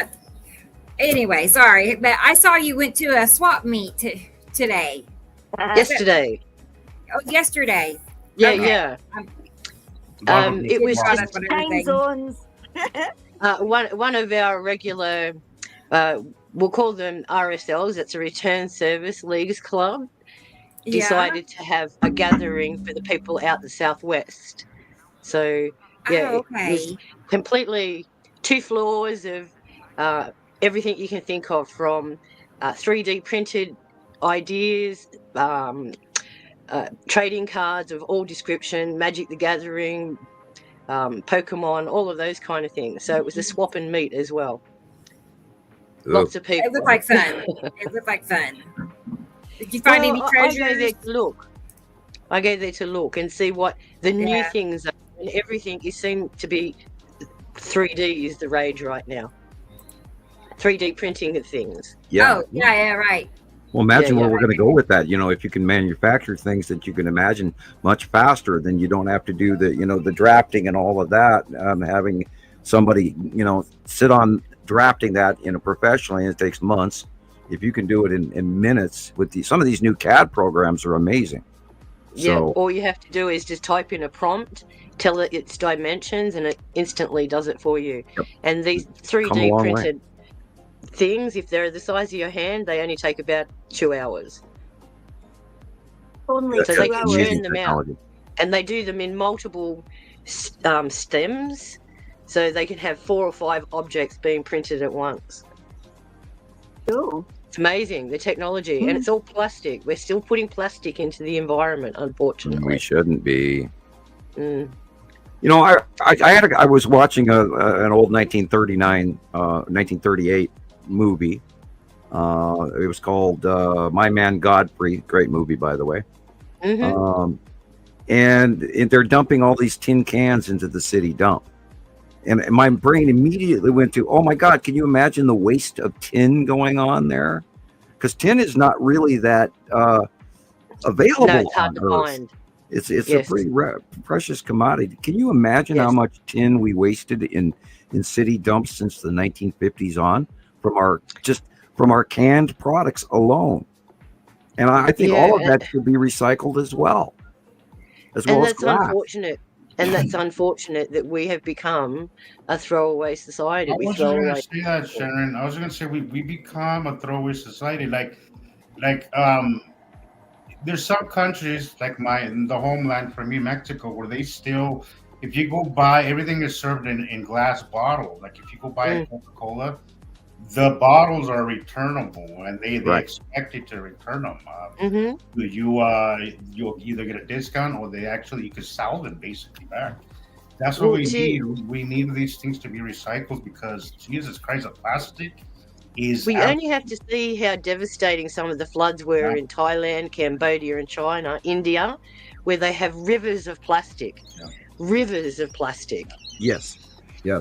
And that's I reuse my coffee cup, and sometimes people look at me like, you're reusing your cup. Yeah, I am. It's not to save 50 cents. I mean, not that 50 cents here, 50 cents there, whatever. But point is that I don't like being that wasteful. I will reuse my cup. I use my cup as much as I can. I don't like buying the plastic cups, usually paper or glass, but the other side of it is all these plastics are now entering our bodies as microplastics. Exactly. They're finding microplastics in fetuses now because they're actually crossing over the placental wall. No, Sharon, I had a couple of atmospheric scientists that I was listening to last year talk about microplastics. And they were saying that it's way more concerning than most people seem to realize, and that we all have it. It's in all of us. Well, let's mention our 5 islands, Sargasso Seas of plastic around the world. There's a very large one off the coast of California, and it just floats out there, and then the whales are eating them. They're thinking plastic bags are jellyfish, and this is why all the whales are washing up on the beach, because they're dying because they got stuff in their stomachs they can't process. Yep, plastic bags. Also, like that's the reason why people are having a lot of what do they call that? Where your body starts Morgellons. It would that one too, but I mean, we have a lot of like our body's defenses. Toxic defense. Because there's so much in our bodies that our bodies don't recognize as natural or nourishing. So it throws it away. The body starts turning on all these defenses, and it really throws you out of whack. Your hormones. That's kind of one of my biggest issues. Was my hormones were just so completely out of whack. Bad diet, alcohol, you name it. But once you get a handle on it, you'll realize. Once you feel better, you realize how sick you really are, and you realize a lot of this shit. Once you start paying attention to the stuff that you buy, a lot of toxic shit out there. A lot of, especially in the US, especially here in the US. Yeah. Well, there's 3 things that I've lived by for probably the last 25 years, and that's reduce processed foods, increase your intake of salt, and remove all sugars. That's right. Whole foods. We need salt to the brain. Whole foods is what I've been doing. And the less you eat whole foods, the less you can tolerate all that other shit. That's exactly, and the taste of it too. Like sometimes, Sharon, I'll have like in the back of your mind, you're still kind of fighting your old ways, and I'll be like, I'm gonna go get a burger. I will not enjoy it at all, and then I gotta pay for it later. And this has been like a cycle. Like once or twice a month, I give in, right? And then I'll have that burger, and every single time it tastes like shit. And then I feel so sick afterwards. So now that's all the preservatives, the fillers, the flavor enhancers, the anti-caking agents, the binders, everything they put in those things. Sodium erythobate. Just to make it taste nice. Yum, yum. Yum. What do you got for us there, Rebecca? I was going to say. I was reading what Audrey had to say. Yeah, I've seen videos like that where they pour a drink into a plastic bag with a straw in it, and here's your drink. Yeah, they do that. Again, they do that. That is common common procedure in Mexico. They'll just take the bottle, pour it tea with the straw, and then a little plastic, Which, I mean, it's still plastic, but I mean, it's, you know, you could crumble it up. It's a lot less wasteful than it is a big old plastic cup or something. All I can say on that subject is we have to do better. We do. We really do. We have to do better. We do. We have to be mindful of the things we buy. And if you have that, always, I'm just one person. You know, be the change you want to see, guys. You know, be the change you want to see. You know, one person here, another person, and you know, one person could inspire somebody else to do that. You know, and you it's a chain reaction that, you know, one. I put the plastic straws in the dishwasher. I rewash our plastic. I reuse plastic. You know, like if I buy sour cream or stuff like that, I reuse anything that I can before I throw it away. Yeah, and that's what is sad in today's society. Like, we grew up where you used to collect the Vegemite jars, wash them out, and they became your drinking glasses. Yeah, right. You know what I mean? Your whole cupboard was filled with Vegemite jars. Always gave you like a cup thing. Remember? Yeah, you ever drink jam container? Yeah. You ever drink ice cold water out of a mason jar? It's unbelievable. Yep. Unbelievable. But apparently it's not very good for you because it shocks your cells too much. Well, that's why they say you should drink only lukewarm water. water. That is my one thing, Sharon, that I just cannot. I can't. I have to have ice water, and I know that I get it. I totally get it. Temperature water is better, I know, but it is the one habit I cannot break. I just cannot. I get it. I totally get it. I know people that chop on ice all day, and I think you're causing enamel on your teeth. Yeah. No, my brother tells me every day. It takes time to get used to. I got used to drinking just room temperature water. Really? You know, and it sounds rough, but now it's like norm. Really? It's all I drink is just room temperature. Yeah, my daughter drinks a lot of cold water too. I know. Jugs of it. Weird. Well, I hear it's way more nourishing, and your body recognizes it more as something nourishing when it's at temperature, you know, at room temperature. Well, when you guys are frying like you are, you need as much cold water as you can get. So not all bad then. Okay, well, all right. Yeah, it says the person that's in the middle of winter. Sitting here in it's not so cold today. I think Wednesday of last week was the coldest day we had here at 1 degree. Oh, wow. 32 degrees. That's gross. Here is what Jesus sent to us. Snowing and all that kind of stuff here. So, yes, it's cold. Oh, yeah, that was this morning. Wow. Cool. Look at that. Yeah, that is Atu and Atu's moon. Yeah, because it's been in that same place in the east. It's been in the east. And then it'll move towards me. Oh, look at that. It moves quickly. Atu's been really big and dramatic the last couple of days. Yeah, very fast. Really. Very fast. I think we're going to see a larger, that's Yuri.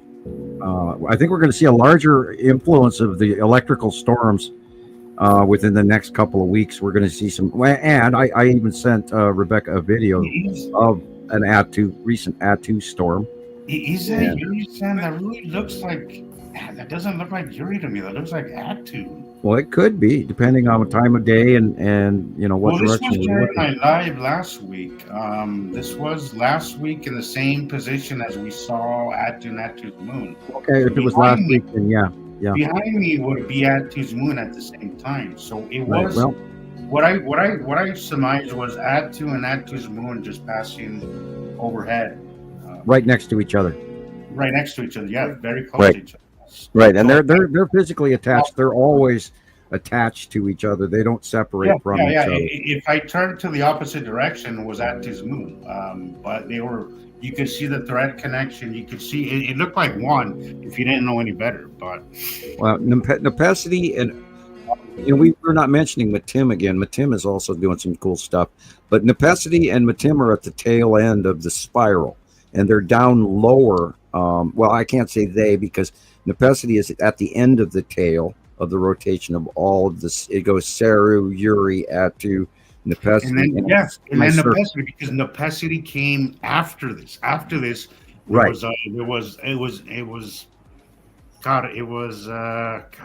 showed the video last week, but it looks smaller, much smaller than this. It's like a snake going around a corner. They all fall in this circular pattern as they come at us and then go over, and they move and rotate. And this is part of what our troll was going on about in that last video, going, well, you said the planets went away, and then you started, and they're just using anything. And yeah, they went away in sight, but they didn't go zooming across the solar system and away from us. They just stepped back from our out view, and all of that is always changing. I try to explain that to people so often, Sam, and they tell me, well, planets don't just disappear. They don't disappear, but they go out of view, like even a mountain. Like think of a mountain. If you're driving away from it, it's going to disappear out of your view. The mountain's still there. It didn't disappear literally, but it just disappeared out of your view. It's like watching a ship going over the horizon. It disappears too. Yeah. If we were wrong. Our out view is like we can see very far, but at the same time, it's not as far as you. It's weird because we have our atmosphere, our mechanism, what we've seen in our out view could be very deceiving because we have the fishbowl effect, we have gases and water and vapor, and think of it as suspended water up there. And lighting. So you have a lot of, it's the reason why our eyes miss so much, guys. We have to keep that in mind. Everything that your eyes is missing, your camera might catch it. So very important, guys, to record what you're watching, look back at it. Thank you, Carol. Look back at it because our eyes are very limited, very, very limited. I cannot stress that enough. We are very limited. Our eyes are very limited. Somebody made an analogy the other day that it's basically we're well, I mean, he said evolution, and I don't really believe in evolution, right? I believe we were evolved, not evolved ourselves, but that's another story. But our eyes are very primitive. Like it's like our eyes are just barely Zeus, you have your brain around this one. Our eyes see everything upside down. Our brains interpret it the right way up. That's right. That's another one. Yeah, absolutely. And in reverse. Mm-hmm. Yeah. Mm-hmm. And there's so much, and that's the same concept with the telescope. Things are actually upside down in a telescope. I just sent Rebecca a couple of pictures of a telescope and how it works. So if Rebecca can find those pics. Oh yeah, the telescope. Looking through mirrors. A lot of what telescope uses is mirrors. Correct. Keep that in mind. So everything is backwards when you're looking at a telescope. So.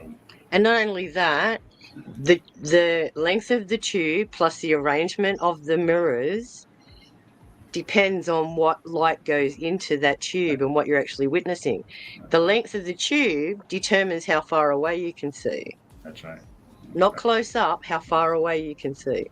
And another one, guys, I was seeing this video the other day, and our brain really interprets a lot of what we see, and it doesn't necessarily mean that it's correct. Exactly. There was this one where this guy what it saw before. So there's this one where this guy has two batteries, right? They're the same size batteries, and he puts it on a sheet of paper with kind of like a tic-tac pattern, right? Graph paper. And your brain, it looks like the one on the right side is bigger than the one on the left. And as they roll together, you realize that they're the same size. Your brain interprets a lot of what you see, and it doesn't necessarily interpret it the way it really is. It just interprets it like our brain. You have to really understand that our brain is wired for safety. Our brains are wired a certain way, and they're not wired for us to learn really stuff. They're just wired to keep us safe, and they're wired from our past experiences and our traumas. So a lot of what we experience isn't necessarily correct, and you have to make the distinction, guys, because Another example of that is how some people do and some people do not see ghosts, and that too. Once you realize what you're looking at, and you walk in the room, and there's a ghost in the room, and you're seeing a warble of the light. There's something wrong with what you're staring at, but you don't know what. It's like, what am I looking at? I'm seeing this weird light distortion. What is it? That means there's a ghost standing there, and they're an electrical. Make it even more easier in how we see things. Imagine you've witnessed a car accident. Now they will ask for witnesses and what they saw. Everyone's witness statement is different. Depending on where they are in that time of that accident. So we have to take that into consideration. And if you want to add even more factors, the person could be having a bad day. The person could have had a traumatic morning. All those, because we're emotional beings, you have to take into consideration all these things. Because our behaviors, they're all just kind of a program that you can deviate from, but you have to be aware that a lot of our behaviors and our reactions to things, it's all pre-programmed, and we could break those cycles, but you have to be aware of why you do things. You have to be a little bit more emotionally intelligent, and realize that a lot of our behaviors are because of that and what we see and everything. So try and get past these things, guys. We see the world as we experience it all differently, exactly. That in mind. Okay, so if you can see the arrangement there, you've got the long tube and the way the light enters the focal point, and then it bounces back. So again, you're looking at it upside down, like you said, but at the same time, that length of tube is designed to see distances, not close-up objects. That's right. Same principle with a pair of binoculars. They are designed for distance. Yeah, that's right. So if you can't see these planets with your own eyes, there's something wrong. You know what I used to do, Sharon? I used to use when I first started doing this, I started using the binoculars backwards sometimes. And I know it's cool, but I learned I learned a lot, right, from doing that. And then I started using that in some of my videos, and I started messing with lenses and started practicing it, and I got better at it, and I realized that sometimes things are so close. This is the analogy I made before. If you just open your eyes, you won't know it's your hand, but as you move it away, it comes into view. Think of that as a planet. Sometimes things are so close that it just looks like a jumbled up mess, right? But if you just step away a little bit, the bigger picture becomes clear. And I think that's one of the things with the planets, as they are so close, especially now, that people don't really understand that sometimes taking a step back, or sometimes using a device or a lens or something that kind of gives you a little bit more distance is very helpful to not only knowing and understanding what you're looking at, but also to record it and have something very cool to show.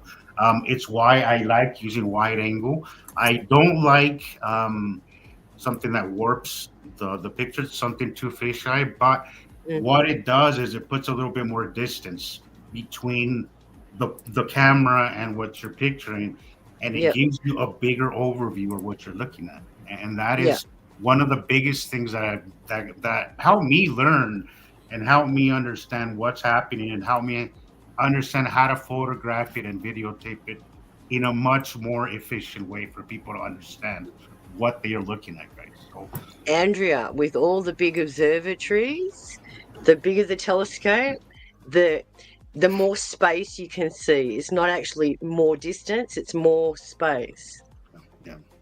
So that's what they're observing. They'll pick a spot in space and they'll hone in that, and they'll look at all the galaxies within that grid code. That's how they operate. And if they find something interesting, like the new comet atlas that's coming towards us, they will focus on that and track it and stay on that for the position. record, a majority of the space telescopes around the world are shut down, and they are allocated by the government as to who gets time. What researcher gets 20 minutes here or 20 minutes there. And on top of that, do you know that they're not even doing the looking themselves? They're now having AI, computer generated things find the differences for them, and then the researcher looks in on it. So even the normal astronomy is not Copernicus sitting there staring out at night from his building. No, this is a computer telling, hey, Bill, I saw movement here. You should check this out. And it's not even the researchers doing it anymore by eye. They've got machines doing it. And they're just looking at the research spitting out. Right. It's not like the old signal where they found the wow signal back in the 80s, you know? How can you trust anything anymore but what you learn yourself, guys? This is why I'm a big believer in being self-taught, guys. The only thing that you can really rely on is what you learn for yourself. I mean, there's a lot of other stuff that you know, but ultimately you have to rely on yourself, guys. That's the only way I can put it. Only you can convince you. There's a lot that you can learn with us here that we will help you throughout the way. But ultimately, the only way you're really going to see it is if you get out there and see it for yourself, and that's the only way that you're actually going to believe it. Because as far as everybody's concerned, we're a bunch of nut jobs until you see it for yourself. You know, and I get that. To answer your question, Andrea, think of the James Webb Telescope. If they're sending telescopes out to space, what are they looking for? Yeah, you know how much money they spent doing that? You know, what you see in the picture is a computer rendition after it being changed from infrared, X-ray, gamma ray. All of those images are in particles, and it needs a computer to interpret it. So what you see is a computer interpretation. Yeah, well, that's right. It's there's most no of these light in telescopes, space. what people don't understand is that there's like two different types of telescopes. There's the ones that we use down here on Earth, and then there's a lot of those that just really collect light. A lot of it is just collecting light, and then you have to put that through a computer, and then it'll give you a rendition of it. But so much there are some really good astro people out there that have spent a lot of dollars on really elaborate telescopes, and they do lives, but they seem to only focus on the moon. I don't see them going beyond the moon or anything like that, you know. So it's not like they're watching Mars or something cool, you know. No, or they'll look up the alignments when the planets are in their special arrangements in conjunctions, and then they'll sit there and they'll point them out to you. Oh, look, there's Venus, there's Mars, there's Venus, there's Jupiter in relation here, but they don't actually go any further. They posted, NASA posted a transit of Venus again this last week, and it was this tiny little dot going over. And a few years ago, what they were calling the transit of Venus and the transit of Mercury were these giant cutoffs in front of the sun. To this day, I still believe that was Saturn crossing in front of the sun, and NASA called it something completely different. And because there's been no comparison, because here they showed the transit of Venus, and it's this tiny little dot like you had a marble sitting in front of a semi truck. And a few years ago, they were, and one of those photographs that Rebecca uses where it's Montana Skywatcher, I wrote over the top of that transit of, I think it was transit of Venus picture, and it's got this big, huge solar cutoff going on. There's no way that was the case. And yet everybody bought into it, like, oh, the transit of Mercury, transit of Venus, and there's no way. There's no way it could have done that big. That transit was going the wrong direction. And it was going the wrong direction, exactly. That's why I looked at it when that's not Venus. No way.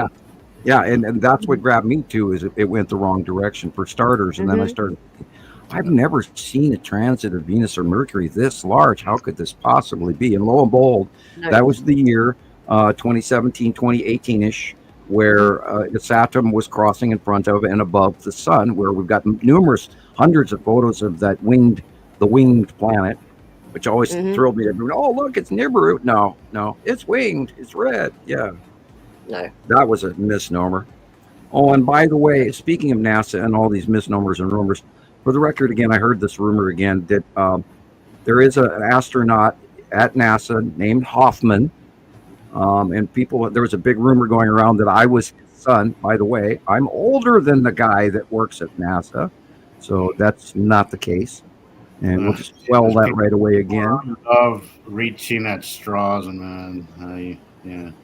Yeah, I remember one of the first earliest rumors is I was a guy in Texas, and I wasn't even in Montana. I was like lying. I mean, like, you got to be kidding me. What would I do that? See, everyone wants to be you, Sam. Okay, all right. All right. Hey, for $19.95 per month, you can be me. You can buy your own pop vinyl of the scientist Sam Hofman. I want to get a pop vinyl made of you.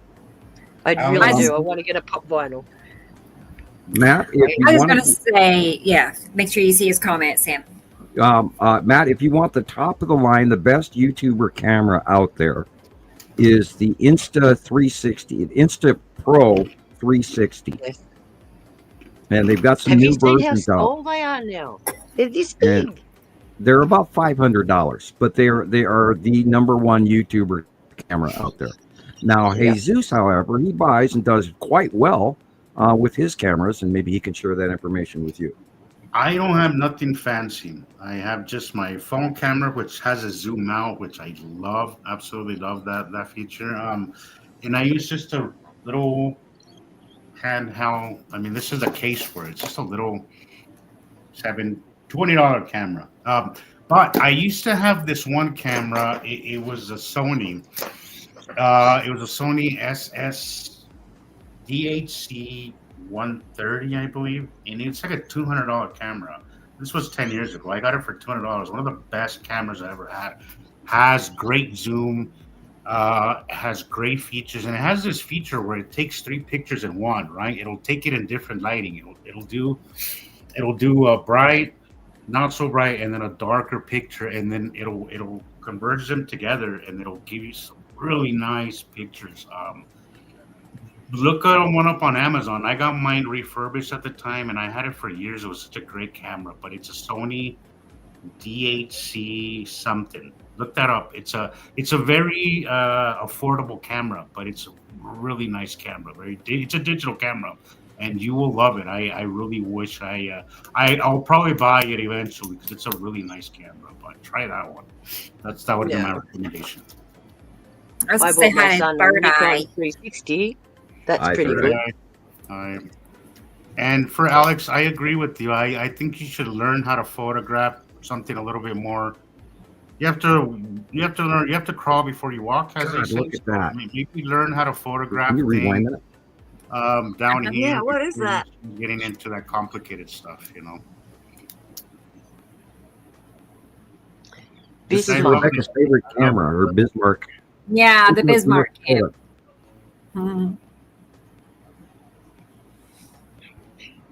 Now watch the white thing spin from the right side to the left on this. I gotta point out, guys, that just a while ago the clouds were going in the other direction. Like we're all going in different directions there for a minute. They were moving away, and now they're moving towards you. Okay, you gotta question that. You gotta question. Yeah. Our atmosphere doesn't do this naturally, regardless of what Google tells you or what NASA tells or whatever. Though it doesn't work that way. It doesn't. It never has. Look, it's split again. Yeah, it's like 2 different colors also. Right there. One's rolling to the right. Yeah. And the one's going to the left. Look at them. Neat. Wow. Oh, boy. Look at those white lights right there. Yeah, look at those spears coming out. Look at the ones. What's okay, that? so look at the stuff going forward. That's us, guys. The stuff coming in, that's beyond Earth's atmosphere. But those little popcorn, those little tiny ones moving away, that was our atmosphere. That's so cool. Anything above that coming towards us our little baby is not ours. Look at the asteroids going past. Yeah. Zipping past. And the light pinch from Matim right there. Yeah. Matim is on the left of the sun. Now Matim is getting bigger. I see, there you go. Wow. Yeah. We've had some really interesting sightings of Matim. It's changing size and it's moving, but I think we're going to start seeing a whole lot more of Matim. She should be coming right at us. I'm sorry about that, Andrea. Sorry about your roommate. That sucks. Sympathies, Andrea. Oh, icky. Terribly sorry. My condolences. Yeah, we were talking about the girls' mother passed away a year ago today, and it's pretty shocking to lose somebody close to you just out of the blue. Wow. That's what. Yeah. That's what I said. It certainly changes your world, doesn't it, Sam? Yeah, it does. It really does. You know, even somebody that wasn't a constant in your guys' life. In one way or another, she was. Well, yeah, of course. You know, you got that bond that you can never break. But But you never anticipate that kind of thing either, Jesus. Yeah. When it comes at such a surprise like that, it takes you months to wrap your head around. How am I going to get through this? Who is going to help me get through this? What are now my responsibilities on my shoulders? Well, especially when you have two daughters, you know, like it's hard enough to do it yourself, but to know, how to, be there for your daughter. Well, that's what I mean. My son was 12 when he lost his dad, and it's affected him ever since. Yeah, of course. Yep.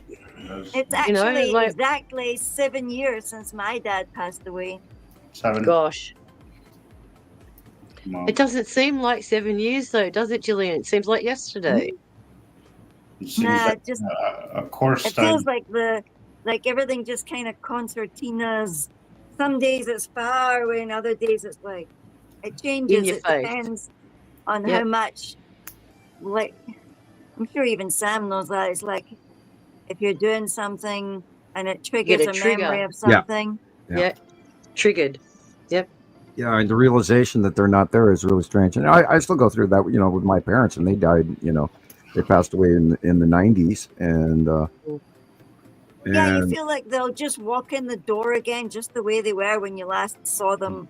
Well, it's the realization of that, Gillian, that you're not going to. That's when you realize that's when it hits you. Yeah. Well, it's just the other day I seen on my little tiny Samsung phones, sending memories. Like it was the 50th. They did the Star Wars party for me for my 50th, and it was done at my brother's house. It was a surprise, and they called a friend, and everybody was sat there, and the wee girls were dressed up like Princess Leia, and cool. Probably one of the worst hairstyles in history.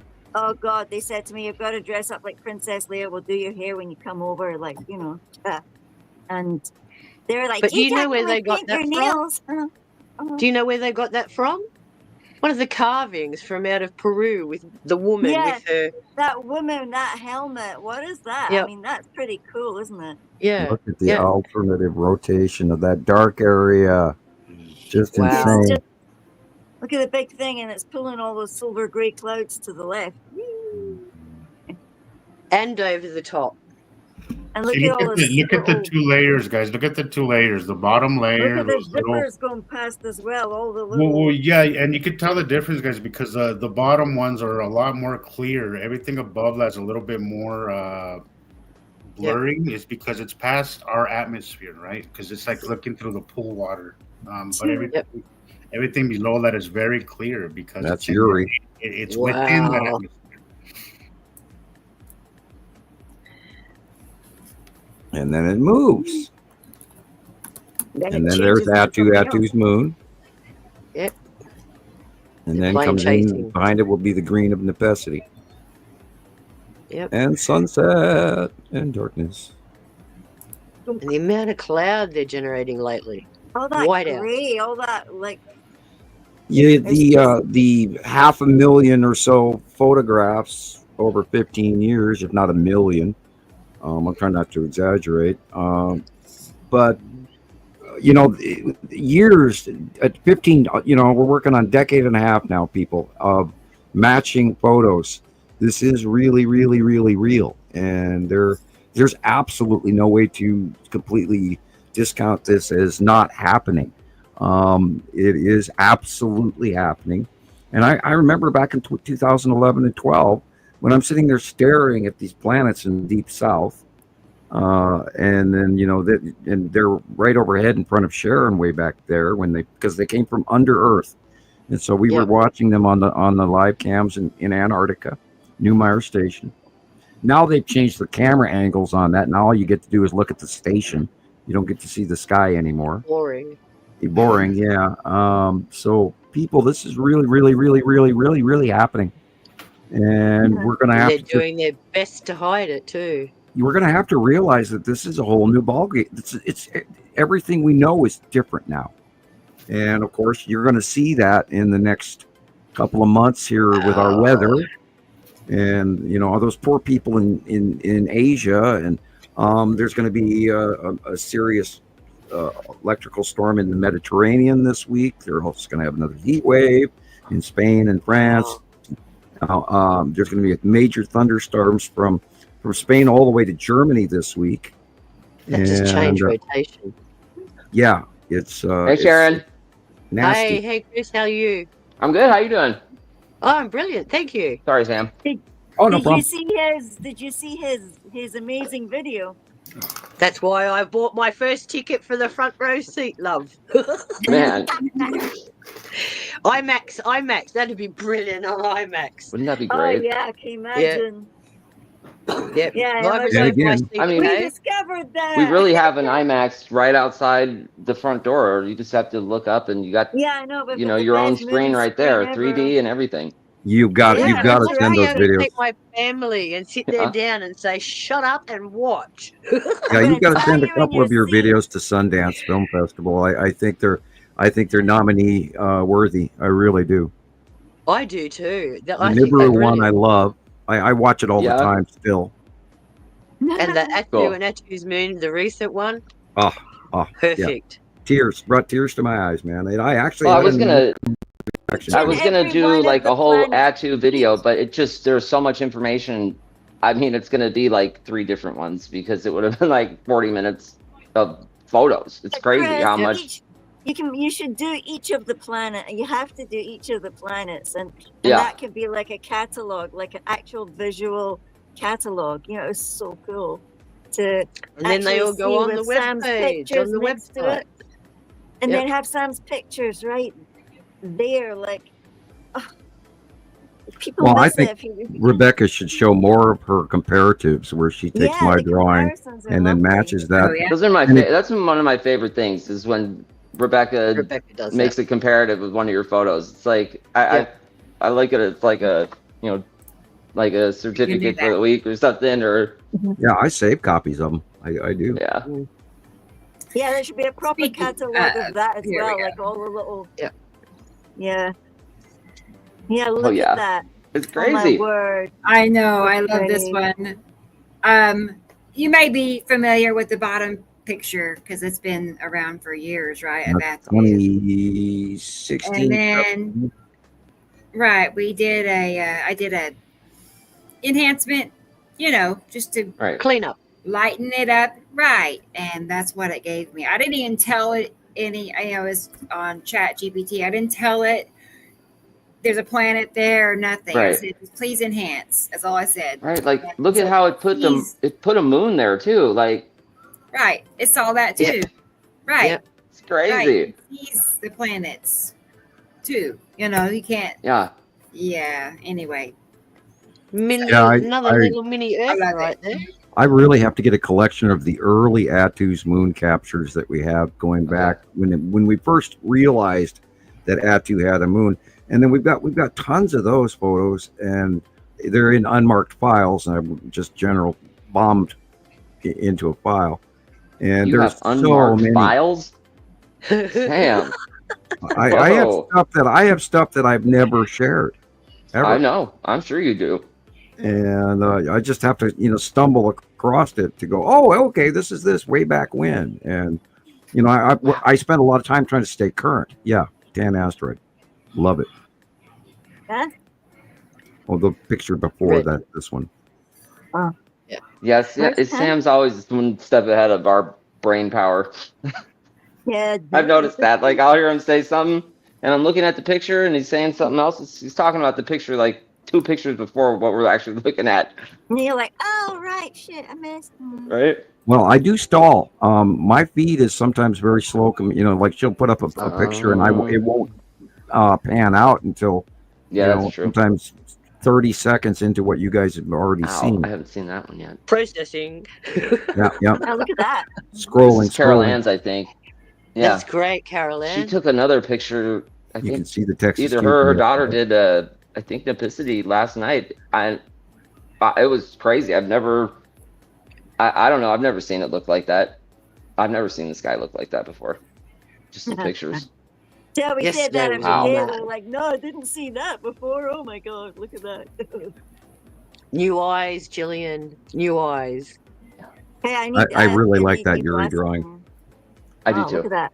Yeah. And that actually I didn't copy what I saw. I drew it from what I saw out my window. Okay. And that's where I didn't copy what I saw, but I saw it, and then later on I sat down and drew what I seen. And yeah, the 15 years of watching these things, people, I know what they look like. Right. Including little weird nuances that I didn't even know I knew. Yeah, this one is awesome too. Yeah. This one's from Nicole. Wow, look at that. Incredible. That was in our skies yesterday. Oh, cool. I love this one. Look how gnarly a Saturn yellow moon is. Yeah. Has a Colorado. It's a big drop. And we're seeing that in regular photographs around the world, and people don't even realize what they're looking at, and they go, "Oh, look, it's this incoming storm." Yeah, it's a really big incoming storm, like you have no idea. And we're going to see a lot of that in TV commercials and everything now. Yeah, it's in everything. It's crazy, right? Movies, film clips, everything. I go back to Time Team videos, which is an archaeology film from Great Britain. Look it up; it's a great series. And I like to watch the skies when they're filming the opening shots of Time Team, because I go, "Oh, okay, this was filmed 2015," and then I go and look it up, and you can tell by the sky. And Matim is getting big, people. Yeah. There's a big thumbprint in the sky. Oh, I don't know what she's going to do. Could be very interesting, because she's right in a dead center in our faces. So we could see. Now, Matim is the smallest of all the planets. It's really tiny, even compared to Nipicity. And it has a completely different orbit than all the other planets, because Matim, we think, we haven't been able to fully prove it, because, God, we barely ever saw Matim in the last 10 years. Look at that. We're seeing Matim, and she orbits around Saru and around Yuri, which is completely different than all the rest, from what we've gathered. Huge. Oh, I love that one. That white one. Wow, nice. Generically, the planets stay the same size, but there are minor variations upon approach and then passing. You'll see the size change. We had that really heavy when 2018, 2019, 2020, when they would pass, they'd start out small and distant. You could see them, then they got bigger and then past us. But now they're going past us and over us, in a way that they did not prior to 2022. And oh my God, every time I see the cube by eye outside, I just sit there, and then I look down and I look at all my neighbors and I go, and they don't have a damn clue that we're being blockaded by an alien race, people. Actually, several races, because we're talking Federation. And don't forget the people on Nibiru and Saru. 2 different races. And rumor has it that there's 3 races on the Nibiru group. That's what I was told. I don't have a way to prove that. But yeah, and we know that in 2019, in April, the cubes came out of hiding. They were in front of the sun for a very great period of time, several years, from 2015 and 2017 on. And then in 2019, they came out of hiding.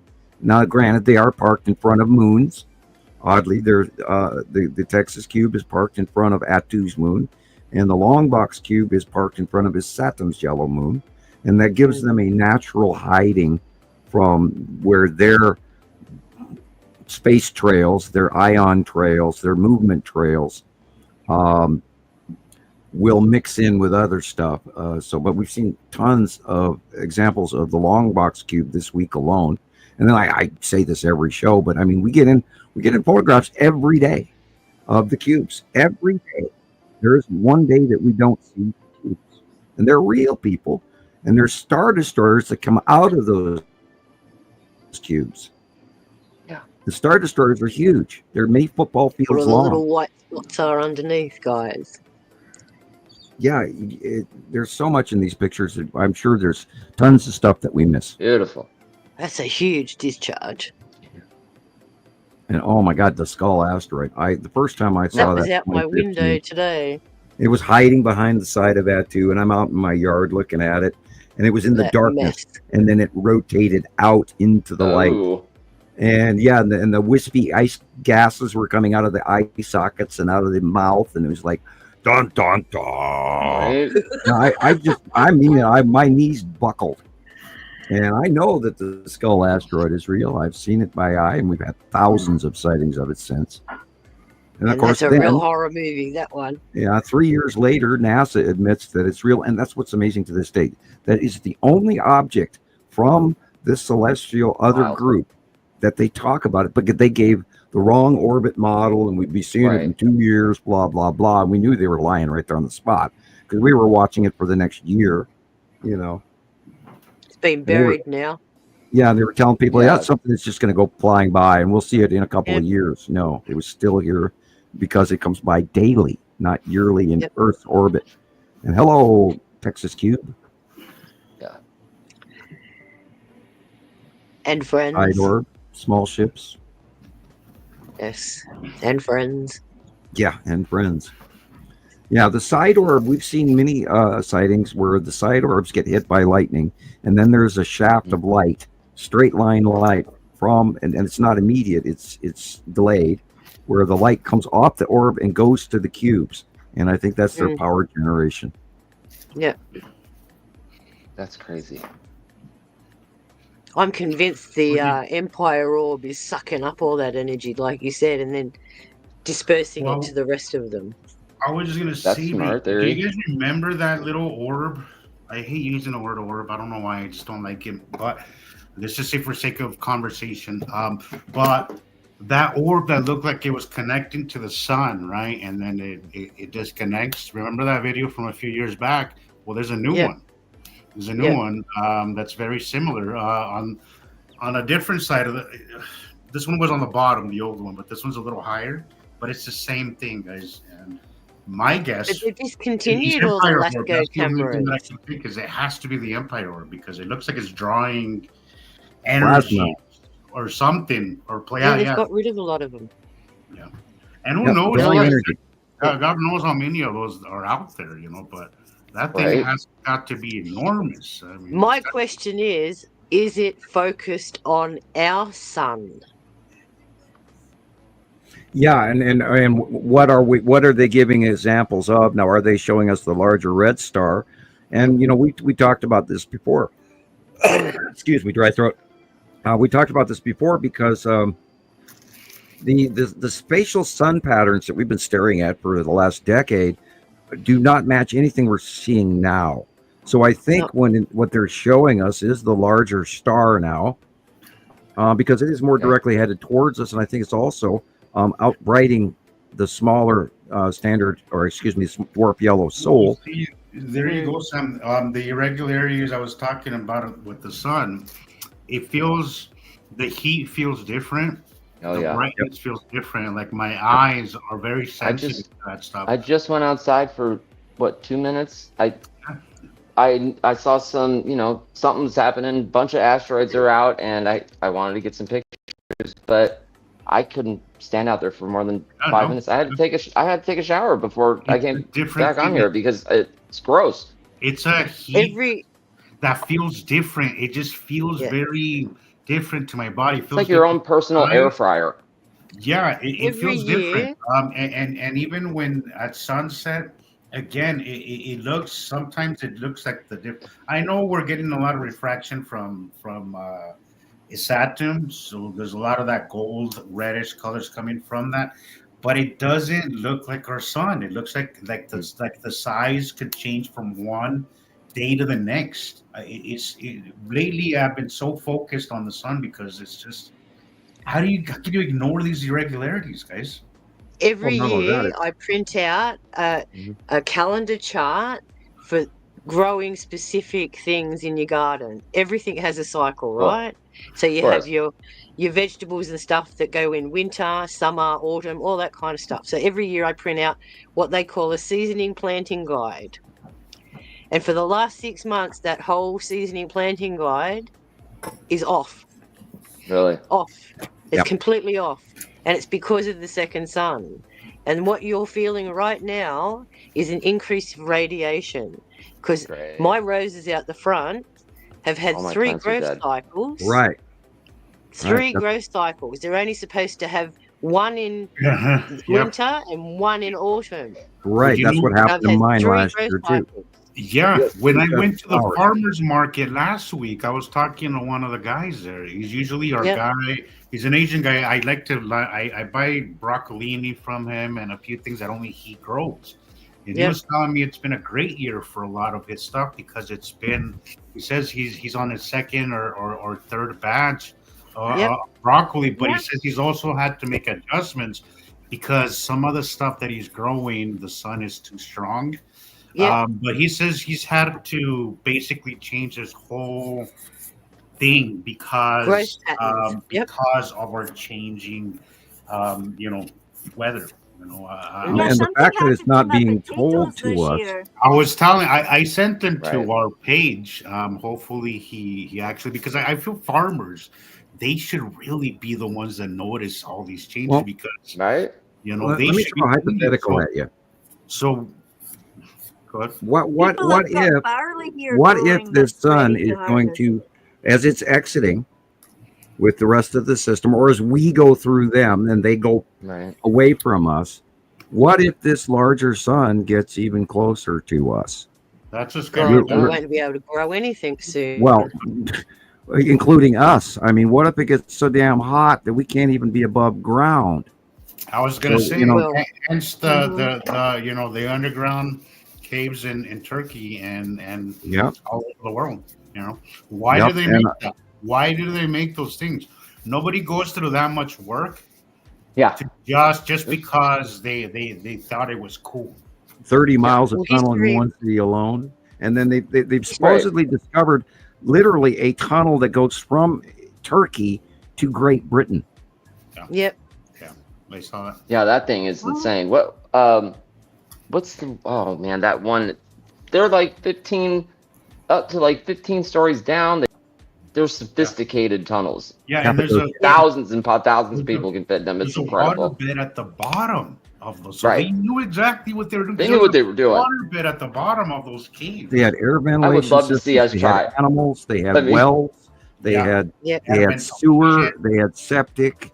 They had big rolling stones. They could block off entrances to the tunnel from inside. Chapels. They had all sorts of stuff. It was an incredible undertaking, guys. And mainstream tells us that they did this to protect themselves from wars, and nobody goes underground to protect themselves because you're literally trapping yourself underground. You're really... Zeus. The period from 525 BC right up to 500, there was 50 years of darkness. Whoa. So that what does that tell you? It's all in the history books. You only have to open a history book. Why did they call it the Dark Ages? Because there was no sunlight for 50 years. How did the people weren't depressed? I mean, that was mostly due to volcanic activity. Because they knew what was coming. They observed the skies. That's right. Why are we so obsessed with the skies, guys? We have to. Yeah. We've had to. We've had to pay attention to the skies because it directly affects our well-being. We've forgotten about that now because we forget where our food comes. We forget what it takes to actually live, because we've gotten so comfortable with just going to the store and buying shit. Sure. We've forgotten how to look after ourselves from the basics. Well, and that's the point. Oh, yeah. That's the problem. They've made us so they made it to we're so dependent on the system, and that's the point. Completely. That's the point. Yeah. Give me a second, guys. I've just got to say goodbye to my kids. They're going out. I'll be back in a sec. Okay. All right. Karen. I got your pictures, Chris. I'm saving them now. Yeah, just weird stuff happening out there. S. Rico, I'm gonna have to give you a demerit for bringing up the S word. Uh Wait, the what? the SS word, the Sun Simulator. Oh man. I know you. I knew Oh. it was in the context. It was in the context of a joke. Well, I'm gonna give you. Oh, we had people on as long Facebook as he knows better. posting He knows love better. He was the in a Sun joke. Sim for God. It was like 5-6 years straight, and we were always trying to tell these people, "Oh, there's a patent for it. There's a patent for it, so it's got to be real." And then we would try to point out to them, "Do you have any idea how much power you have to generate to imitate a sun?" Right. And then, even if there was such a device, well, there in the is sky. actually. It's still in the laboratory. It's still under working conditions in China. But what people don't realize is if you read the technical papers that go along with it, it is made for illuminating only a small area of like, land. some crops or something, or in northern China, so they can get longer sunlight, so they can grow more food. An acre or 20 acres or something. In our atmosphere, getting it beyond our atmosphere is a whole other problems that we and then I always threw that one out was, well, why would they need a sun simulator? If anything, we have too many suns right now, guys. They never thought of that part. We need one. We're not lacking sun. We're definitely not. And then there's the 3 sun theory still running around that everybody throws at me every once in a while, and I go, no. 7 sun theory, Sam. That one. Oh, I love that one too. The 7 suns and that one photograph, and it goes around the world viral. And we've been doing this, for hundreds of thousands of photographs, collecting and correlating. And do we go viral? No. I tell you, the only way we're going to go viral is if we all buy surstrumming or ghost peppers and all eat it at the same time on camera for everybody. Or I think Rebecca should go live watching Star Wars. That'll pull them in. The watch party. Right? So fast. I know. I didn't even notice that. Thanks for pointing that out. I did not even notice that. Hysterical. Okay. Here is your picks. Oh, there it is. We have Thank them. you. But I gotta tell y'all something. I gotta show y'all what happened to Mittens. She got abducted. What? Mittens. She got abducted by aliens. Oh. Uh-oh. I'm like relieved at this point. Where did she go back home? Dude, quit it. Well, we knew she was the sky watching cat. Yes. Oh, who would have guessed? She's got a helmet. She ain't seen enough, no resistance. She was like, I'm out of here. I know. I see no resistance there. Zero resistance. Bye. Bye. I don't know what is so satisfying about doing that with your pet photos. I don't know. It's so weird. I had to. In today's segment of Mittens, the Skywatching Cat, now we have, I know. our space abductee. Right? Our space abductee. She's joined the ranks of space abductees. Oh, yeah. I know. She must be like a queen on another planet. Counselor for a group, Yeah. Yeah. Sorry, Andrea. No, I know. I mean, I just saw it happen, so I was like, wait, let me get my camera, and there she went. So she'll be back. Don't worry, Andrea. She'll be back. She'll be back with stories to tell. Yeah, right. Be time to eat. Okay, pictures now. Before you know it, she'll have her own little lightsaber. I know. Night training course. Man. That'd be the best. I say that, and then it doesn't happen. Let's try it again here. Yeah, I have a lightsaber, but my battery died. Oh man! And there's a little watch, but you can't replace it. They were like a couple of bucks at Walmart, and I think we bought 5 of them. No birthday party, we had those long balloons in different colors. I was gonna say, didn't you have some pictures with some of those too back in South Africa, Gillian, with the lightsaber and all that? Yeah, I've got pictures of the. Yeah, you were dressed up like Leia. Yeah, my dad was Han Solo and my brother was Darth Vader. That's right. Cool. Yeah. Well, I got my Kylo Ren costume, so we're covered. I bought one from a Halloween thing a couple of years ago, but I never wore it. What? I wanted to save it. I wanted to put it away and save it. You know, you don't want to take it out of the package. You didn't wear it, Sam. That sucks. Look at that. You gotta wear it. Look at that. I do have one of the original Darth Vader helmets that were made for children. Oh, cool. And the voice modulator does not work anymore. Bummer. But I have one of those. It's one of the originals, so it is quite the collector's item right now. Well, speaking of that, Carol, remember that mask we were talking about the other day? I am gonna order that by Halloween, and I'm gonna wear it for the show. It's hilarious. It's a mask of I don't know if anybody's seen that TikTok video. It's a mask of Chewbacca, right? Oh, okay. And it fits perfectly, but it makes the noises of Chewbacca. It's freaking. I was just telling Caroline, we were talking about it the other day. I was like, we gotta buy some of those for Halloween and come on the show with them. That'd be so fun and hilarious because they crack me up. There's this lady that posted one on TikTok, and God, that thing just had me laughing. Knee slapper for sure. Goodbye, Alexander. Have a good day. Be careful. Bye, Alexander. Yeah, good night. Yeah, there's a lot of things going on at the lower levels. Now, are these Christopher shots that he just took? Yeah, this was last night. Okay. And then there's some from like 20 minutes ago. So, right. All the ones from here on are last night. Cool. There's a lot of stuff down below Yuri. And it's crossing in from the left. And then, it scrolls in from the right and from the left. And they come right at each other. It's just weird. I still don't understand how it works. But they are on now. Atu and Yuri and Saru and Nepesity and Matim are on one side and rotate one direction. And Nibiru and Isatum and her moon, they rotate in the opposite direction, but they're attached to each other through this two-armed octopus thing, with the star in the middle.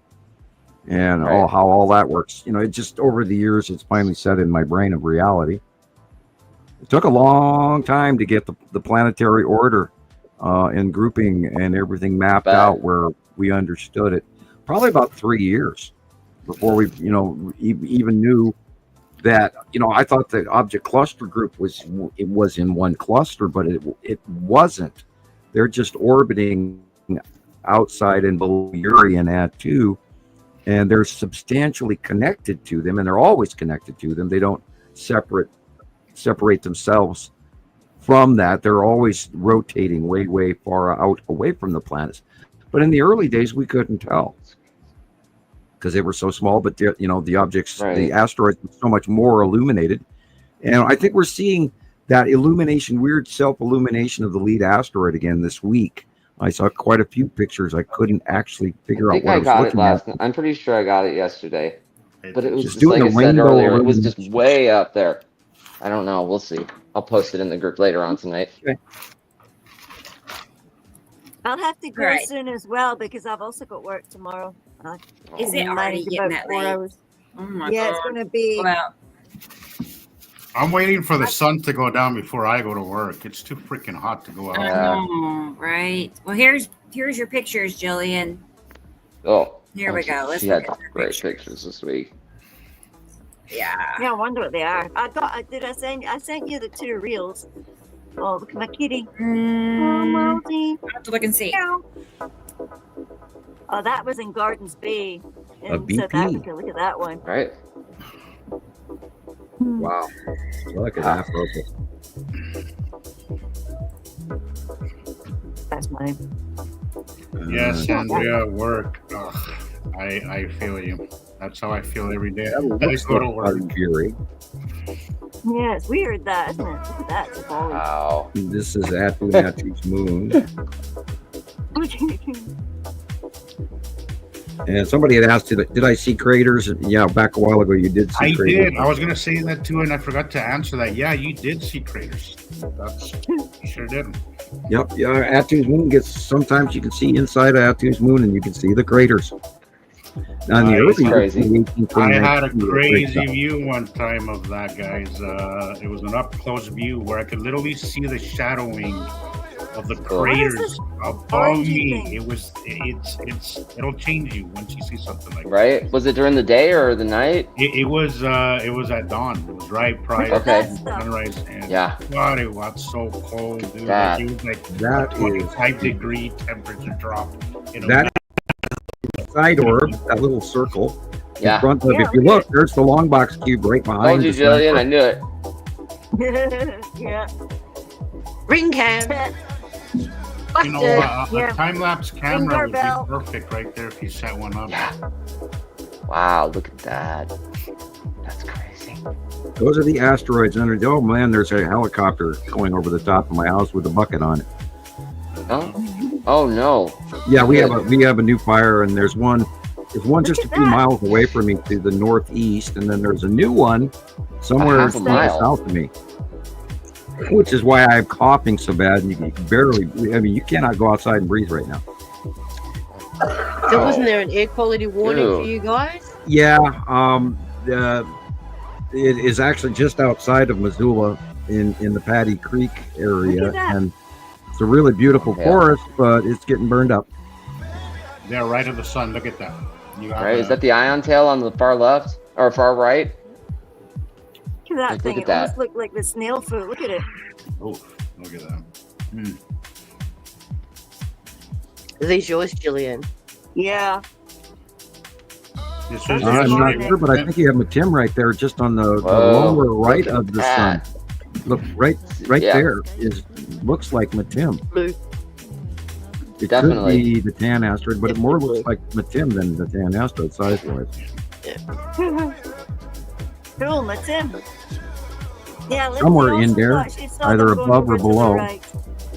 It's like above in between the two chimney stacks. Yeah. That, of course, is the bottom of Uri. Wow.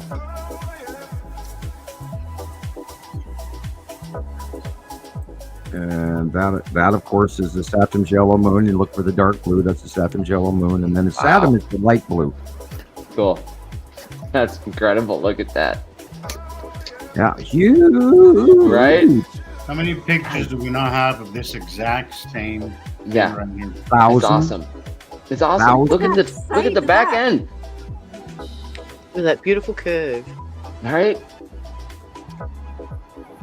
Sometimes And don't then you let it realize what's resonate. inside there. You know that this is actually real, and this is just insane. Every time you look at it. that. So that's That could massive. easily be the red asteroid. It's like playing marbles where someone comes along with a galaxy and goes and chucks your Right. little one out of the way. Yeah, the That's big funny. bombers. Yeah, the large marble versus all the tiny little ones. Yeah. Yep. For those of you who played marbles at school, Wow, look at We always look at think your how to neighborhood, fuck the bomber. Jillian. God, Yeah. It's so pretty, isn't it? right? wow, Yeah. It's an amazing shot, Gillian. that Trying is to the filter. tan asteroid in front of Uri. Wow. Look at that. That is Atu's moon and the Yeah. red asteroid. And the smaller one behind it, which Cool. is Lorraine. Right. Thank you, Gillian. Yeah, you had some Yeah. really Sure. great pictures this week. Okay, and Yeah, then they were. That here's was all your just today. reels. Let's My get your pen reels. died. Oh, Insane in Get the ready for bed, membrane. Gillian. right? Insane. In the Andrea brain. said that. Get ready for bed, Gillian. You falling That looked asleep like on it. us yet?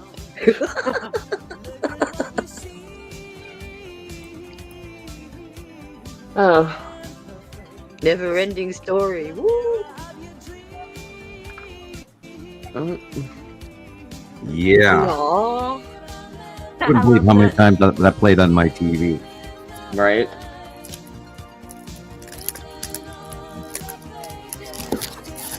The big circles. I love the big circles, the blues. Like, could stand out there all day, but I had work to do.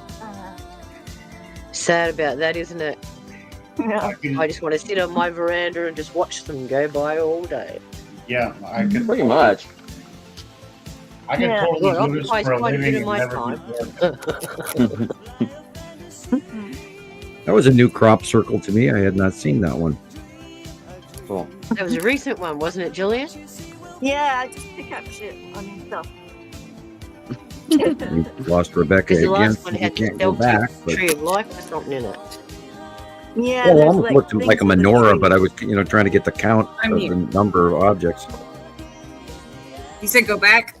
Well, there was a crop circle, but we don't have to Something worry was about it. I'll just get a copy of it and look at it later. Cool.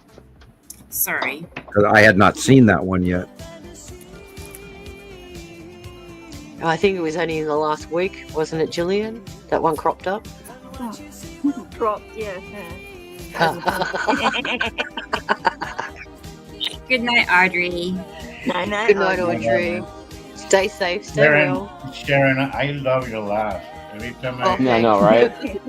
Where are we going, Yeah. man? We're going Every the wrong time way. I hear it, I'm like, whatever's making her laugh, it's got to be so funny because it's just such a Right. I love it. Life's too short to be unhappy, Jesus. Absolutely. Absolutely right. Absolutely. I absolutely agree. But Whatever. a good laugh is We went the contagious. wrong way around. A good laugh is contagious. Anytime I hear a good laugh, it just makes you want to laugh. Oh, thank you. Oh, I don't know My why. brother has one of those laughs too. Cool. Sometimes I'll try to make him laugh just to change my mood because he has the most contagious laugh ever. I love little babies when they laugh. Oh yeah, absolutely. They just make everyone else laugh Yeah. because it's a legitimate laugh. It's not put on, and it's Right? from them. Totally genuine. That looks Look like a at that head, big thing. man. Look at it. Is this still you? Yeah, this is still Jillian's on. You had Yeah, a good day. well, I thought we You were had a good looking- day, Jillian. You had a Yeah, that was just this morning. That was just in the morning. Yeah. Better view than I had. I only saw the Yeah. brief thing of Yuri and a little bit of Atu, and then the skies cleared up. And then they even changed our forecast for today. It was supposed to be clear at 91, and then later on they said 87 with rain showers. Like, oh, okay. It's amazing how fast Blue it skies changes. here, and the winds just picked up. Uh-oh. The winds have picked up, so there's a planet out there that's approaching. Yep. Right. Mm. Yeah, that's what happened with a couple weeks ago. We had a big wind event, and you looked up, and there goes Atu. Good night, Audrey. We'll see you next week or whenever you wake up. We might be here, we might not, but Yeah, right? Thank you, Carolyn. Yeah. No, they were fun. I'll send you I'll see if I can find the crop circle again, Sam. Okay, thank you. Yeah, which one was it? I mean, we went past The one that looks like a menorah. Oh, the menorah one. And it had that little dot right at the top of it. I didn't get a full chance to look at it. I'd like Yeah, to the take a little look thingy at it bob. again. Yeah, it looked like a little, whatever it is, satellite going across the top. I'm always Yeah. interested in even some of this medieval or Gothic art where they're putting, the Stormy Night by Van Gogh, for instance. If you look at that, they Okay. have 2 large planets and 5 smaller planets, and it's like Mhm. shocking that maybe Van Gogh knew a little more than he was telling the world when he painted that. Right? Yeah, that's That's why What- he was what crazy was his about era? this time, because no That one one. believed him. That's a menorah, yeah. Yeah. Hmm. It's got the right number. It's got the 9, so what's And a then the- menorah? Is it like a candle thing? Yeah, it's Yeah. Yeah, for it's the the, Jewish candle that they have on the Yeah. table. for and they Jewish- light one every day. Okay, that's a Jewish thing, right? I believe. Yeah, yeah. Yeah, okay. Yeah. So why Yes, is yeah, that usually relevant grab right them when now? I'm looking at different Yeah. things. Yeah. So why are they relying on them? Unless, like what I just saw in the image there, that's the Celtic cross. So that's also related to the Tree of Life. the Kabbalah This menorah, this menorah one was on the Jewish 31st of magic May. is real. Yes. The Hasidic Jews have actual magic that I Yeah. truly believe works. So because it's very guarded. It's in their calligraphy, isn't it? Well, it's like any occult thing. It's always guarded by a certain number of people. Right, and that's the DNA strand in right. Yep. It's all related.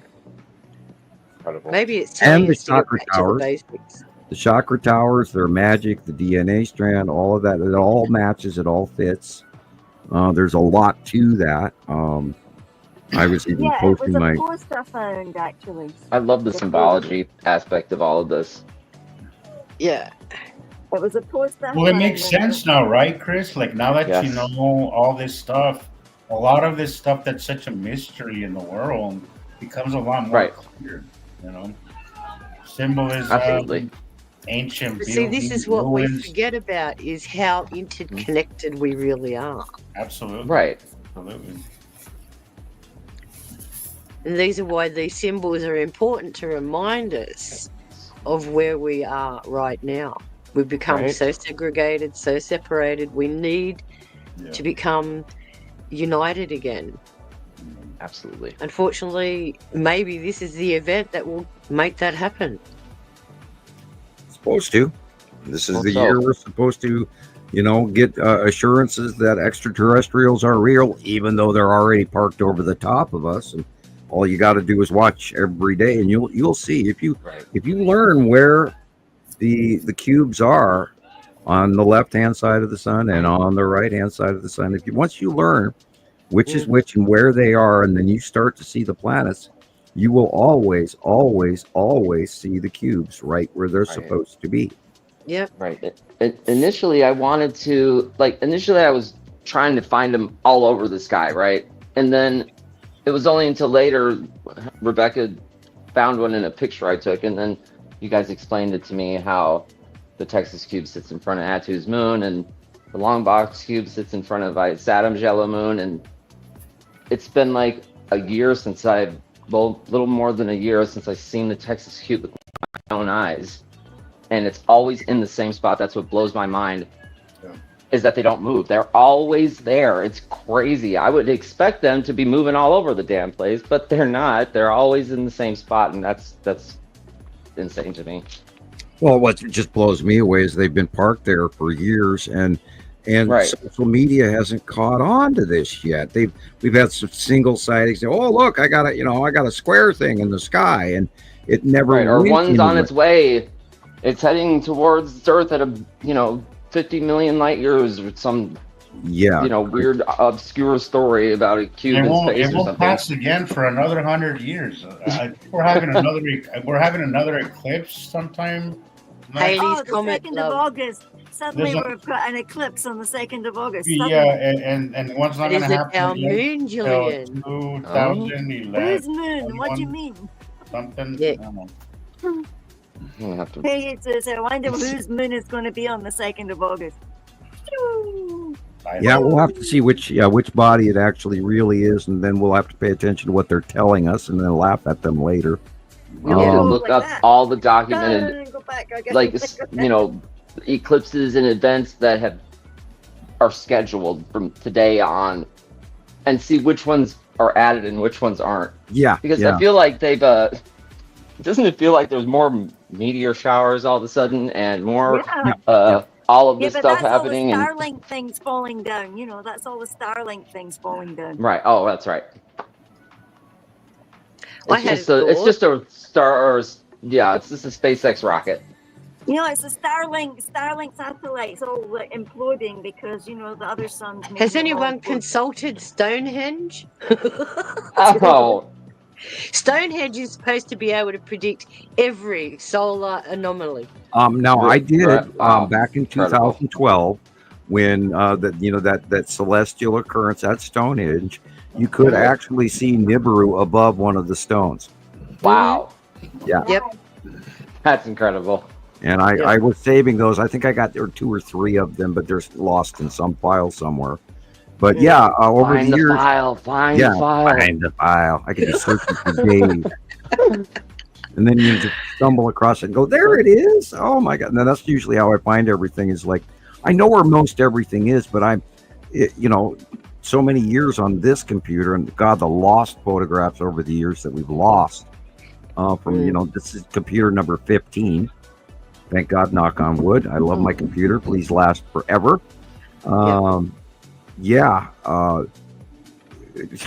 This is so documented. It's insane. And it just blows my mind. I mean, and we're the only ones that even talk about the cubes. Yep. Yeah. And we know the shit, and the fighter craft docking stations and the space tube and all the support craft, that we've got hundreds of sightings over the years, so it's just insane. This isn't gone. This has to get out, people. And only you out there can spread it, because we're doing our darndest. We're doing our show every week, and we're talking to you till we're hoarse in the face. Pardon the expression. Horse, but horse in the face. I thought I'd throw that in there. It's like a Samism. It's a Samism. Yeah, I get to make up my own words now. I'm joking. Yes, remember I said we have to have a vocabulary book to go with all this stuff, because that's smart. I agree. 4 hours in and Sam's feeling goofy, man. 4 hours in, I probably am getting goofy. I do get so kooky from being here too many times. Yeah, too many times. I don't know. Well, when you get older, you catch yourself talking to yourself too. Since the kids aren't here, I talk to myself daily. Like I answer myself. I have entire conversations. That's cool. I mean, in fact, it's supposed to be good for your cognitive function to do that. Sure. It can't be good if you have an argument with yourself and you lose. Yeah, I hate when that happens. Well, that's all. But yeah, I talk to myself. I do. Well, I mean, I don't find it weird. I don't find it weird. Like I'll reason about certain things, and I'll just get out with terrible. You're walking around. And I'm like, well, if it's on the right of the sun, that's a lot of my self-talking right there. Comes from observing the planets. Like I'm trying to figure out what it is I'm looking at. I do that in my driveway. I actually point. I'm talking to myself. I know my neighbors have got to be wondering what the hell's going on with me. I was that guy, he's pointing up at the sky again, talking to himself. All they have to do is ask. Yeah, true. And they're too afraid to. That's why they nominate us as crazy. Look at that woman running around taking photos. What's wrong with her? Oh, yeah, it's like when I go out the house and my Ring doorbell gets a picture of me. I just laughed when I took a screenshot of myself on my Ring doorbell, and going like cracks me up. I'm like, look at that. And you can see them up above as well. I'm just talking to myself like, oh my God, look at you going across there on the right, you sneaky little chunk. Yeah, I was in the middle of the road with two cameras. I had one camera on one hand, a camera on the other hand. I'm taking their pictures. They're just looking at me like, I wonder what the hell he's doing. I mean, I don't know how many times I said, oh my God, in my driveway. They probably thought I was making a TikTok or something. Yeah, they probably think like, all right, that guy's going live on TikTok.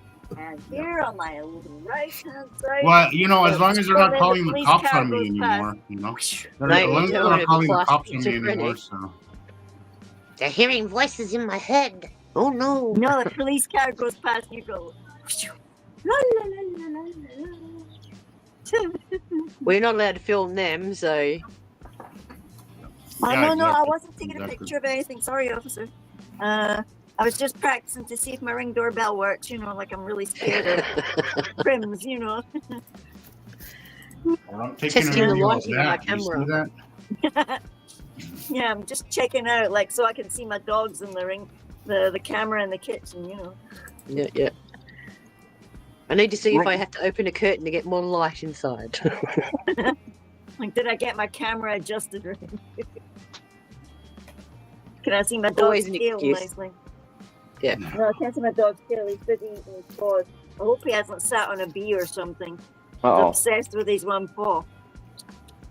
So what amazing stuff have you got to show us, Rebecca? Okay, let me... I thought you were going to bed, Gillian. Sorry. Me? Yeah, I thought... I didn't know, but I'd hated to start another video in case you were needing to leave, but you can go whenever you want. You can stay as long as you want. I'll just leave the classroom. I'll leave the classroom and like just back out of the classroom. Right. No. Back out and You've not bump been into chairs. excused. Trip over the dog. Detention. Detention.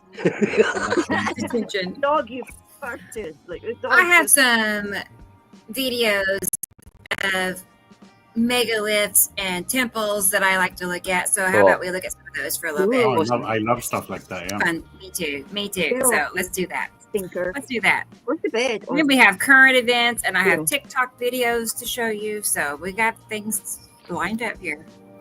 Cool. Why do you do that? You show all the cool stuff when I need to go sleep. Oh no. Sorry, Still Julia. here. Do that Ain't on for what? purpose, so I'll be watching it with my eyeball like that. My phone's Look at about those to die. That's bad. carvings. Look at this stuff.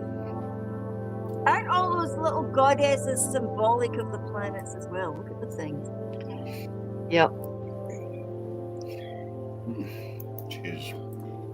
Look at the things. Look at the detail. And why do they remove some of the faces and their heads, Gillian? All one Because piece, they guys. don't want the truth.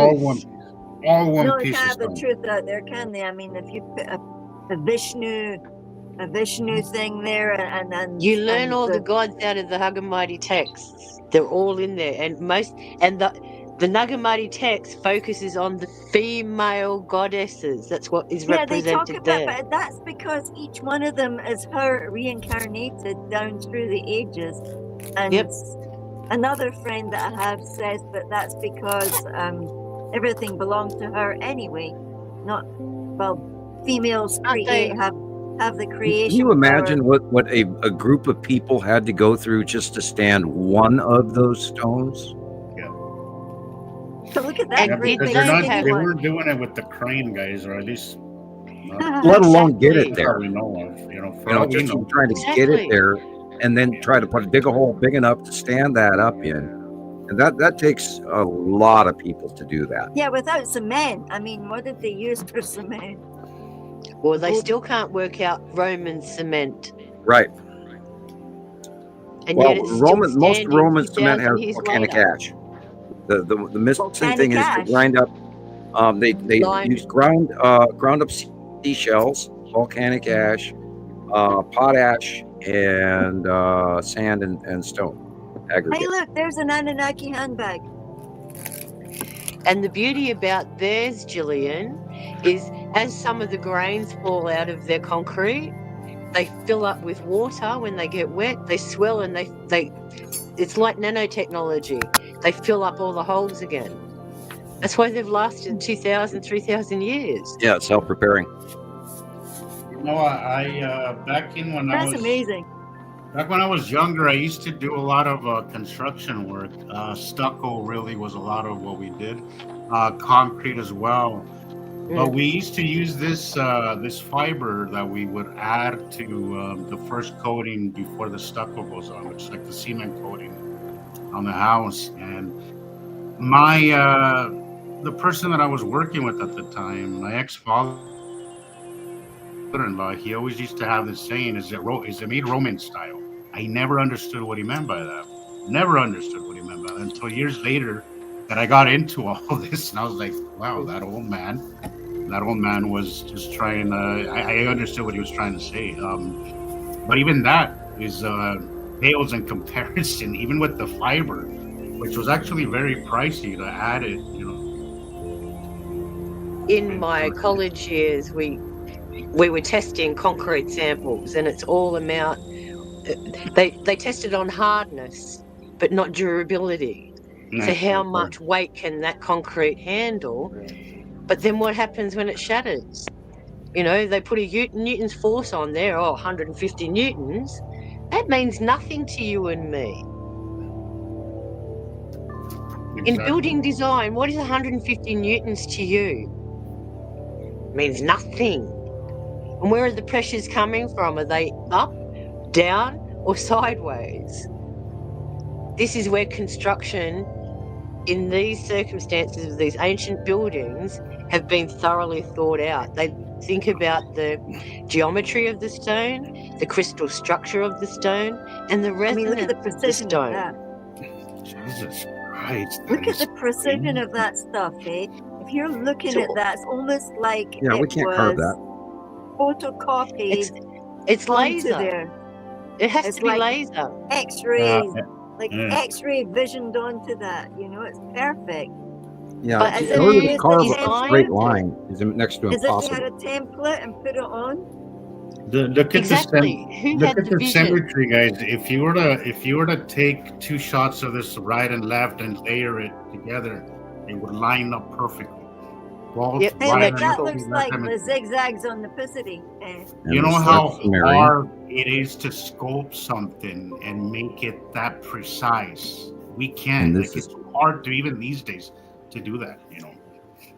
Those wheels used to spin. They were used as calendar devices, but because of tourism, they've actually made them so that they don't move anymore. Yeah, because people are dumb. They can't behave They're themselves. calendars. They're celestial calendars. That is insanity. Looking And from up look at there, the looking up there, put it back to moving. you see the top, how you could see how it's been. You could tell from right there the carvings how it starts. Yep. Yeah, it was completely unhewn, unfinished, and all of these are finished. Incredible. I would love to go Look at there. the elephant. Oh man, can you imagine going there, Sam? Yeah, just hug the rock, man. Oh man, I just Wow. want to Well, stand the there and Wailing hug Wall it, yeah.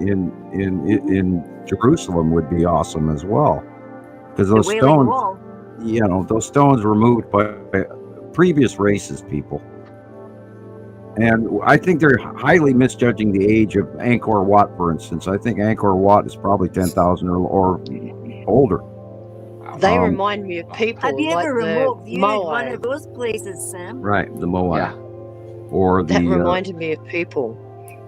well, the new those LiDAR things- technology that they're using around the world in South America or even in Egypt is discovering unbelievable new things. And that reports that's come out within the last month about the geology of the underneath of the Northwest, Pacific Northwest, and Arizona, and of course the Southwest as well. But all of the volcanic activity underground that they were never aware of, and now they're going, oh, we're in trouble.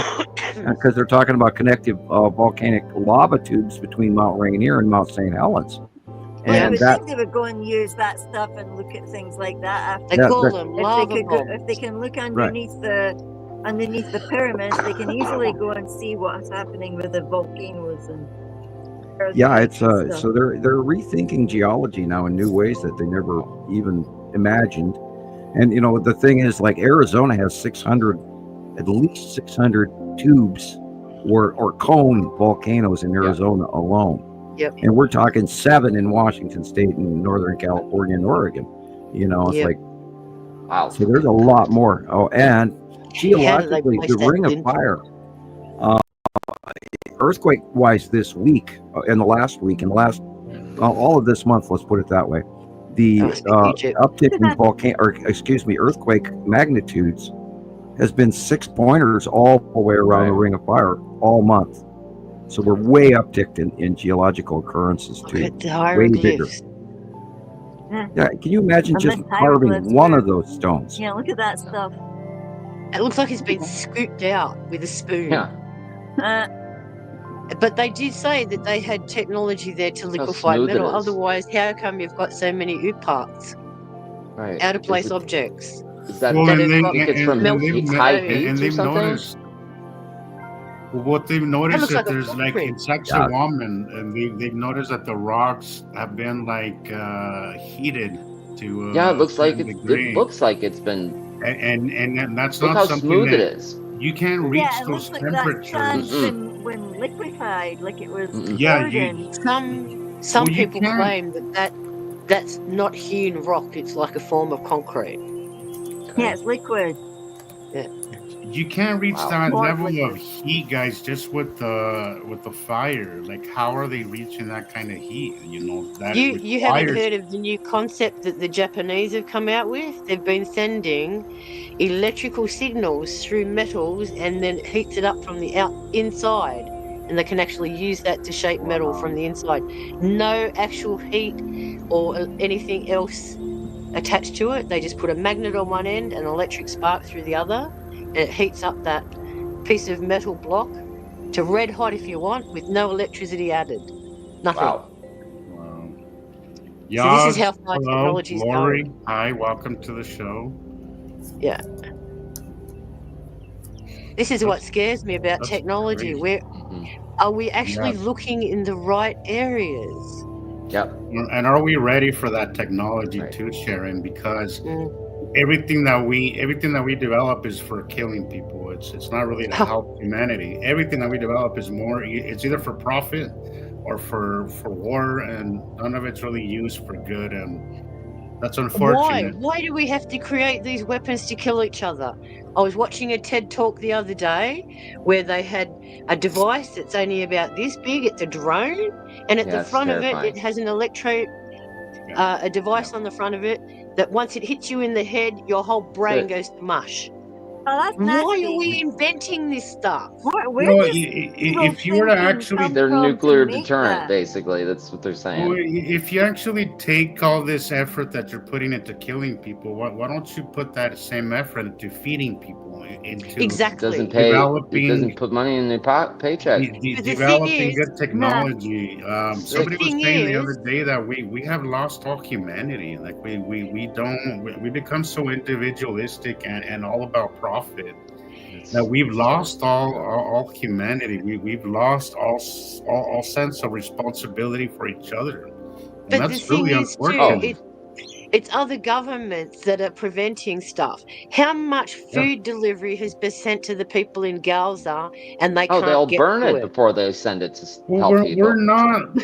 Tons and tons of material has gone there, terrible. and they'd much rather use the people waiting in line as target practice. Right. Yeah, they don't even send the stuff. Wrong? It's just vile. Don't know. Where are they sending? If people send aid, right? I've heard stories about where that aid gets to go. It doesn't go to underground. Yeah. Well, look, guys, we have enough food. We have enough everything to feed the world, and then some. You know, I don't like this whole thing that they say that we're overpopulated. If you really round it up, we're underpopulated. If you rounded up all the humans, we only take up maybe 10% of the planet. We're not. The thing is that we're not distributing wealth. We're not distributing our basic needs where they need to be. It's all about profit. It doesn't matter if people go hungry. It doesn't matter. None of that matters anymore. All that matters is making them money. But we're not like lacking the resources to feed everybody. Everybody should have what they need and they want. But we don't. We live in scarcity because that's what's good for profit. And until we realize that, we can break the cycle and break out of this. Dare I use the word matrix, because that's kind of what it is in our own way. We're living in this program.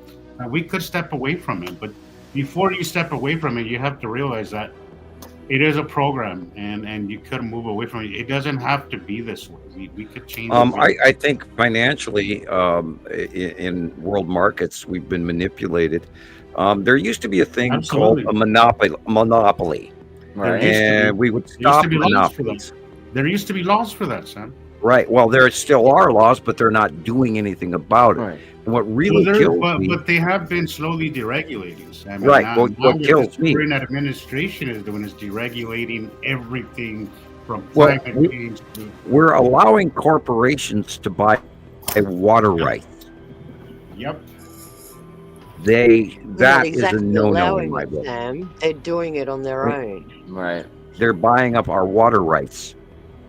Well, they're privatizing everything, Sam, is what they're doing. They're raping everything from us when you think about it. Air, water, food, commodities, minerals. Yes, that's exactly what's happening. There was a land lease agreement in Arizona where Saudi Arabia started growing alfalfa in Arizona and they were using up so much water, and they were off the book. And they weren't having to go through the same rules that farmers in the nearby area where they were pumping unbelievable amounts of water, and then they're putting these bales of alfalfa on ships and shipping it to Saudi Arabia, and we're feeding Saudi Arabia's cattle while our alfalfa prices are through the roof, because of supply and demand issues. And not only that, you guys, again, you check into the amount of crop failure we had in the United States this year. Oh my God. And how many fields were burning their crops because they didn't have anyone to pick it. And who owns them crops, Sam? Vanguard, BlackRock. We have two supermarkets here, and they keep saying Coles versus Woolworths. They're the same umbrella. Right, exactly. It's like, you have 10 different... This one and this one, the same guy. Right. It's like you got 10 different brands of bread at the store, right? So what? They're all owned by this one company that's owned by the one company that oversees all of it. So you're not getting choice. Members in that family that owns each brand. Right. There's entire shelves that are owned by one company, and it can be all the same freaking product.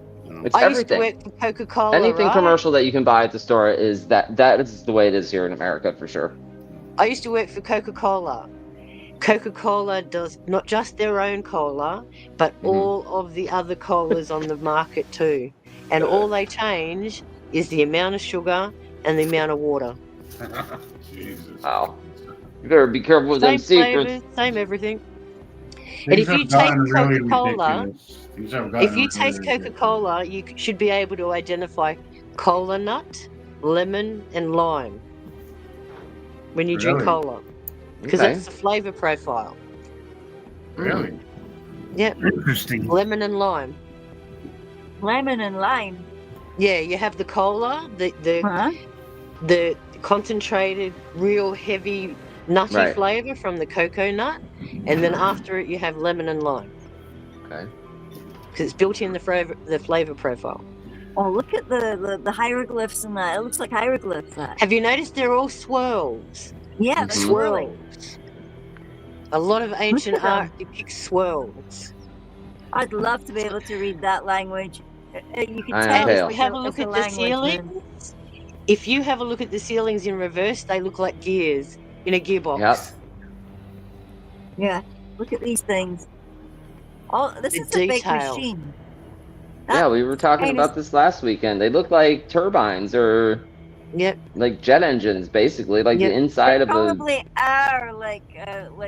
How do we know that this wasn't planned to be a Vimana? There's some recent information out about Angkor Wat, where they've taken this LiDAR technology and they have found undiscovered areas immediate outside of it, and they do believe that Angkor Wat is a power generation station. Wow. It's too big not to be. And it's even older than what they're suggesting. Look at that stuff, man. Probably landed the Vimanas on top of it. And if you go back and you think, okay, maybe this is, because they're saying it's 9,000 years old, but what if it's 50,000 years old? The pyramid. Yeah. 90,000 years old. Look at it. Well, you have to think too is that carbon dating isn't always accurate. Right. That was burned. See, this is the thing. They came up with these ideas and ran with it. It's like you cannot trust carbon dating because isotopes change all the time. Exactly. There's so many. And you know that. Tree rings are not reliable because you can have 2 or 3 growth cycles in a year. Exactly. Everybody thinks it's 1 year for each ring, but that's not necessarily correct. But this is what they teach you in school. Oh, you can count the tree rings to estimate how old a tree is. Hang on a minute. What about when it's been very lean in growth? It's been too cold, no sun, all the rest of it. Or now, it's just like geology. Now, go and checking all the layers of the soil samples and the sedimentation. That's how we find our gold. Well, and now take into consideration now what we're seeing now, Sharon, is that we're seeing 2-3 growth cycles of vegetables and stuff. So, there's so many factors that we can't really rely on a lot of it. Exactly. So not all science is truth.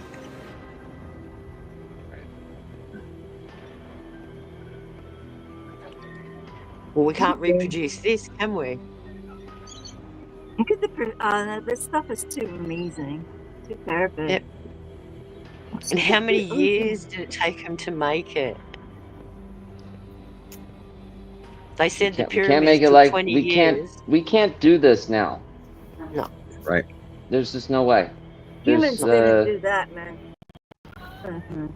And it's almost like that's just too bad, because why can't we make anything like this beautiful in our world? Everything is exactly. If it was profitable, we'd probably find a way, dude. But how do they know? It's not profitable, so who cares, right? We'll just do something else.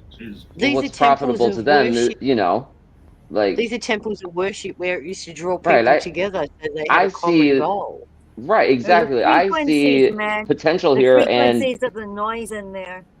That's Egypt. Well, it looks like Egypt.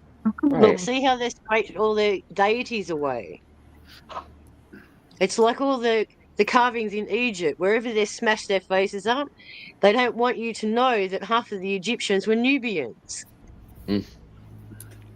The black races, they seem to think that Egypt was only white pharaohs, so they smash all the noses off. So that that has to do with the upper Egyptian culture, or the lower, which are, by the way, reversed. The upper is down south, and the lower is up north. Up north. And the Nile River runs backwards. The only river that runs backwards. Yeah. And the birth of the Nile is some interesting country. And now they've gone and put all those dams in there. Yep, now they've gone and put those dams in it. And the countries below, like Egypt, for instance, got really mad about it. But, I mean, they can't get mad about it because the actual river started in their country. So they do have... Right. Now, I think a great deal of the flooding that we're seeing in China has to do with the overdamming, and don't forget the tofu construction issue. Yes. And that's because they're making substandard cement. Yeah, they're making cement out of sand that has salt in it from ocean salt. And we actually have a shortage on the planet of sand, believe it or not. Yes. Believe it or not. Yeah, we do. There's a documentary called The Sand Wars. Wow. Look at that. Right. Miami is a big recipient of those, is a big one, because they're sinking and they're constantly needing to level well, they're not that they're sinking, but ocean currents are getting higher. Right. As they get higher, they need more sand to level that, What about all the artificial islands they're building in Saudi Arabia? Yeah. Right, in Dubai and all that. I think they get all that stuff local sand. there, they're though. Sand islands. Which have largely been a failure. They built it, and apparently no one's really living on them.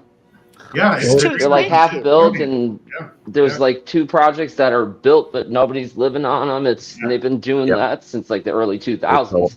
Right. Yeah, largely it's been a failed effort. Whatever the billions. I mean, really cool, but at the same time, it's like now they're trying to build these mega cities. Well, it's like all the billions that Chinese made. They're knocking them all over now because they're not financially viable anymore. Well, no, the military islands they laid out are already sinking, and they're already rotting, and they didn't even get 10 years out of them. And they built all those, they're in what they call their international water. And there's a big argument over that with the Philippines and Malaysia. And, they're going, no, excuse me. The Philippines are saying, this is our water, and you don't have a right to do that. And then so they took these coral reefs, and all of a sudden they, for years, started dumping stuff, and Chinese people are, the government's taking over. One of those countries is flooding. Interesting. Yeah, and they're all sinking. Yeah. We remember, everybody, our geology changes every 75 years. Right. And people, they think it's constant, and it's not. What you see today won't look the same 75 years from now. Nope. If you listen to Jason Brashears, he says the Earth cycle is every 138 years. Okay. Mm-hmm. It's in all the documentation of all of his chronologic stuff that he's put together over 20 years. 138-year cycle. Guys, Yeah. I'm going to go to bed, okay? Okay, Thank you Gillian. for a lovely show. Good night, Gillian. Take Good night, care. Gillian. Good night, everybody. Good night, Jillian. Night, Good Good talking to you Juliet. today. Yeah, it was good talking to you too, Chris. All right, we'll talk during the week. Nice All seeing right. you, Jillian. Talk to you Night, later. night. Bye. Good night, Good Jillian. night. Bye. Find the button. Where's the button? You can see where they've been rubbing on those, Yeah, rubbing the statues. I'll bet. On the good luck part. Yeah. Yeah, the good luck parts. What? I want Okay. babies. I want babies. The lady bits. When you see some of the Interesting. statues and they're highly polished in some of the Good areas, night, that's where Caroline. people do all their rubbing and Night, stuff. yeah. Hi. Good night, everybody. That's like good night, Gillian. That's just If I like can find there's the a button. Jeez. a crypt, You want me to a help crypt you? somewhere, a crypt somewhere where there's Ooh. an effigy of somebody, and they keep rubbing his nose, and you can see Right. that Right. the nose is really highly polished. That's all the oils coming off our skin. Oh, yeah. No, yeah. Imagine. You might have to boot it, Rebecca. I know. You want me to give you a hand? Just give us the word, Gillian. Oh, look, Yay it's or a big nay? shell. Look, it's a giant See, shell. she don't want to go. She doesn't want to Right? go. She's stalling. Well, we were talking till 3 in the morning the other day. Hey, Gillian. Yeah. We're bad. Y'all are wild. It's all right when I'm off. When I've got other missions Right. to go to in about 5 hours, it's like, Yeah. Woo! Well, stay happy, smile. Don't let them get to you. nah. nah. Right? Don't, Jillian. Don't let them get to you. I'll Don't see if let I can them bring save you another down, cat. Gillian. That's always good for a high, you know. Good on you, Gillian. You did your good deed for the day. I know I did my Rebecca. Mhm. I saved the rescue. ginger cat. That's right. Cat saver. Cat savers, You're- Rebecca. We're You're the cat hero, savers. the cat hero. Cat hero. Do we need capes? We need capes for that. Right. Night, night. I'm trying to find the off button. Where's the off button in this new StreamYard thing? It's the That red little one arrow. with the arrow going to The the red right. arrow there. Oh, there There he it is. goes. I've got him. I've got him when I minimize. Night, night, Yay. people. Good night. Bye. Yeah, bye. Gillian has left the She building. did it. Yay, she did it. Practice makes perfect. And have a look at some of their animals. They're not anatomically the same as what we see them. Have you noticed that some of their animals are completely different to ours? Yeah. In Angkor Oh, Wat, yeah. they've got a few that look like Stegosauruses, which has been That's interesting. causing a great big to-do over. They're going, which, at some point in time, maybe 15,000 years ago, there were still a few of them running around. Well, there's but ancient paintings from the 1500s with people riding around on Stegosauruses. Right. There's evidence that we walked, that there was humans and dinosaurs at the same time. There's been Well, We evidence. just have to look at them like big lizards. That's all. Look at how many early 1800 photographs there are of giants in China Yeah. and in Russia. Wasn't there a video clip going viral about 5 years ago of some really tall giants that were walking around Egypt? Yes. Yeah, and they disappeared. A lot of that disappeared. Disappeared. There was a Well, now whole- remember the a whole Smithsonian. story about how the military had, and I don't know because a lot of it, could be just internet misnomer, but there was a lot of rumors around that time that there was some military battle or something. Yep. In Afghanistan and Iraq, Yeah. in Afghanistan. Yeah, the Smithsonian institution destroyed all of the giant bones they had about 5, 6, 7, 8 years ago, and I think that was a huge crime against humanity. It is but- a crime to erase our history. You should be locked away. But for every one they destroy, there's another one being discovered. Yep. Oh, that's good. They can't hide that when it hits social media. Look at that. None of that looks human. Lions' heads. Look at their lions' heads. Why are their heads lions? That's not a lion. That's something else. But why are they represented as lions? The planet groups come out of Leo. Exactly. When they arrive. So that's why they're revered as lions.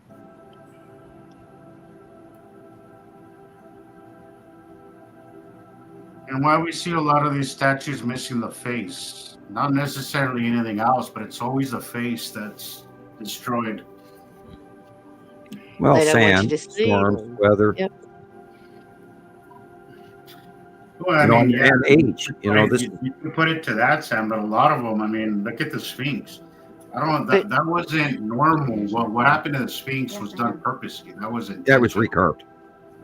Yeah, it's supposed to be a lion's head, and there's stelae out there that actually show you that it actually had a big fan that used to sit in one of the holes in the back behind the legs, where they put one of the trap doors. That used to have a big fan that used to sit in the back.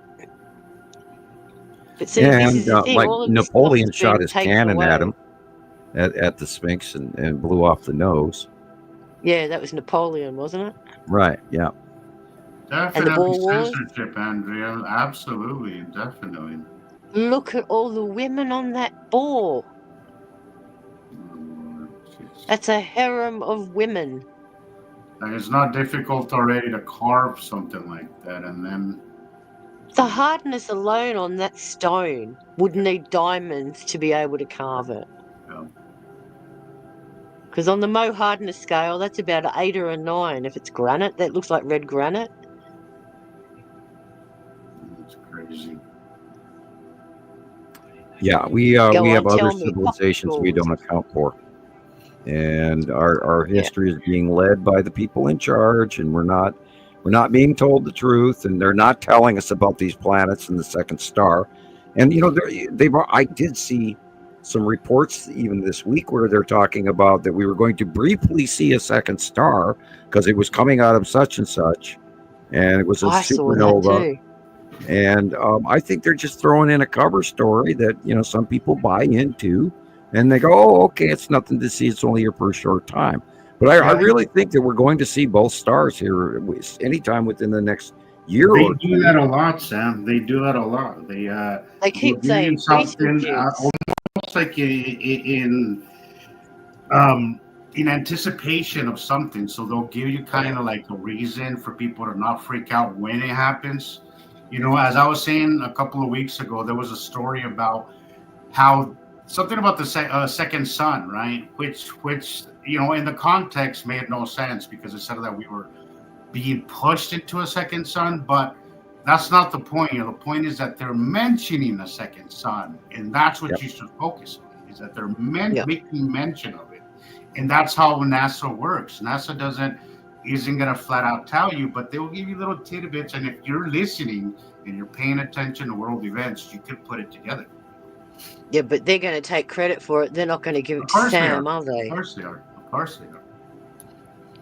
But we have files and files to prove that they're full of shit, and that we made this story public before they ever decided to. If that ever comes up, them carvings. What are they trying to tell us, people?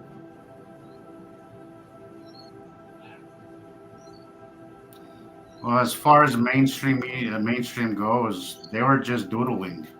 As far as that's what they say. All this was just doodles, just people bored in this, Yeah, just biding their time, doing nothing because they had nothing else 25 years. Yeah. Yeah, they didn't have other priorities like feeding themselves. So let's just go build a temple out of a piece of granite because I got nothing else better to do. Yeah, no. Nobody goes to this extraordinary effort just out of boredom or just out of making some mythological story. No, absolutely not. One of the current stories about Goblia Tepe is they're talking about how it was reburied, and it's like, huh? You know, and I think that's an excuse to not realize the fact it's probably even older than they're admitting to. And you know, the carvings and all of that, they really remind me of star cluster patterns that are laid out by a group of people and changed into animals, these strange animals. And I think there's a lot more information there of an even ancienter society than they're willing to admit to. But cultures, you look at cultures, the indigenous Aboriginals always had animals as their representations. The serpent, the sky serpent, the rainbow dreaming, they were all represented by animals, not humans. So the symbology of the animals represents things that they are seeing in their everyday life. That's why they have the oral stories that go down from tradition to tradition, because not necessarily you can idolize something. And in a lot of religions, you cannot create idols of beings. So this is why they represent them as animals. It would be blasphemy. How dare you? Well, how many times have we been told there is no real image of Jesus Christ? You weren't allowed to copy his image. But how many people have idolized an image that they think that's what he looks like? Oh, you mean white Jesus? Caucasian Jesus? Yeah. That's the one. We all know he was black. No, he was Palestinian. He was brown. He's brown. Well, he's Mexican. I didn't mean like Southern Africa black. Jesus says, yeah, everybody knows he was Mexican. Yeah, he was Mexican. His cousin was Aussie. Yeah. So what do you got lined up, Rebecca? Okay, well, let me get my videos back up here. I have some videos from TikTok that were some interesting things. So let's look at that for a moment. Cool. Let's do that. Yeah. That would be cool. What if we started a trend where we dark blue, light blue, dark blue, light blue. Where we live. I think that's really cool. Planet.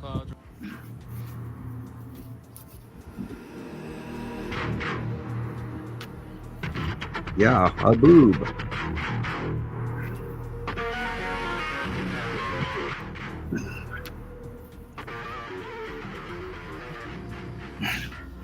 What is that?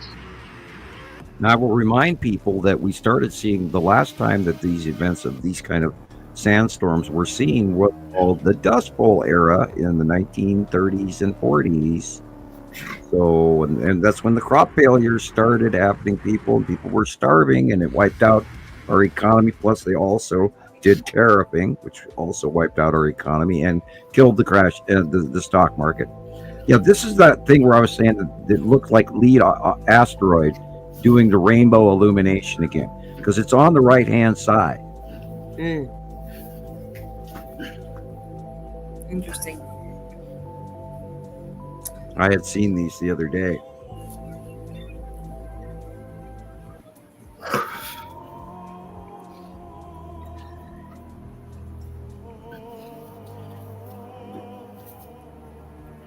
I believe these are due to close planetary passes. I do too.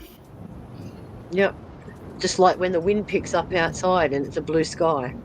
Like when a helicopter comes into land. Yep. Except the planets don't land. They electrically repel each other. Yeah, but they still have their unseen effects, yeah. Things that happen to us, like the wind and all that kind of stuff. Yeah, they affect the wind and they push, and the direction of how it rolls is completely contrary to a sandstorm. True. Very true. This is going on all over the planet right now. So, you know, if you're living in an area that's prone to earthquakes, do not be surprised if you see a 6-pointer in and of course the cluster is still going on in Japan and offshore, and Kamchatka, which is north of Japan. It's phenomenal. Yeah. Oh, look at the strike. Oh yeah, a lot of ball lightning is being seen all over the world too, by the way. It confuses me.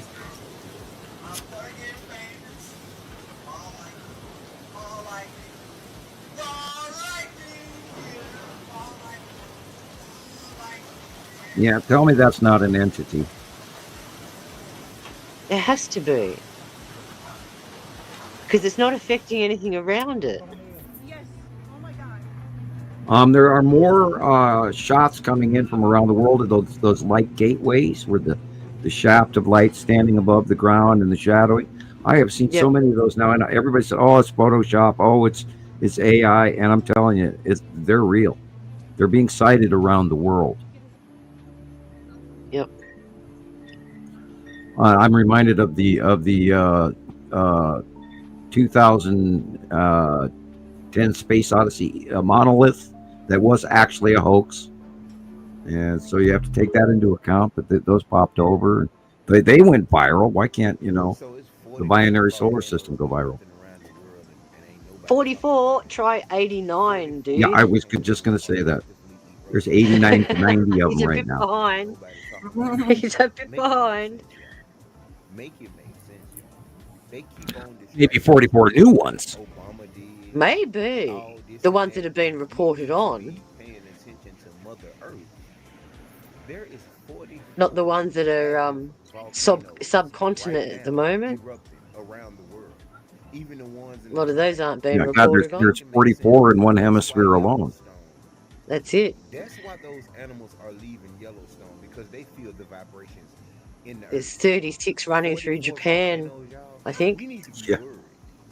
We need to be worried. Make it make sense. And then you've got the Tonga one. I think there's 2 or 3 actually erupting in Japan alone. Yep, 3 right now. And then one of I was watching Iceland this morning, and one of the pillars, the plumes, the cores, dried up, but they still got 2 pumping out of the one. And it's putting out all kinds of really cool lava. Look at that. See, that looks like a normal lightning storm, people. Yeah. But the question is it underneath Saru? Exactly. The cloud's too flat. Yep. What is it? Capturing this bizarre and brilliant ball of light moving across the horizon. It's like a fireball, but not really. It's the wrong color. And that is way larger than anything normally created. Lightning that struck just under a kilometer from their home. Ed Party says it spawned the display. How do we know they're not trying to open up portals to come in through this realm? Yeah, exactly. And we've seen plenty up in the sky. We've had dozens of reports in the last 5 years alone of ships creating wormholes, opening them up and flying into them and out of them. Yep. Kind of reminds me, when you were talking about the ghost before, it kind of reminds me of an episode of Doctor Who, and it was sort of like people in the UK were seeing more and more ghosts appearing, and the ghosts were coming across as if they were distant or past relatives. And what it was like a shadow, and in the end it was all Cybermen, and the Cybermen were coming to take over the planet. But what they did is they had to come and show themselves in front of these people to make them comfortable before they came and took over the world. It looks like the bottom of Saru. So those kind of things sort of make me think, are they trying to do the same? Well, I've been watching, and all the troops walk through. I've been watching a rather controversial spook YouTuber. It's called Really Haunted. Yes. And I've been listening to some of now he has his Alexa computer does this weird shit where it's starting to talk and tell him all kinds of stuff that he's not asking Alexa. This is something other than Alexa. And I don't know how he's doing it. There's a lot of people say it's a hoax. But I'm almost inclined to think that he is actually having extraterrestrial beings that are trying to talk to him by some of the episodes. and it's a really scary thing to watch him. But he's not afraid of them, and he's not going to let them chase him out. It's evolved. He's been doing this for I think about 3 years now. But if you want a good spook show, watch Really Haunted or Slapped Ham or Nuke's Top 5. Yeah, I watch a couple of different paranormal places around the place, every week. And spirit boxes. They are really interesting. People that connect with spirit boxes. There's some good ones and some bad ones out there. Of course. And then you think, who's just picking up radio signals from off the, off the airwaves, randomly chosen. Yeah. But the one that actually got me was that interrupted television broadcast in the 90s. And it was only about 30 seconds, and it was a warning. Yep. That still gets to me, that one. And they kind of just buried that and never talked about it again. But I remember that, Jen. It's pretty creepy. It's 9 o'clock at night in Atlanta.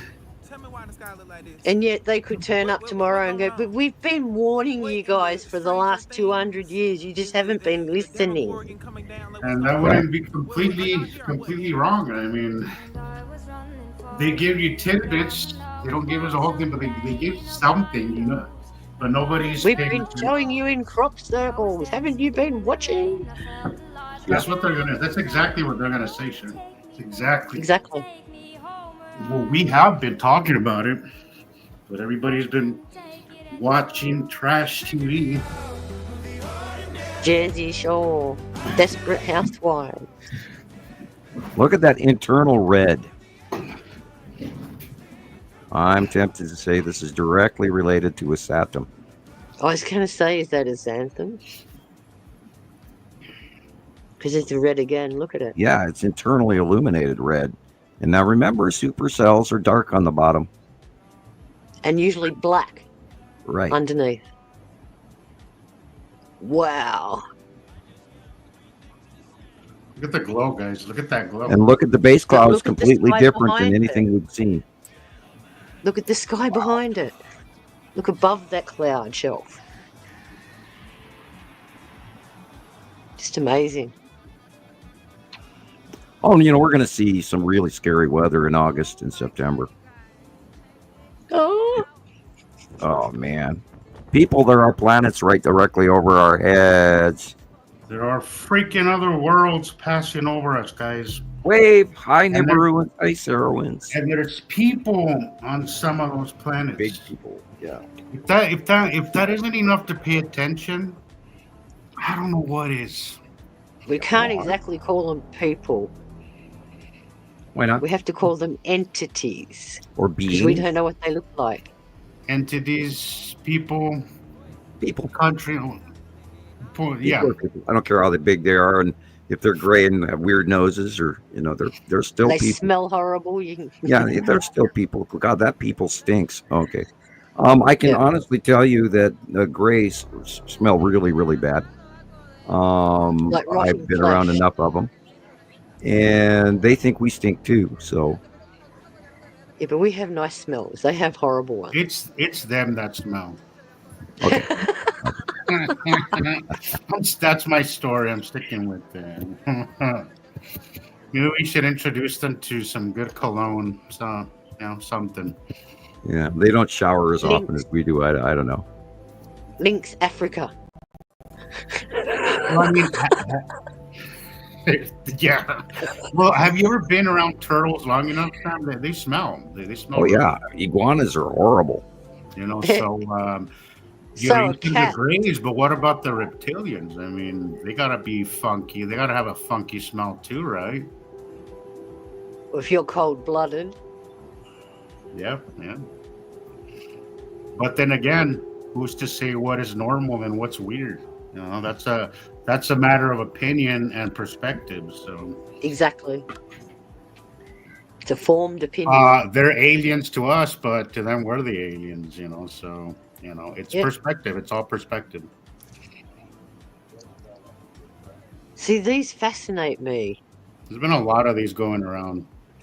And even though some I believe are probably just AI, there's some that are very questionable, like very questionable. And because we're seeing a lot of electrical activity, it wouldn't. Wow, that's crazy.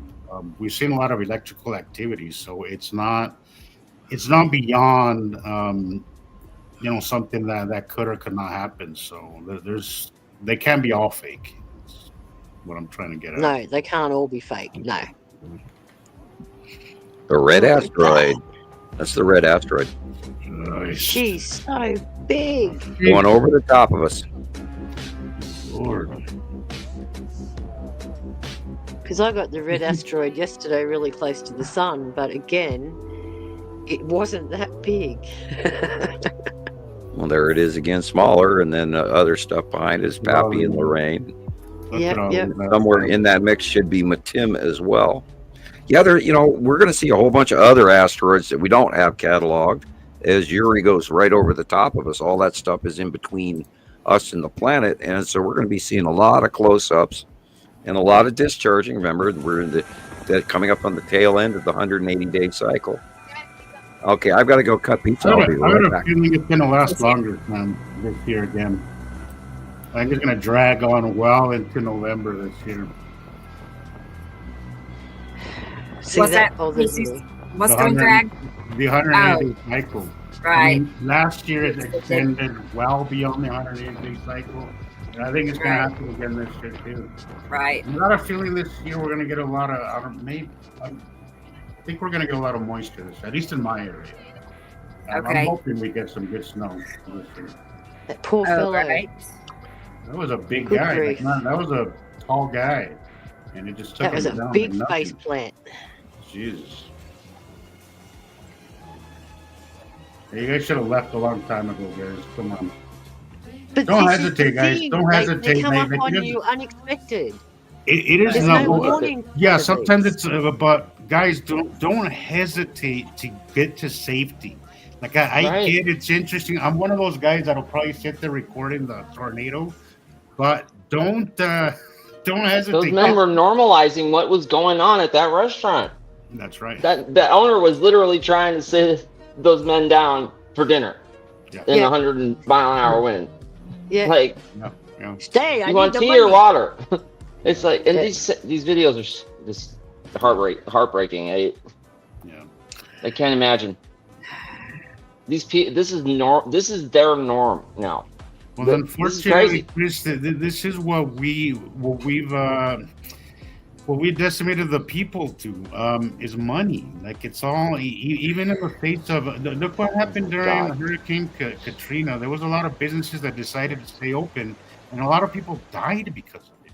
Now, I'm not excusing what the person did who kept them there, but the thing is that corporate it's standard procedure now to just keep it a business open even in the wake of a huge storm, and that's not something that we need. We could continue doing.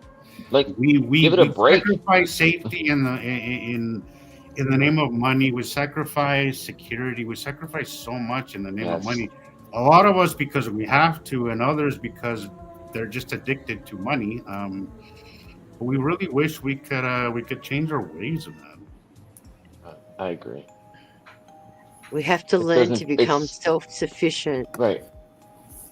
Well, that's what they're doing, Sharon. Again, like they're making us to where they're making us so dependent on them, and if we let that happen, we're screwed. Like we are so screwed because we are. That's why they want around us into 15-minute cities, hon. Well, we're seeing it with money. We're seeing it with electric cars. We're seeing it with all that, and little by little, they're going to have so much control over us. Yep. Well, I hope everyone's going to be prepared by the end of the year, because Saturday, the 19th of July, was when the WHO implemented their latest plan. Pandemic agreements across the world is global now, and that sets up CBDC. Vaccination passes on your phone. We're all going to be digitized by the end of the year.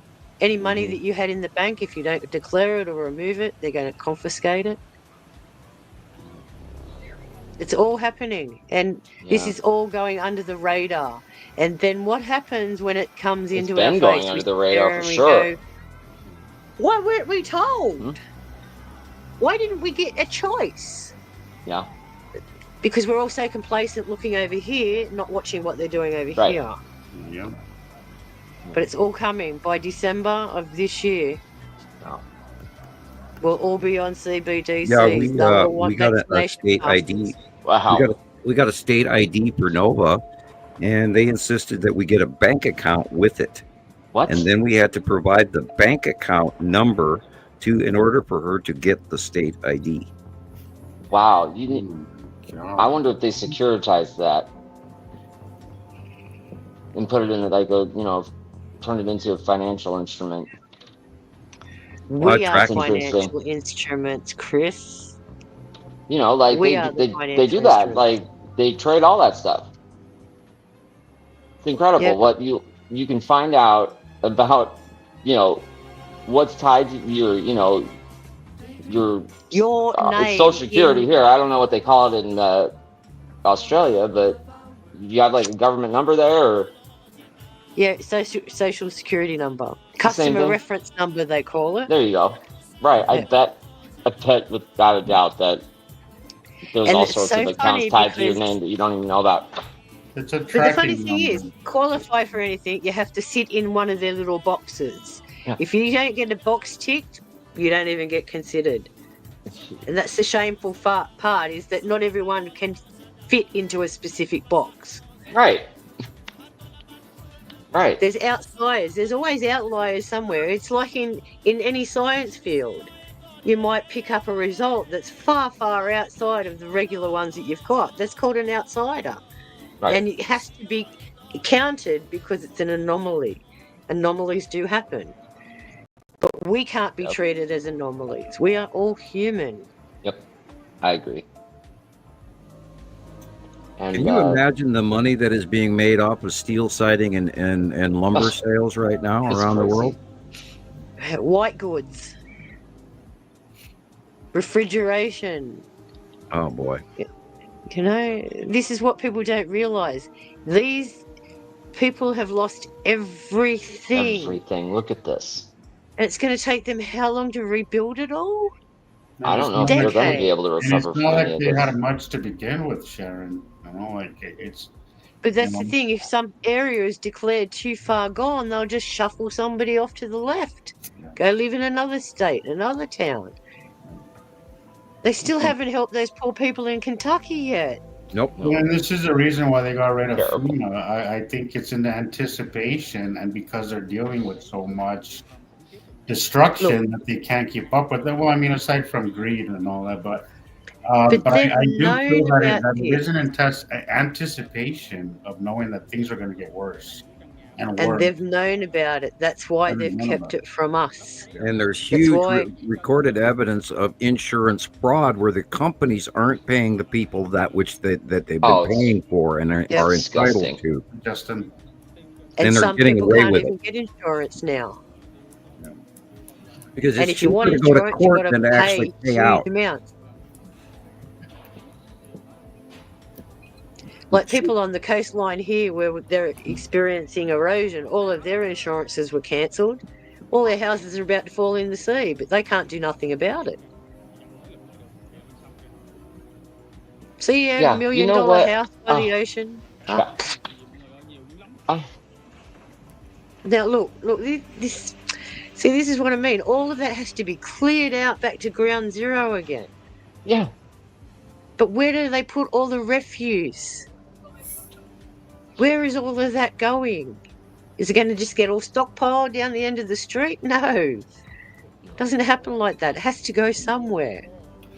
Yes, Rachel, that's what I was trying to say, is that they don't have, they anticipate that they won't be able to keep up with all these disasters.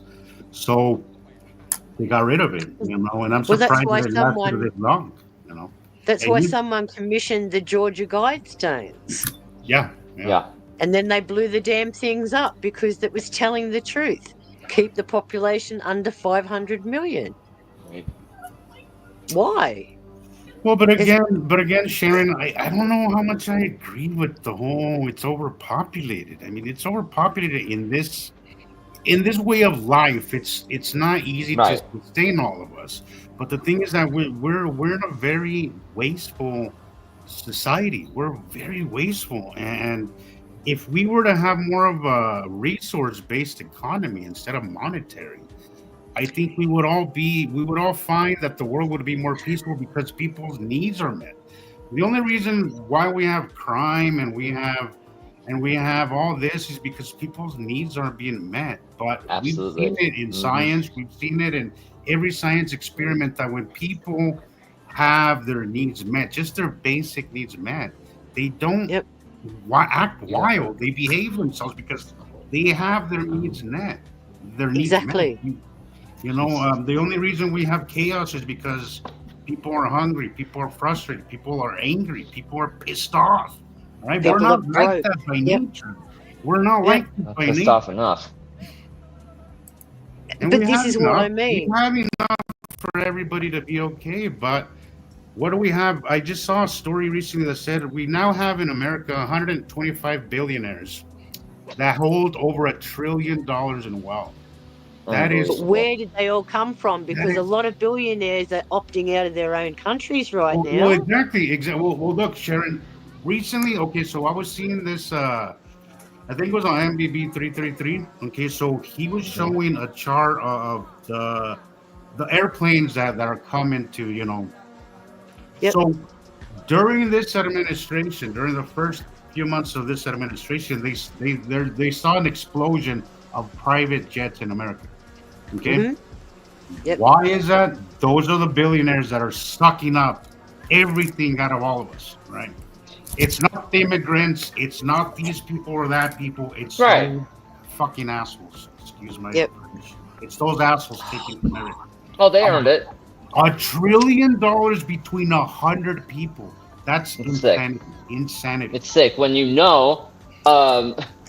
you gave $1 million to the entire, this is called the United States. People are parasites, and society needs to get rid of this kind of. They still got 75% of the supply of assets and funds if they gave everybody $1 million. That's how big $1 trillion is. It's a drop in the bucket for them. It's crazy. But look at what Jeff can't Bezos. take it with them. Well, look at what Jeff Bezos says. He says that he wants his workers to be terrified every time they go to work, so they keep working. That's what they want, right? That's what they want, and they don't pay. You have $1 trillion company paying $20 an hour to its workers, working them 12-hour shifts, right? And they have to get on welfare to just to get by. There's something wrong with that system. Rock slides, landslides. Again, they can't take it with them. And what are they going to do with all this money? Aaron, what happens at the end of the Monopoly game? What happens at the end of the game? When somebody owns everything, what happens? So you have everything. Now let's start over. Like this infinite growth that our economy says that we have to keep growing and keep growing. That's cancer. That's literally cancer. It's referred to as standard obsolescence. Yeah. As long as we have this infinite growth economy, that's so stupid. Like how could we be so stupid to think that we could keep growing and nothing's ever going to stop? I don't know. Who do we owe all this money to? Look at the world debt clock. Yeah. Who do we owe all this money to? No. I shake my head going, every time I try to learn about it, it goes somewhere else, Well, I mean, they've already made it to there's no vacation. This is $50,000 per person. We get paid time off. We don't get health care. I have to pay for my own health care. My job doesn't offer it. No, most of these jobs, they don't offer none of this stuff. It's just a basic wage, and it's not even a living wage anymore, guys. Well, I hear Europeans and people in Ireland and in Europe talk about, well, we're going on vacation. Yeah. and it's a month long. And every time I hear that, a bell goes off in my head going, I don't even know anyone who could afford a vacation, let alone whoever got the time off from wherever they work, because you'd get fired if you did here.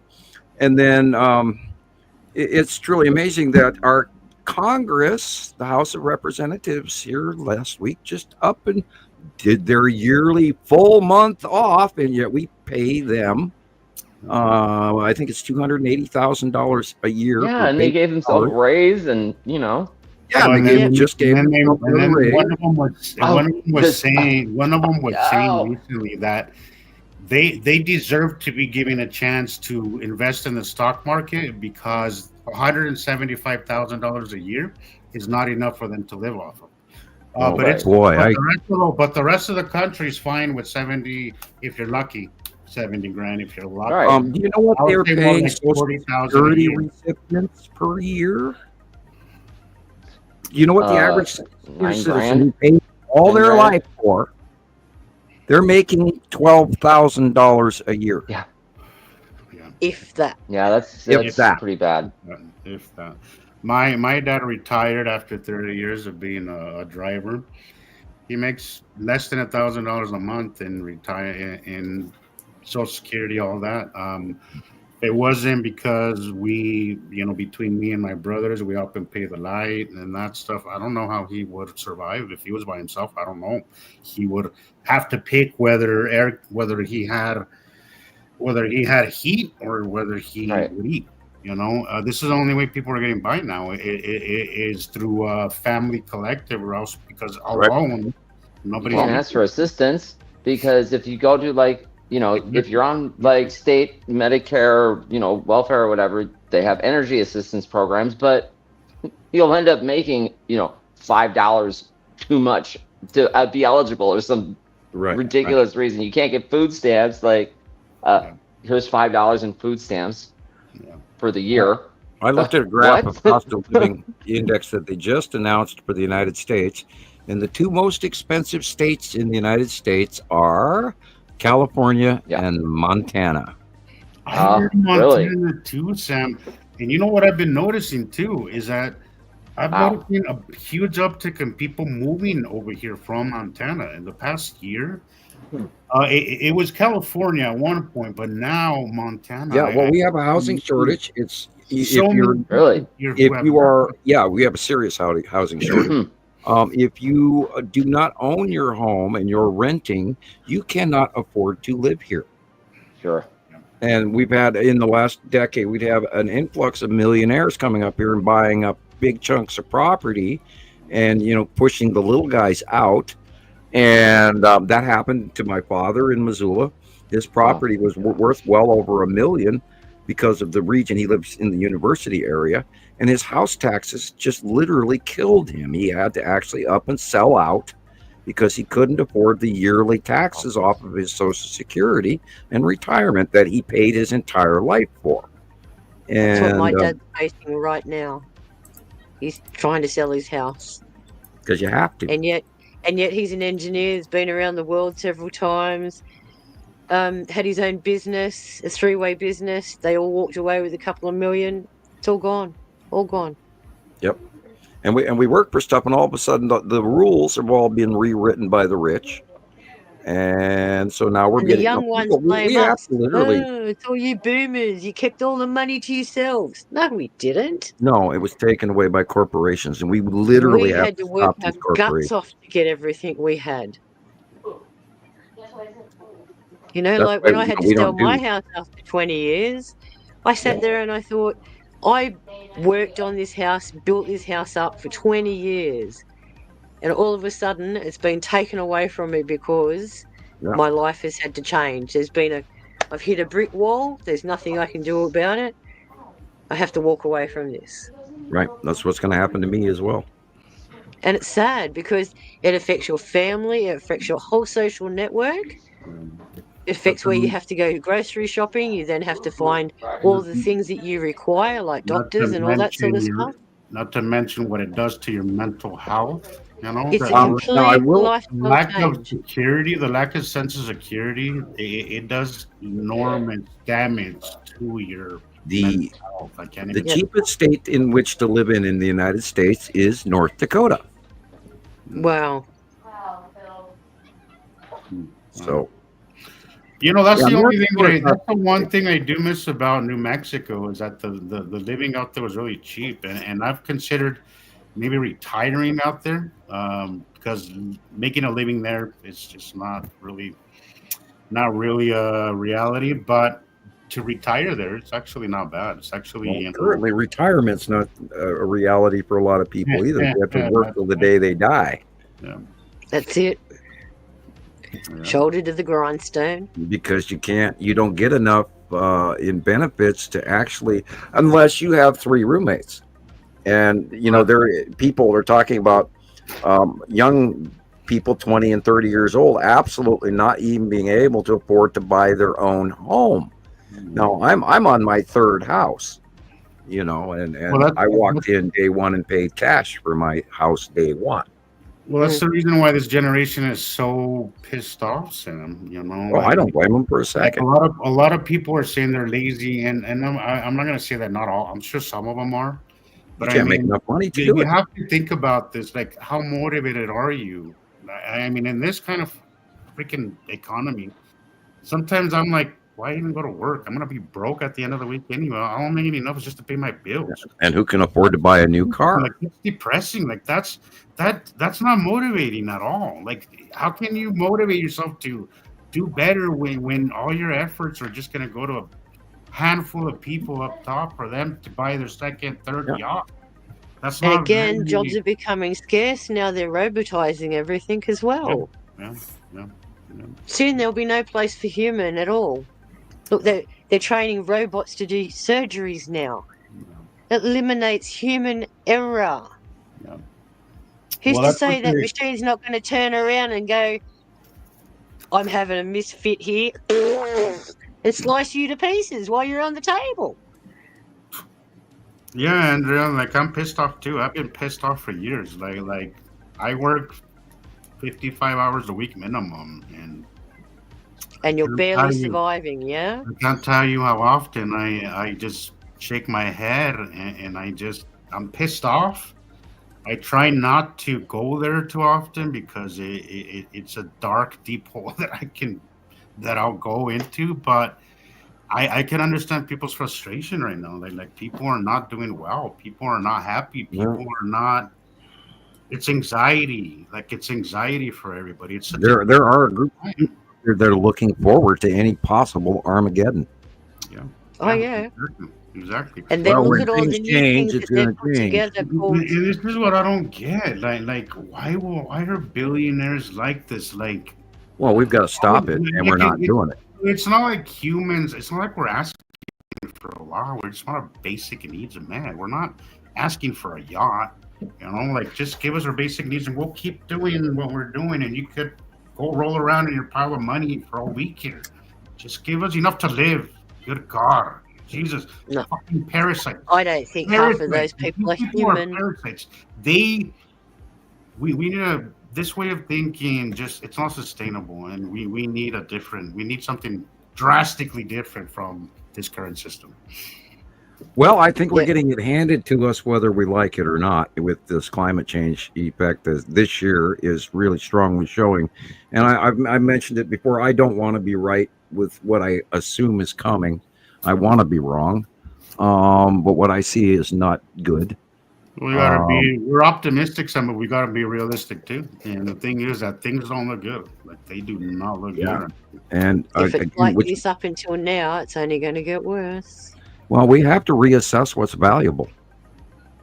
We have to change our points of view. And I think we're going to, like we're even talking about refrigeration right now. 5 years ago, it wasn't an issue.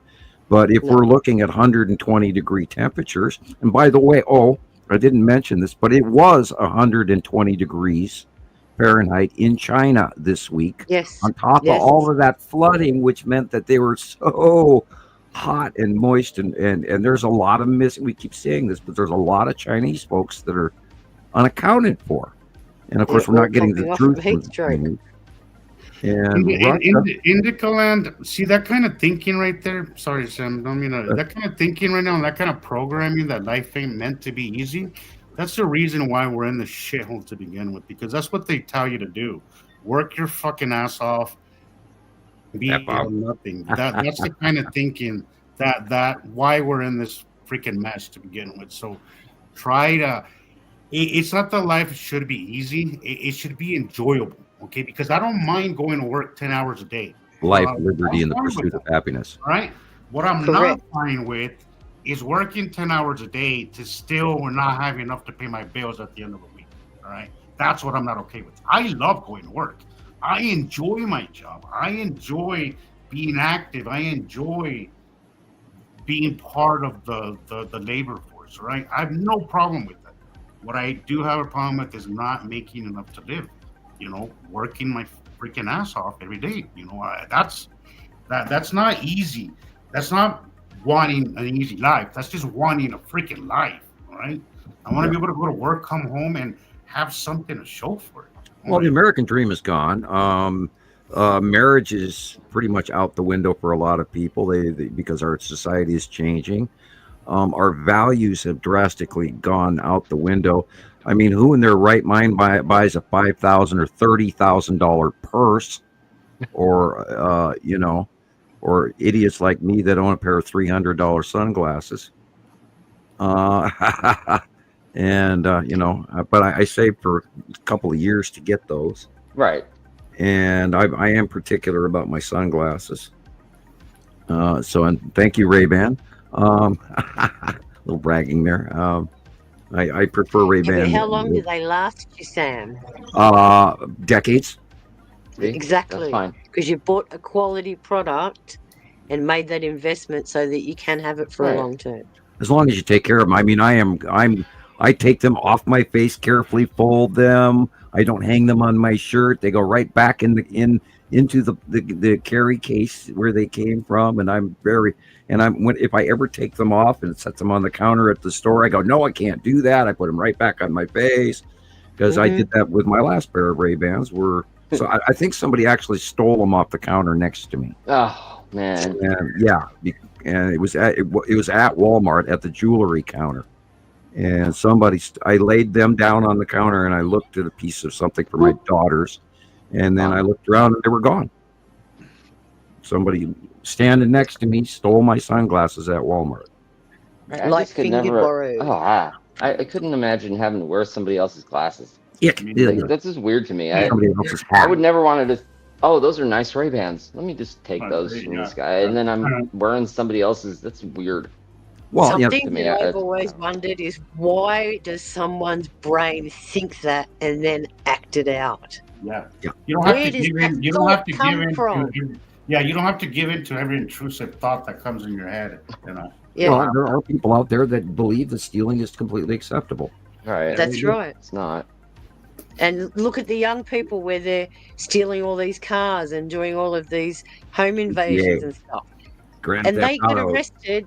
And because they are under a certain age, they're let out the next day. We had this discussion. Where are their parents? They're probably all down the pub playing the pokies. They don't care where their kids are. And yet in our day, it's 10 o'clock. Do you know where your children are? Right. Oh, this is the babysitter now. This is the babysitter now. This is what kids are learning. Whatever is in that. Oh yeah. Well, it's a wonderful tool. It's a wonderful tool. This phone, wonderful tool, but if used properly, Yep. All right. And I gotta say, Carol, I can't stress this enough. I love what Carol just said. I think it's very important that we build these communities, that we become part of a community. We have a great community here. That's what we help each other. I mean, just look. Yep. We help. Carol and Nancy helped Gillian get out of South Africa. We donate between each other. We help each other. That's what we need. That's what the world needs as a community. Yeah, I had help for when I was getting evicted. I had to hire a lawyer. It was wonderful people out there. And I got help recently that I really needed. And that's the only way we're going to get through this, guys, is if we do this and we help each other, and we make these community, and we forget that we need to be united. We need to build communities. That's why we need these networks, so we can get to the places they need to be. Exactly. Rebecca, you should put the banner up. Yeah, I could do that. Let's see. Banner. Well, that's let it run for a while. Sure. I'm glad about that for you, because that was your number one major concern, wasn't it? It was. It really was. Absolutely. I'm so pleased that you've got support. Yeah. And I don't know. I think you might have missed it, but I did thank everybody. I was telling everybody earlier that I had. I was listening with my earpiece before. I had an appointment with my lawyer, and things are moving forward. So I just wanted to say thank you to you, Sharon, everybody that was that little parts. We've got little parts. Exactly. It takes just a little bit. Like every time that I'm on the show, $5, $10, I know goes a long way for Rebecca to pay for the apps and do all that stuff. You literally can donate 50 cents on Cash App if you wanted to. You could donate a penny, literally. Like, I think I bought you a coffee, didn't I, Chris? Yeah. Did it finally go through that payment? I don't know. You know what? I'm still having trouble with that damn Buy Me a Coffee app. If anybody ever tries to do TikTok or anything like that, I'm not saying don't use it, but I've had trouble with it. Well, that's what's been happening for the second time with the one that. So we first got one up, and that one was, I think there was 2 donations, and then they just blocked off the thing, right? They just blocked up the fundraiser, and then it happened again now with this other one, with this GoFundMe as well. Yeah, I don't know what's going on with these, but yeah. Something's years ago I had a PayPal thing going, and I was absolutely never able to collect it, and it was quite a few $100s, and I never got the money. I would be. Well, and then there's the Steve Olson fundraiser where he raised several $1,000s for me off of his show, and I never saw a dime of it. Yeah, the best thing to do is whatever you got, Venmo, or I don't do Venmo, but PayPal or Cash App, it's the easiest thing to do. A lot of people don't like putting their debit cards on the internet. Right, I don't. But my thing is that, okay, if you don't want to do that, just go and get yourself a single, pay-as-you-go debit card from the grocery store and use that specifically for the internet. Something happens. I use my Cash. It's not linked to a bank account or anything like that. Yeah, I use my Cash App card, and I just put a certain amount of money in it whenever if I'm doing online shopping. That's how I'll do it. If I'm doing if I'm paying somebody or even buying somebody a cup of coffee or etc., I use just that debit card. Right. That way, because there's no money to really take from there, but the money that I put each time on it. It's so funny. I'm so old school. Here's my PO box. And I say, well, send me, a personal check. Because what I do is, it's a long-standing account. I've had it for well over 20-some years. And I just deposit anybody's personal check into my account, and then I'm fine. I'd love to send you a check, Sam. I'd love to send you a check for a couple of $100, but guess what? They did away with all of that now. Everything's electronic transactions. Wow. Yep. I couldn't okay. What am I going to do? My direct deposit got hacked. It was bad. They sent me a check for my, monthly payment, my payroll, right? They didn't. Yeah. I couldn't cash it at the bank that was on the check. Like, this is wherever Chase, Wells Fargo. I'm like, this is Chase Bank. It's a Chase check. What's the problem here? Now I had to go to a check cashing place where it's 50% or 35% of 10%. I don't know how much it was. $300 to cash a check? Are you kidding me? What? For processing. It's probably more than the value of the actual check itself. When they told me it was $300, so it took 10 months for me to get my direct deposit back. Every single month for 10 months, $300 to cash that damn check. I'm so upset. Well, that's over with. Yeah, do not protect your passwords at all costs.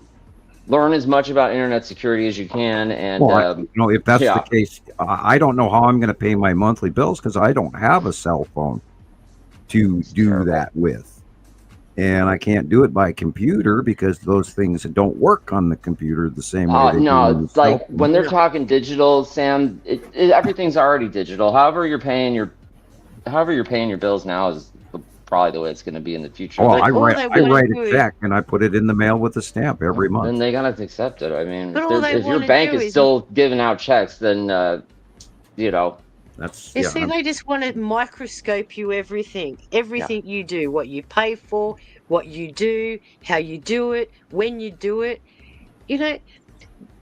That's the scary part of this. We're becoming so automated with everything. And then they sell your information. Take over our lives.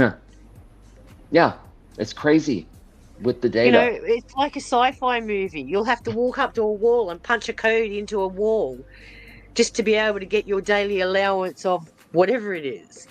Soylent Green. Supplements. Oh, here's your supplements, your daily supplements. Because there's no food left. We can't grow nothing. So everything's synthetic. It's going to be like Willy Wonka.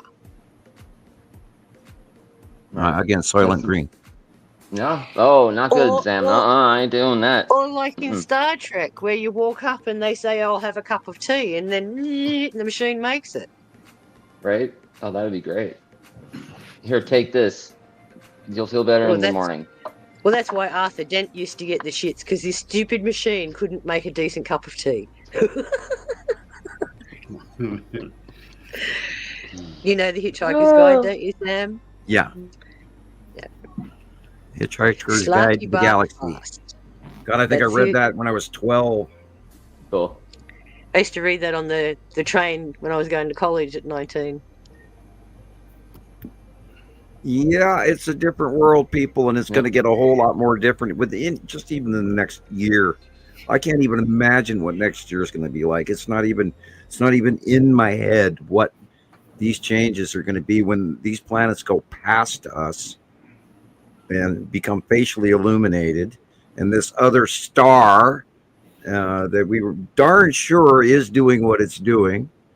I mean, we're not, completely sold down the river on 100% on that one, but we're 80% sure we know what is really happening, and this could be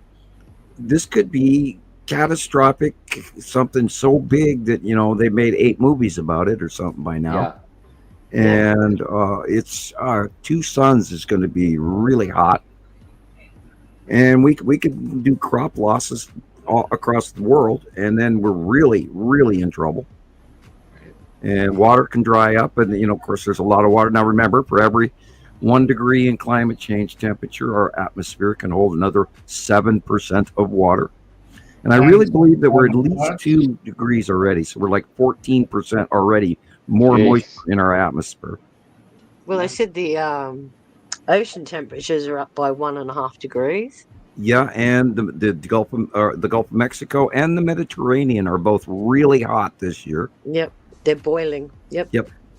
Oh, there's a new red algae plume hitting the southern shores of Texas, and that's pretty much a dead zone. There's nothing can swim in it or live in it. Or there's no oxygen in it. Same here at South Australia. All their beaches are contaminated with green algae. What? Yep. Jeez. And it came from a major inlet from the Murray River system. So it was all contained in the river system, and then an outlet, it's flowed into the ocean. It's been like terrible. Absolutely. Look what's going on the South Pole alone with the 3 jet streams instead of what used to be 1. Yeah. And the lack of the jet stream on the North Pole, and the fact that our weather on both hemispheres is going the same direction, which it's not supposed to do. No. Exactly. And that's actually pretty terrifying. Well, we have see that in effect is wild. And the Earth's spin has increased by 1.6 milliseconds. Yep. It's all a different ball game, boys and girls. And I mean, I'm always telling this every week. This year is the first year they have to add a microsecond to the leap year. Unbelievable. Because we're speeding up. We're speeding up. All you have to do is look where the sun rises in the morning. Oh, That's everything. Oh, yeah. Right there. Mm-hmm. I mean, and when you said it's going to be in the northeast, that sun rises right up in. Oh, it's wild. And it's rising in the northeast. It's heading towards the east, but that sun crosses over the horizon and it between the northeast and the east. That's not And where in the the sun's summer supposed months, to come up. it's always been absolutely due east all my entire lifetime. And above your head. Yep. And it's setting in like high noon. it's setting in like the far west, between northwest and west. It's not. Yep. It's not dead center west. It's like heading out. And if to you the know northwest, like what? Again, we've been tipped forward. You know the principles of a sundial. You know that you look to the north, and that's 12 o'clock due north. Yep. Well, it's 2 hours off, people. At noon, it is facing 9:30. Yep. And it's not supposed to be. And That's why if you I said let's consult Stonehenge, see where that is. yeah, it's so obvious, and yet, how come the rest of society doesn't see what is so obviously plain to me? And I've been watching this shit come on since 2009. You know, the blob in the sky that you can get on your camera, but when you pull your camera away, you couldn't see it. But then you put your camera back, and there it is again. And I've been watching it ever since 2009. I got captured. And I love that part where they blacked out parts of Google space, because they're hiding the shit that's coming in. Yeah. It's the same as the ISS webcams too. They used to do the same. Yep. Oh, even in 2012, all of a sudden, we'd been watching all these live radars from satellite. You just type in that you could link right up to the live feed from the satellite itself. Not anymore. Gone. Can't get them. But not only that, we were watching the angle of the camera day after day after day on Alaska and on the northwest angle, and then all of a sudden the angle changed, and the satellite didn't go anywhere. It didn't move out of its normal orbit, but the planet moved. And I screamed about that for a year and a half, and I finally just gave up, quit telling people about it, because nobody even bit into it. It's like, you've got to be kidding. How come you don't see this? It's a blatant change. And the compass, oh God, I used to write compass readings down 3 times a day. I kept notebooks. And that was the thing, like you, because we've been out in the field and doing things like that, like orienteering and knowing how to recognize the compass points and where the sun should be, it feels so unfamiliar to us. It's wrong. Just so off. It's wrong. Everything's wrong. Exactly. It's so off. That should be red flags, warning bells, alarms, you name it. And it's not basic knowledge, Sam. Like, that's basic thing that your average person would notice these things. It's not like you need to be a rocket science to know where the freaking sun comes up. I had an argument recently with somebody who was trying to say that I was crazy, right? But he didn't know the difference between north and freaking south. Right. Like, how are you going to come on here and tell me that I'm full of shit when you don't even know the difference between north and south? Dude, come on. If you don't know your cardinal points, you don't even enter the conversation. DJ is asking a question here. Sam, did you listen to Black Sabbath back in the day? Yeah, not only that, I used to play it in my band. I'm a Led Zeppelin fan. You got Black Sabbath written all over your forehead, Sam.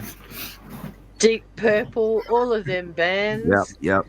Deep Purple, Smoke on the Water is the first thing anyone ever learns to play when you first get together, at age 16 in your boy band. Yep. Yeah, I was in a band in high school, and I was in a total of 4 different bands, but we went on tour once. Do you ever play the Forbidden Song? And she's riding the stairway to that heaven. one, yeah. No, I was never that brave to attempt that. It's banned here in every store. If you go in to buy a guitar, you're not allowed to play it. Wow. Oh yeah, from playing it. Yeah. You're not allowed to play it. No.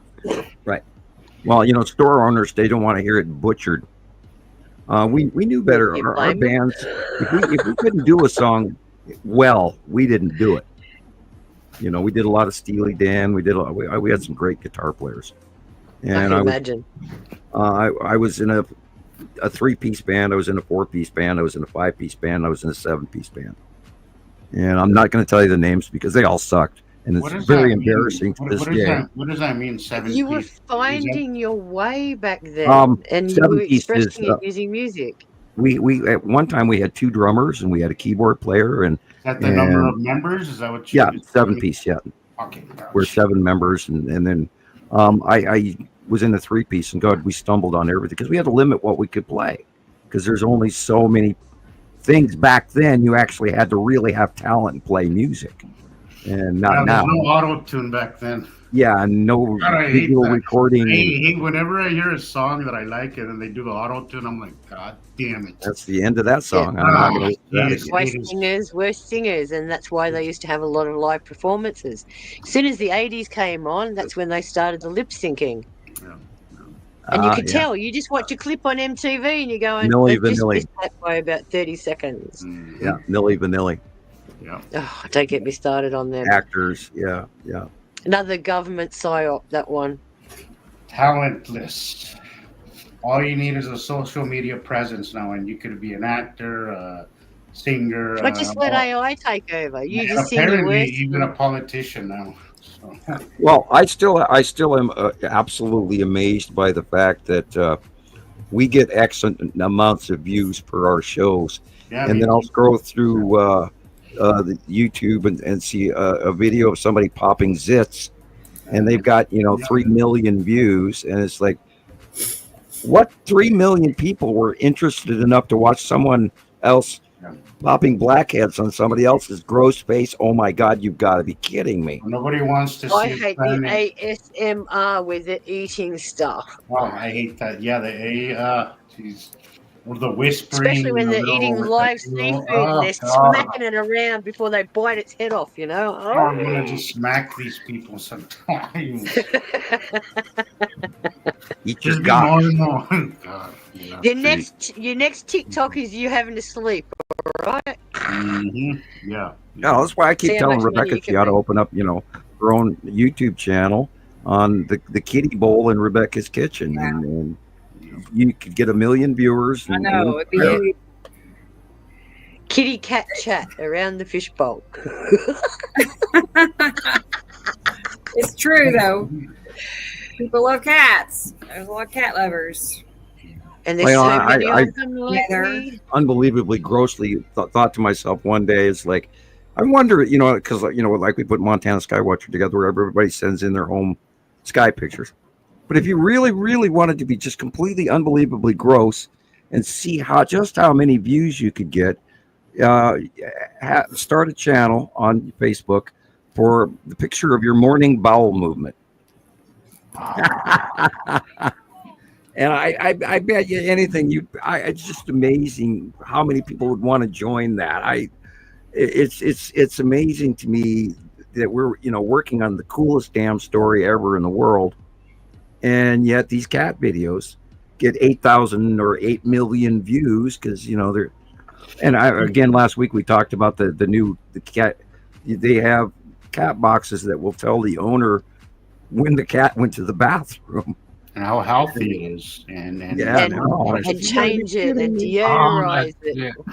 All that, yeah. Sam, but I used to think it was a lack of interest, and there's probably some truth to that. But I also noticed that the algorithm just doesn't push anything worth learning to people. They push dumb shit because they want dumb people. They don't push real science. They don't. The algorithm doesn't push that kind of stuff. Yeah, amazing the paranormal channels. Amazing the just the stuff that.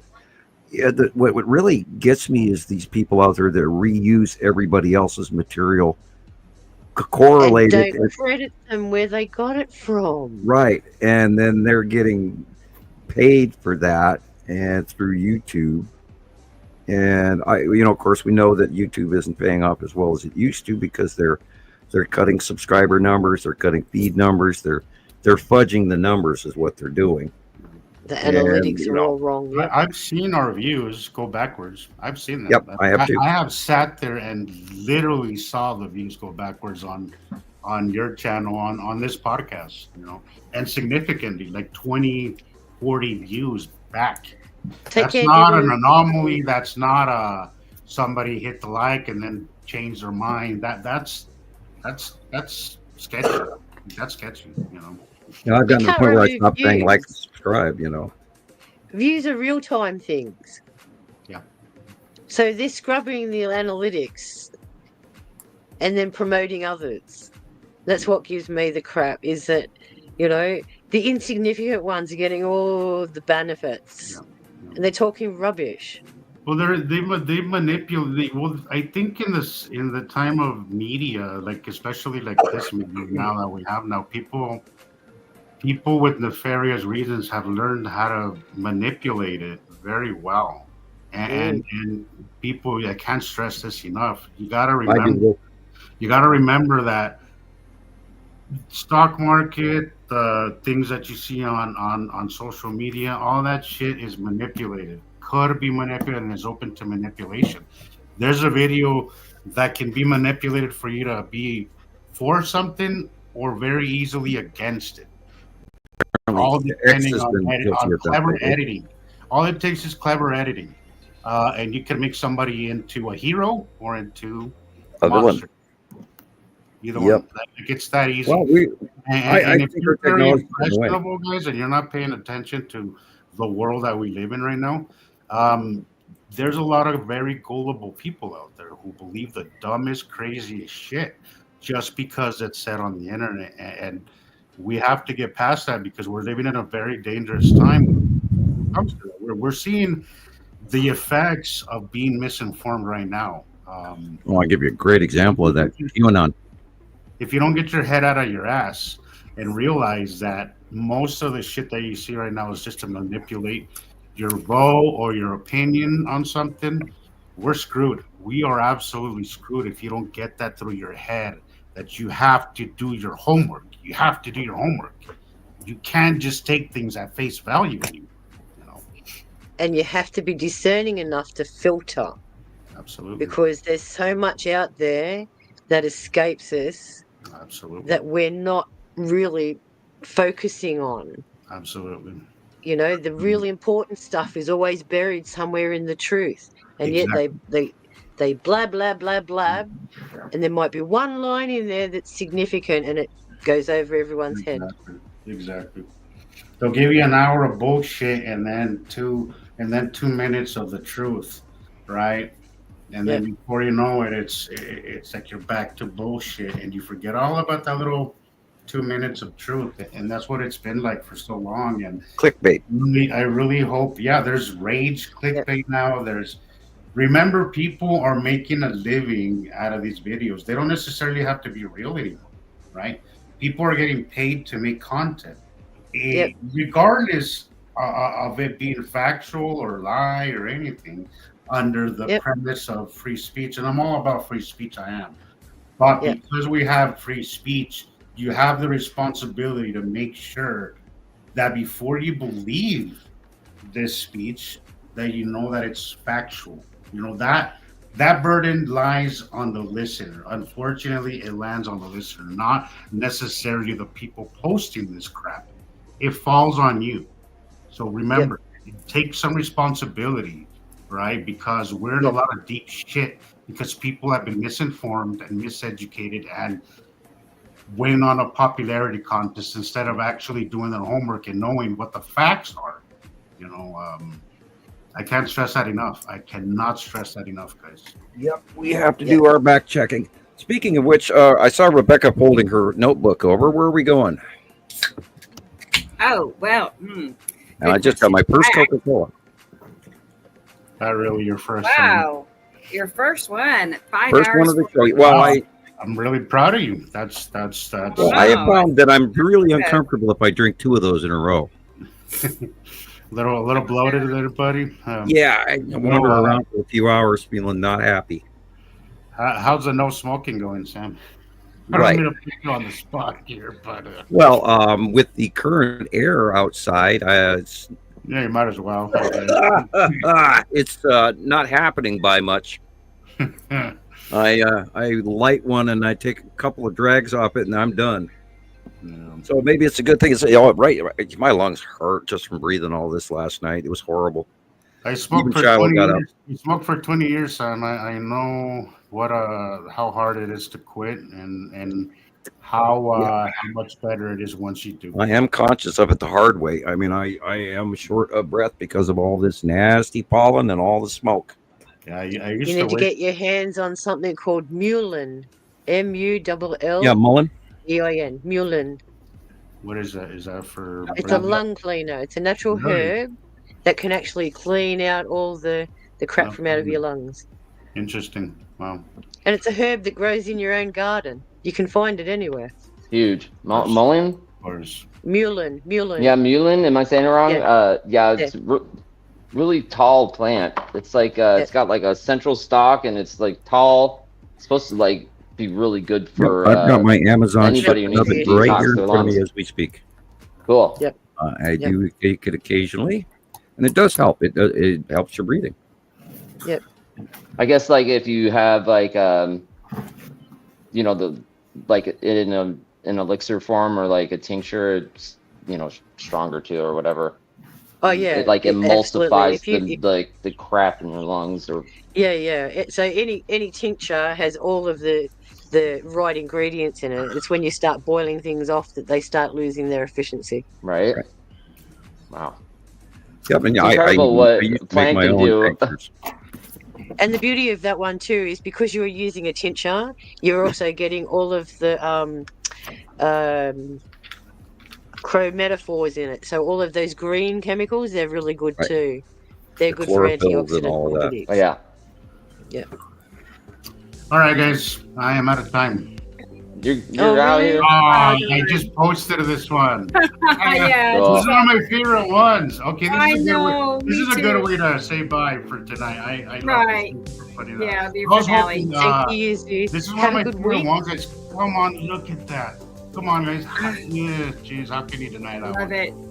Love it. How can you deny that one? Look at that, guys. Even the cloud pattern around it, you could see. Oh, jeez. One of my favorite ones, guys. And it's on the right-hand side of the sun because the sun is off to our left. Yep. And look at the dark areas, and it will jump out at you. That is Saturn's yellow moon right there. Yes. I think.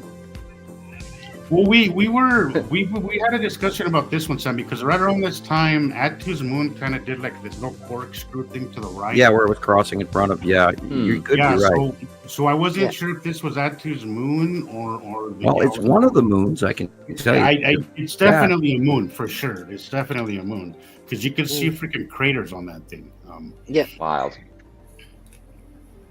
Yeah, this was one of those ones that I'm like, how is nobody looking at? It's a toss-up. I really got is. out of my car for a second, and I'm like, anybody watching this? Like, the depth of the angle would make it sooner Atu's moon, because Saturn's yellow moon should be farther over to the left and closer to the sun. Yeah, and it did this really quick. It was like maybe within a week we saw this corkscrew to the right, and then it was right over us after that. So. Yeah, I don't know how people miss it. The people that work outside during the day, and the telephone guys and the construction workers. Right. I like, don't know how they are missing the pressure above their heads. I can literally feel static sometimes, Chris. I can literally feel static. I would have never figured it out. And then the pressure, like it gets harder to breathe, like all those things. It gets windy. Your breathing gets a little more different. Yeah. There's so many factors there, besides just visual ones that tell you that what you're seeing is real. It's not just in your head. I've noticed that there's dogs will start barking. You're ringing in your ears, exactly. The dogs will stop barking, huh? Exactly. You guys did quiet. Yes. And what I've noticed is birds seem to love flying in circles when we have these close passes. Even the birds are noticing, guys. Come on, bird brains are noticing what's happening, Even though they work on the magnetic they do have an field. advantage as far as eyesight goes. They do see a lot more, but they don't have the brain capacity we do. Come on, put it to use, guys. Come on. But birds have a little sensor in their brain for magnetic fields. That's how they find the ley lines of the Earth. So when they're migrating, that's how they know to go from north to south, because they follow the magnetic lines. Exactly. That's why they're attracted when they see the sun, because that's what they navigate like. And if they're all screwed up with extra planets out there, then if they're more magnetic than us, then they're going to get screwed up, aren't they? And they go, I think their eyes are better than ours as well. We know over the years that the birds have started singing at midnight, 1 o'clock in the morning and stuff like that on the early years of these planets. And I think they were seeing the planets better than we were, because there's a light to them. They have different rods and cones in their eyes than we do. And they would wake up because there was a light illumination. And there's been many documented events of series of cycles where this happened, like 3 or 4 times, where the birds are singing in the middle of the night, and they don't do that. The birds can pick up infrared. That's why they're seeing the light at 2 o'clock in the morning. Wow. How is this happening and nobody's noticing? Oh my God. Because nobody wants to know about it. That's the yeah, exactly. They got so much stress going on. That too. Because I'll tell you, Chris, if this was new to me in this time in my life, I don't know if I'd have the time to actually learn it. I learned this when I wasn't so stressed and so overworked. Let's just put it that way, And I think that's just everybody's life kind of went from too much stress to little stress. I don't know. I think I've been stressed. I think I've been at a certain level of stress since I can remember. So when this all happened, I knew something was going on up in the sky. It was obvious. Like there was something weird going on. I had no idea it was planets. Well, I didn't know what it was. Honestly, I couldn't. It could have been Superman. I don't know. The difference between you and most people is that you were actually able to accept it, Chris, and do not undervalue. That was hard. That was a hard thing to do too, because it's difficult. It is. It is very difficult to do that. It is. It really, really is. And sometimes people don't like being wrong either. That's right. That's right. Look at that word curve there. Beautiful. Oh, and by the way, that first video, that's where the famous index finger. Oh, okay. On that video, that's where I was like, I have to outline this thing. It's just too obvious, but I'm gonna do it anyway. And then it just. But keep doing it because it actually shows what we're looking at for those that can't see it straight away. Yeah. Right. Exactly. So you're being a guide as well, which is teaching. Yeah. So, don't stop doing what you're doing, because it's all a learning curve for all of us. Because your point of view of what you can see as opposed to what we're seeing on the screen are different. Exactly. So it's good that you do that with the finger. Yeah. That's a teacher's device, a finger. Look at that. I mean, look at this. This is insane. Yuri. Every day. The stripes of Yuri. Jeez. It has been a wild ride, guys. It has been a wild. Sometimes I get so excited about it. I just want to start absolutely. I don't have any tears in my eyes, but I feel like I want to cry sometimes. Yeah. It's wild. It's emotional. It's exciting. It's scary. But you know what? The scary part of it has never been more than the excitement for me. It's never scared me more than it's exciting. So no matter how many times I say, "Oh my God," it still doesn't make it any more believable. Oh my God, look at that! Oh my God, look at that! Oh, and I stand in my yard and say that so many times out loud, and I swear my neighbors think I've lost my mind. Here he is talking to the sky again. The scary bit is we don't know what's going to happen. That's all. Yeah, that's the scary part. But from that, all we have to do is look back in history. Look back at 1650 BC. Yep. And that's where they didn't have the ability to say what these things were. Right. Yeah, so they drew it. So they sketched it into rocks, and they drew it, and it's up to us to interpret it. With now it's up to us to interpret it, and given the right information, it's really not that complicated. You know, it's really not. Once you see our history, once you see what's happening now, you understand a lot. Wow, of history. That's great. You know? Sky fellas, look at them. That's an entire. Look at the mountain view down there. That's probably a good 30, 40, 50 miles of mountain range right there, guys. Yep. You know? Wow. Yep. Again, our eyes cannot perceive distance. I'm wondering if this is Nibiru or if it's Atu and Atu's moon, or both. I'm thinking Atu and Atu's moon, Sam, is what I thought. Yeah, same. That's right. I mean, that's what I thought originally, but, you know. Well, Nibiru could be behind that as well. Cool. Because Nibiru is actually getting farther and farther away with each passing day. She's already gone by us. The asteroids just blow me away. Like, yeah, they do. you could never imagine this could be how is this even possible? I have a video, Chris, of an asteroid pass that was just one of the most amazing things I've seen, and I can't freaking find it. I have gone past thousands of. You'll find it. I can't find it. It is one of those things that I really want to bring back because it's one of those that needs to be kept alive because it's that good. Yeah. We had there's one clip we put on the podcast like I don't know, maybe it was around November, December last year, and it was the red asteroid, and it was outside somebody's front porch, and you could see it rolling. It was insane, and I can't find it either. I've been going through the podcast, trying to, scroll through it and see if I can see it. I remember it being like at the beginning of one of the, almost the beginning, but hopefully I'll find it. Maybe that was really cool. What's gonna happen is you're gonna find it when you're looking for something else. Yeah. Right, exactly. That's always how it happens. I always said I'm looking for something else, and then I run into something, and I kind of forget what I was originally looking for. But all right, guys, it was fun hanging out. All right, Jesus. We'll see y'all next week. Good night, thank you all Jesus. for joining us, guys. Katie, Joe, everybody, the whole crew. Thank you for being here. Thank you for being such loyal listeners. As long as there's a breath in my body, we'll keep doing this. And I'm sure everybody here agrees. We'll all be here, but it's great to be here, and we'll see you all next week. I'll be listening, guys. Cool. Okay. Have a great week, Jesus. All right, guys. Have a good night. Drive safe and all that. Always. Seatbelt. Always. Have a good one, guys. Right. Bye. Good night. And SBMM has made it, so wonderful. Good to see you. Good deal. Informaco, does that mean information? In what language? I'm trying I want to say Brazil. I think Spanish. I think they're in Brazil or something like Portuguese, that. Maybe. Is that what they speak Portugal, Portuguese in Brazil, or I don't Where know. Are you from? I think it's Portugal. Yeah. Yeah. Good to have you. Hey, David. Hi, David. Yeah.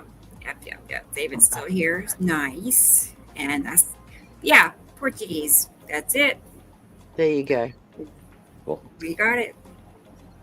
So, good to have you here, SBMM. Now what? I don't know. Does it feel like 6 hours? No. No. He answered. I feel like we've been here for maybe 2. Really? Right. Okay. Yeah, about 2 hours. Right. It feels like about 2 hours. Yeah. It's so weird. Like the sun is going down now. I'm finally I was feeling kind of like not good about an hour ago. Sorry. A lot better now. That sun is brutal. She went again. She's leaving again. There she goes. Bye. Anyway, out of here. She'll be back. So, back? Yeah, she'll be back. They'll bring her back. She'll come back talking to you next. I know. Yeah, I brought the universal translator with me. She wears it on her new neck collar. Yeah. Yeah, mittens. Which, by the way, they actually have those now. By the way, they have glasses that are meta glasses, which will actually translate any language. Incredible. In real time. Yep, and they're very handy for those who are sight impaired, I see. Yep. And hearing impaired. Yeah. Yep. It's awesome what the glasses have become. What's funny is that the Ray-Bans and the Metas. They're Ray-Bans, right? Yeah. They're about the same price for with the Meta thing or without, which is weird. I mean, I don't know. They kind of look. I've seen some people on TikTok wearing them. They got like two little lenses on, where the joint is on the front of the frames. I don't know. Well, I think there's enough people walking around already talking to their stupid earpiece that you don't see, and like, look at this crazy guy walking through the mall talking to himself and spinning in circles. To actually, they're talking on a Bluetooth or something. Right. How do they see the VRs? Yeah, look at the formation of this cloud rounding. This is not a storm, people. This is a base cloud of a passing planet. It's too perfect. Look at what it's bringing with it, though. Yeah, a storm underneath it. Yeah. And this is, I think, the 1, 2, 3 Nepesity. Mm-hmm. Yeah, and that there again, I think that is the bottom of a planet. I was going to say lead object, but no, that's the bottom of a planet. And there's our moon. Hi, moon. On the full moon again this last month, which was the buck moon, we saw a very large illumination behind it as well. Wow. Bigger now. Yeah, look at that. Yeah, aren't we at the new moon now? Wow. Yeah, something like that. I hadn't looked. Thought it was the new moon. Okay, it's just fingernail. That's the long box cube, believe it or not. Yeah, crazy. Look at that. And these are asteroids. Yep. Being illuminated because the sun is going down, and everything you see in the bright light in the top in the middle. That is beautiful. Those are asteroids. Oh, God. And I think we even have Matim in this shot also. Wow. Slightly to the left. Yeah, just above the sun slightly to the left. And this is, okay, where's the sunlight coming from? To the left. Yeah. So this is most likely a Saturn's yellow moon. Cool. Very cool. Or the lead asteroid. Look at the rounding on that cutoff halo. That is definitely Matim cutting into the sun on the upper left. Yeah. And then you got the rainbow above the top of the sunlight. Right, the rounding is showing you that this light going underneath and around something. Yeah. Yeah. So you're saying that's Matim on the top left of the sun? Yeah. Wow, that's incredible. Wow. Now that whole big thing may not have been Matim. Okay. But it could have been Nepesity and Matim. There's a lot of ifs, I mean, I would have to do that. Now notice here, there is no real illumination at the bottom of this. Okay. Notice also there's only one bottom ring. Not three. So that was most likely a normal supercell. Yeah. Okay. Because it's dark at the bottom. Or when the planets go over, if it's illuminated in the core above, above the bottom of the storm, then you're looking at the bottom of the planet. Now the green in the background could easily be Nepesity, but this is most likely just a normal storm. Although there's no such thing anymore as normal storms anymore, because right, we're getting a year's worth of rain in hours. And the lightning frequency is off the charts. Yep. Right.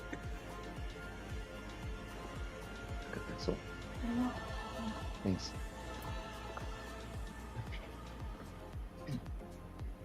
Look at that.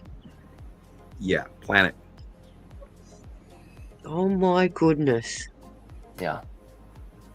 Right, Sharon? People it's crazy. don't freak out when they see this coming towards them? I would.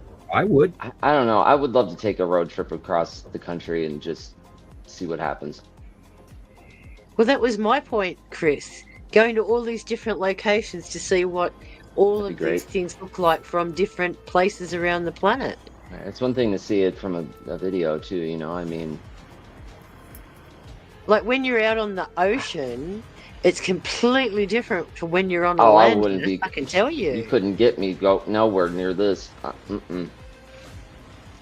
But this is the thing. No. You look at some of the footage of some of these big ocean liners out there that are getting smashed. Right, they'll just go right into it, probably. Look at that. Everybody's turning their head. Right? It's like, bro. Wild. Amazing. Yeah. I mean, you know, people are not. I think a lot of people are seeing that the sky is there's just something wrong. It's putting down its foot. Yep. Wow. Snorkel. 1, 2, 3 necessity.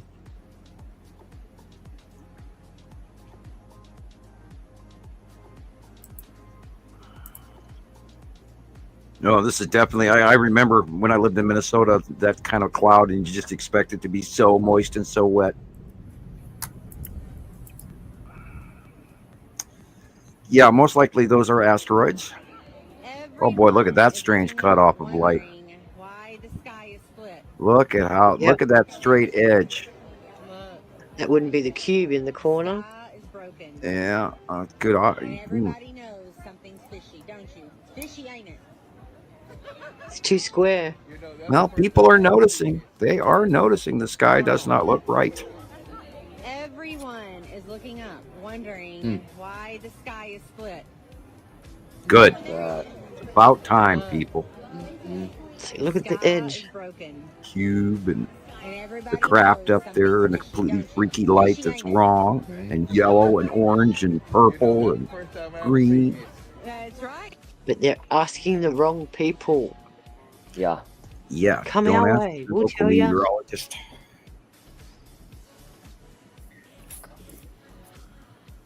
The poor animals. My goodness. Yeah. Yeah, it's not good.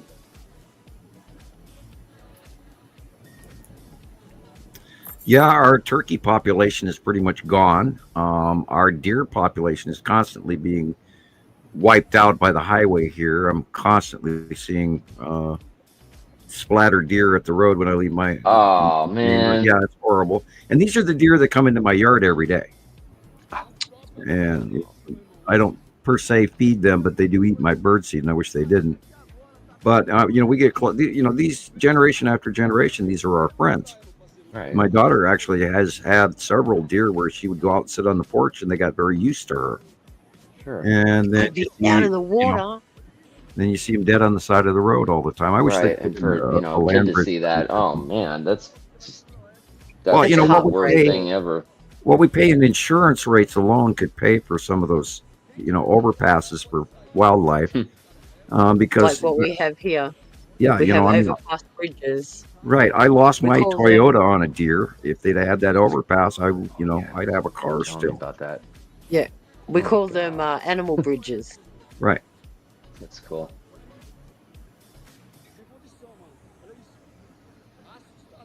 Okay, dark bottom, see? Normal. And there's not 3 ridges of rings. Banding, yeah. Right. It's just a big roll cloud.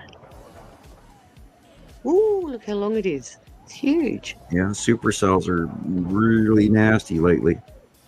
And, this is going through Indiana and Illinois right now today as we speak. Oh, man.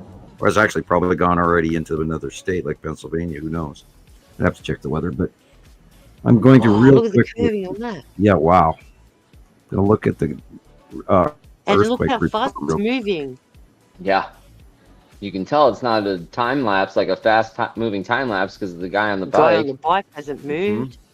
The guy on the bike hadn't moved. Okay, 1 day all magnitudes. Oh my. The West Coast, Los Angeles to Juan de Fuca plate is very busy today. There's a lot of earthquakes in Seattle. Wow, Seattle. Butte, Montana had a 2.7.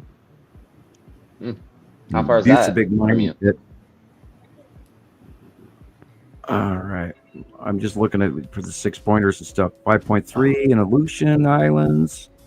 Did you say that was 5.7. mining in Yeah, Montana? Butte, Montana is a big, deep, open pit copper mine. Okay. And yeah, unfortunately, it's filled with toxic water, and the animals that birds that land on there get sick and die. Ooh, there's a whopper under Australia at Maguire Island region. It was a Macquarie Island. Macquarie, you're right. Macquarie had a 6.2. Tasmania and Antarctica. And a What was that? 6.1? Yep. Way south, just above Antarctica. And there was a 4.9 in Iran. There's another 6.1 in the Philippines. Yep. There's a lot of big stuff going on, people, and they've been predominantly. I was looking in case there was some big stuff that might come out of there and go back to reality. Yeah. I'm getting brain dead. Yeah, that looks like the bottom of a Saturn's yellow moon.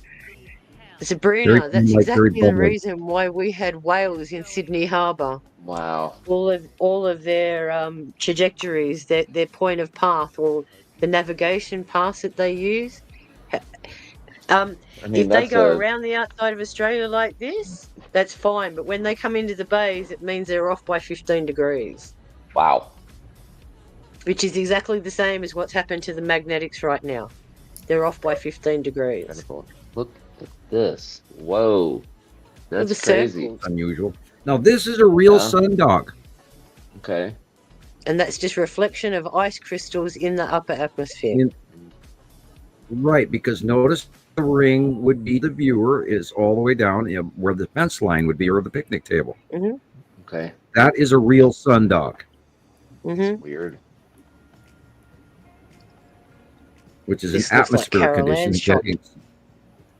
Right. Look at the green on that and the blue planets. Beautiful. Yeah. That's from a plane tip. We don't need Absolutely, Laura. Wild. Notice they're above the clouds. From the window. Okay. They're above the cloud. Oh, look at that little extra dots and stuff going on up there. I was going to say, it's probably reflections. Yeah. Now, remember, you're going to get doubling when you film through glass, and especially plane windows, because there's 2 layers. That's why we prefer no window shots. 1, 2, 3. Unreal. Yeah. The lighting is wrong, everybody. You got to realize that our sunlight is completely screwed up. And that's coming from behind that cloud. Yeah. On top of it. Wow. Wow.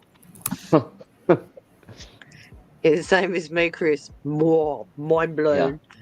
Well, Absolutely. People with flat country and don't have mountains in the way, you lucky folks. I don't get to see stuff like this. Yeah, because you got the mountains, haven't you? Right. My south view is horrible because I'm sitting right at the edge of, south and southwest is mountain right in front of my house here. Yeah. And of course trees and everything else. And I have to drive into Missoula to go to Walmart to get a 360. Well, sometimes that's why I appreciate this. Most of Australia is pretty flat. Yeah. And there's not huge buildings around me at the moment. In I heard that the center of the country, the desert region areas in Australia recently flooded again. Big flood in the desert region. Yep. Broken Hill, the place where I said we went out for those silver mines, they get, 8 centimeters a year. They had a big, huge weather system come over and they got rain. All the central Australia got rain. That'll wash out a bunch of gold. Farmers, it's good for the farmers because South Australia is in so much drought that we had to send over 600 lorries with hay just to feed all the animals there. Look at that shaft. That's a light pinch between 2 planets, people. Yep. So is that. That's shining on the bottom of Nibiru. Yep. Wow. Incredible. You can tell by the pink at the top. Yep. Rainbows. I love the rainbows. Yeah, this is most likely, believe it or not, the red asteroid.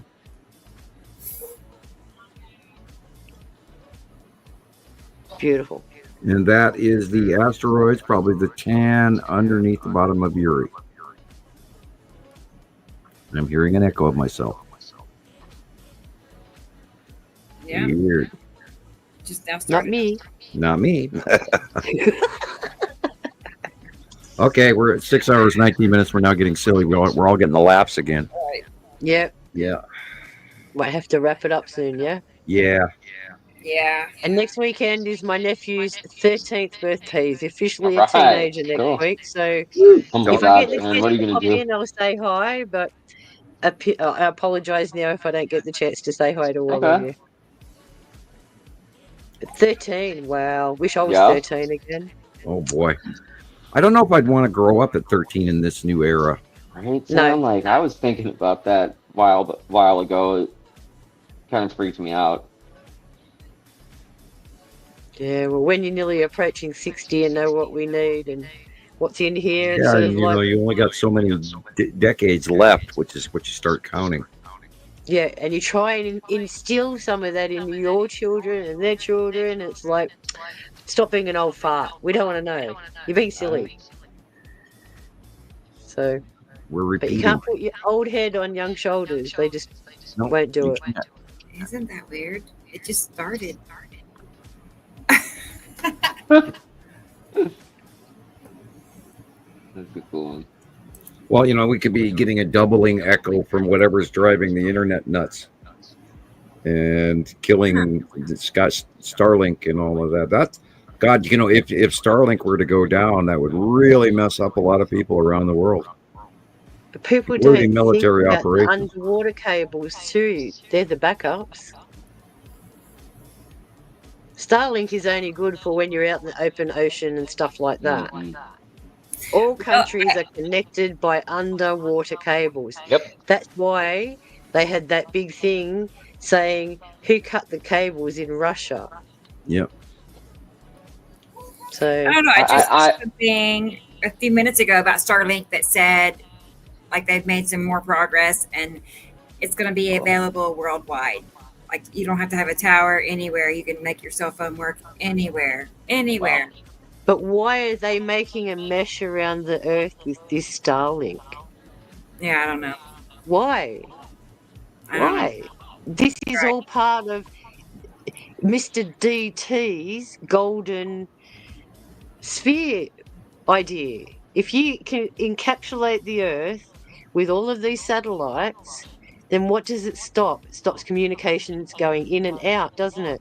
It blanks our screens. They can then turn them satellites into devices that can warp the skies. Wow. So they can completely black us out from what we're seeing up here anytime they want to. There's logic behind everything. Oh, that's Yeah, just go back and watch some of the old Star Trek episodes where the orbs encase them in a webbing. And that's where that Dyson sphere comes into it. Right. They believe that there's galaxies out there that are surrounded by Dyson spheres. And if you're contained in a Dyson sphere, there's no escape. Think about the logic behind it. Yeah, These are the things that go through my mind. Galaxy. One of thousands and millions of galaxies. Yeah. And they're not all the same age, people. The Big Bang Theory has been blown out of the water. The Big Bang Theory is no longer viable because they have found recently a galaxy with a star that they believe is 14 billion years old, which is like 4 billion years longer than the Big Bang. Mm-hmm. And they're just been hanging out, you know. Again, they're just theories. Yeah. Theories. Right. We want hard evidence, and that's why we're here right now, because we can see it in our skies. And but we we're have being a denied binary the right. philosophy. We're being denied the right to share that information to the populace.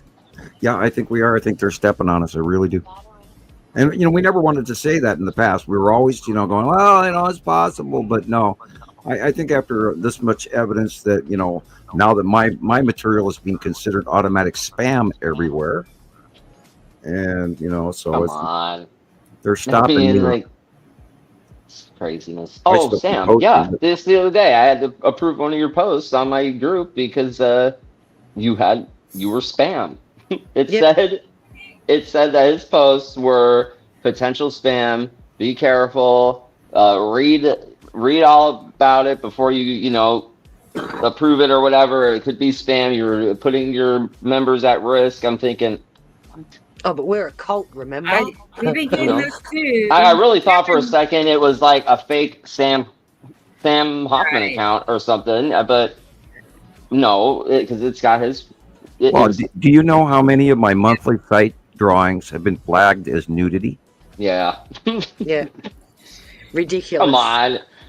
I mean, maybe if you draw a little space person on there in the right, and if you're gonna draw that, I mean, can we like make it a little more realistic than the planets that Sam draws? It's planets, Facebook. It's planets. Yep, rocks and not gases. anything to do with human anatomy. Period. Yeah, a circle with a circle inside of it. Yeah. Right. Yep. Mm-hmm. Yep. Amazing. Right. Oh, I can't understand. Yeah, I was gonna say I've been getting those too. Sorry. Yeah, right. I'm being marked as spam. Spam. That comes in a can. Monty Python, it's a great song. Don't you want your spam? Aren't you hungry for spam? I'll have spam, bacon, eggs, and spam.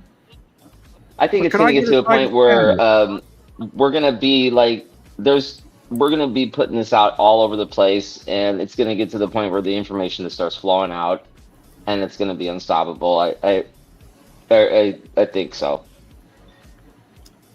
The day will come where it becomes public knowledge. We just have to know how to infiltrate. Right, I don't think we're going to be able to keep up with it, because what we're seeing in the sky is just it's just nuts, and Chris, my gosh, it's just wild. One day the whole planet will come to its knees. Then what happens?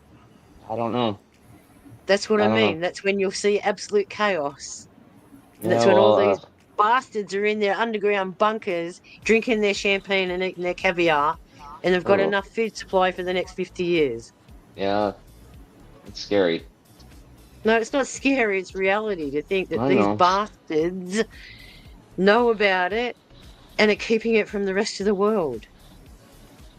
And just letting That's the where rest all of those us missing trillions of dollars from the Pentagon went to.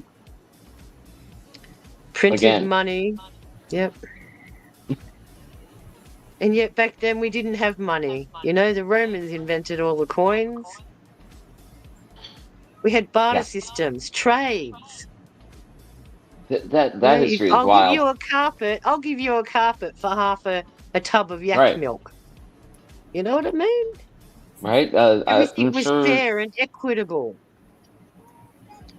Yeah, you can't do much bartering today.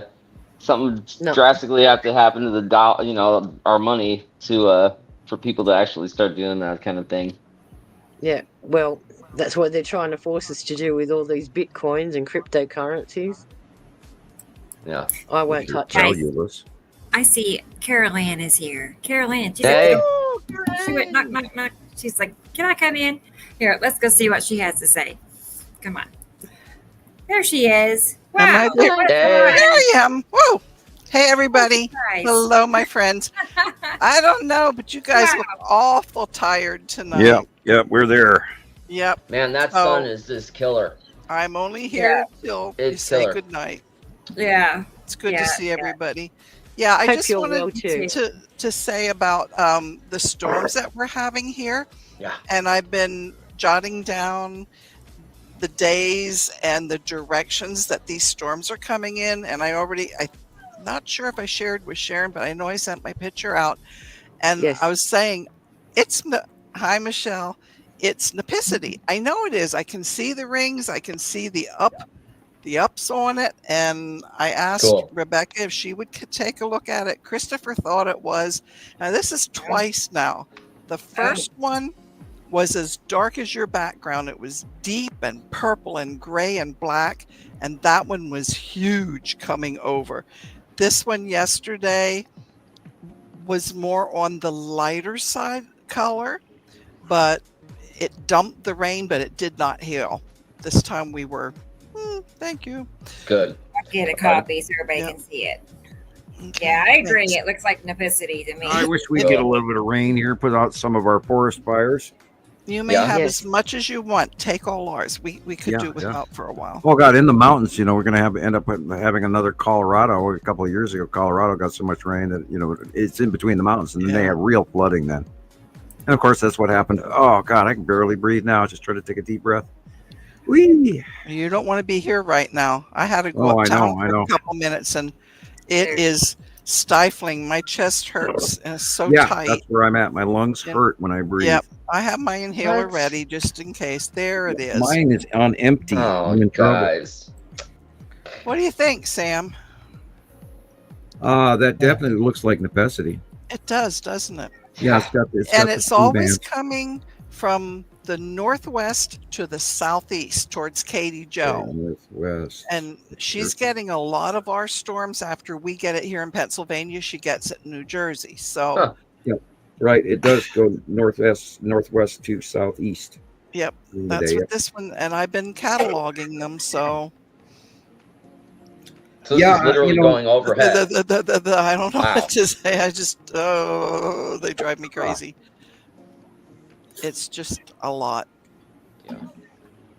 Yeah, we got it's going to get worse here as we go through August and September. Lord. Yeah, I'm concerned. I'm on pins and needles now for everyone all over the world, and then to worry about it's just common worry. It's not well, yes, some of it. Yeah, you have to rethink if you live near a river, or if and I'm a block away from our nearest river. Look what happened in New Mexico. Look what happened in Texas. Yeah. And and then of course look what happened to our National Weather Service, who is understaffed now all over the country and not giving out correlating the information to give out warnings in time. And no matter what certain news agencies tell you, it was a direct screw up of the government and underfunding our weather department and our people who do put out warnings. Our system is broken, people. And it's up to all of us, and I watched a show the other day where it was somebody like in South Carolina or North Carolina or something, and they had brought out their barbecue cover and their nice covers to cover all of their lawn furniture, and they tied down their umbrella really well, and there were ropes around all of these covers, and I thought, well, they did a good job lashing all that together. And then the storm came in, and all of that stuff just immediately blew out of the yard.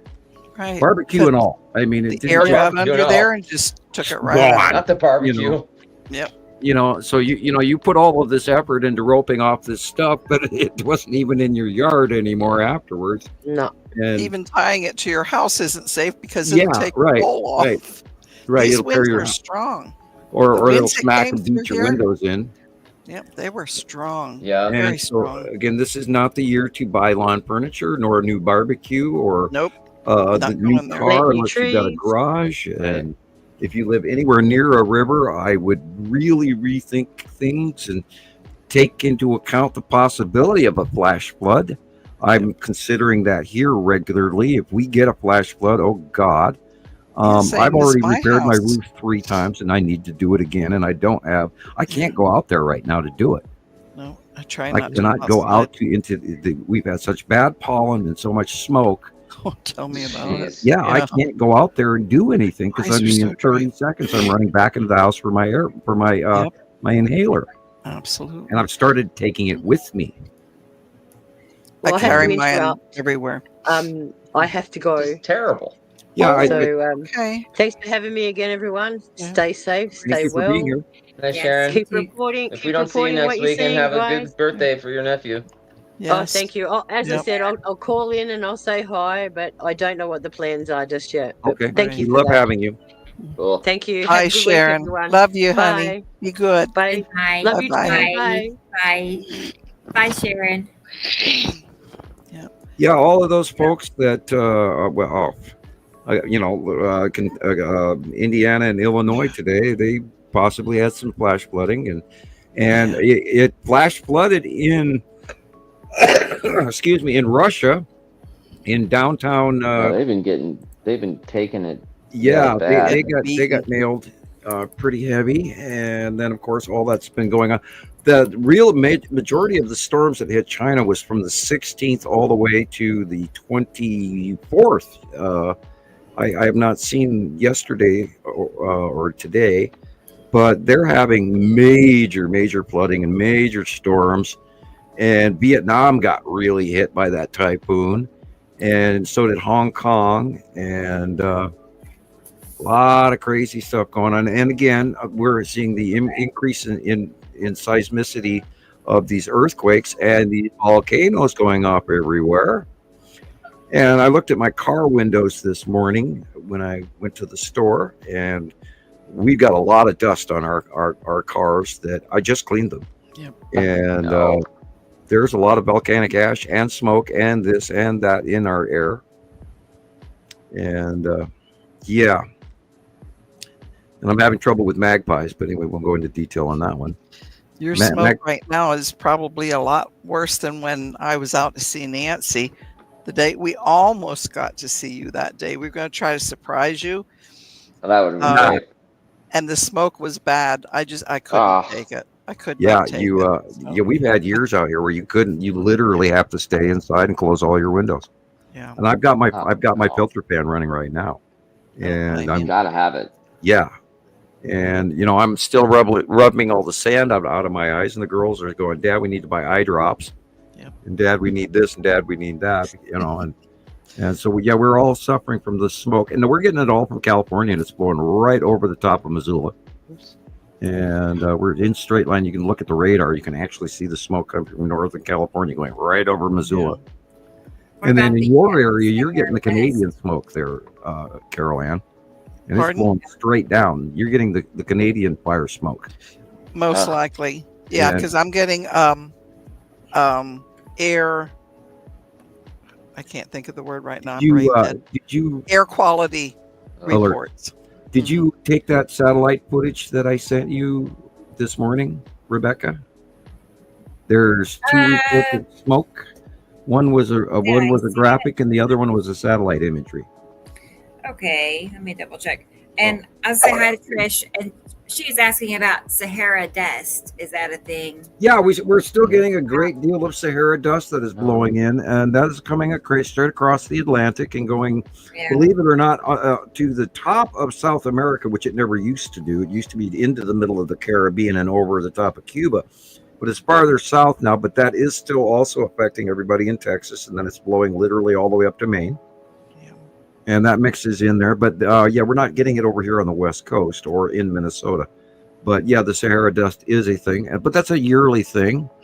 And that also creates a nutrient base for the Amazon, which helps all the Amazonian plants grow. And if all that were to change, then, which of course the direction of the trade winds has also changed entirely, which I'm sure that affects shipping. Right.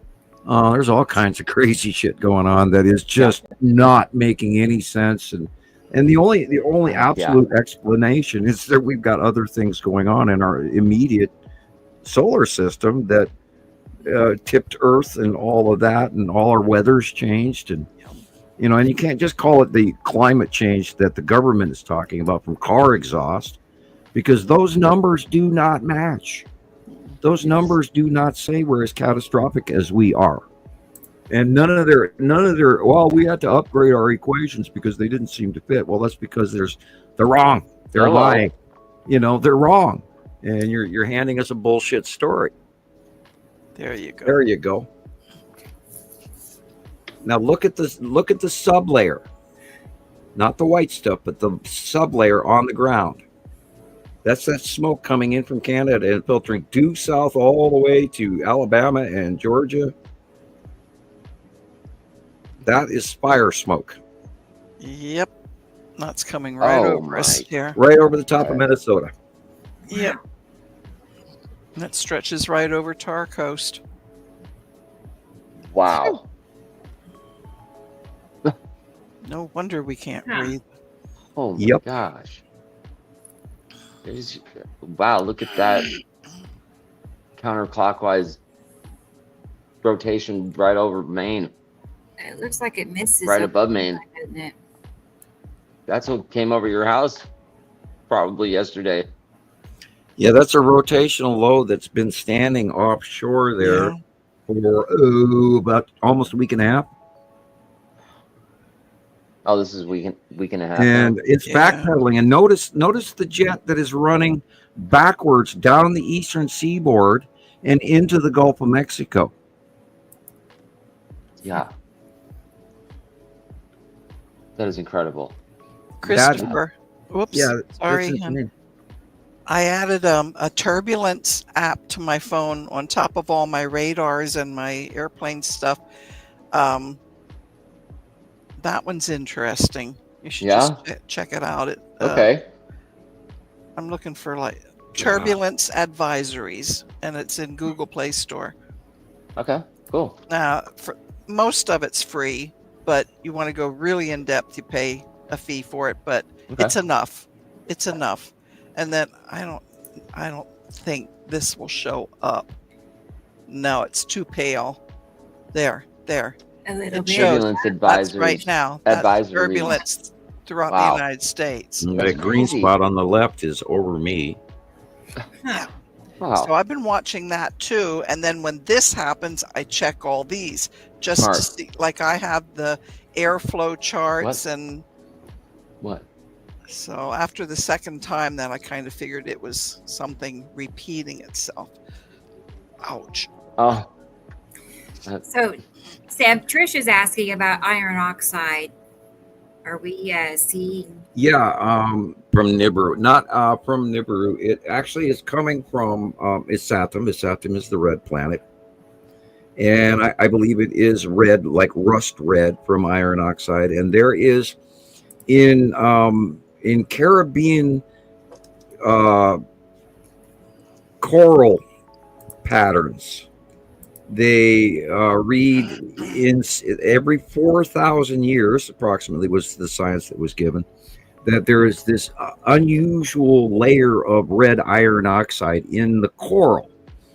And they were always wondering where it came from because it did not match the iron oxide dust from the Sahara. Wow. Which is another example of proof that these planets come by every 3,654 to 4,000 years and deposit, when this atom is going by us. I imagine there's a greater deal of iron oxide in the air, which we've talked about this in the past. Carefully, without scratching your car, go to your car window or something and like take a piece of plastic or something that's not going to scratch anything, and then pile up some of that dust. And then take a magnet to it, and then see what comes off your hood. Okay.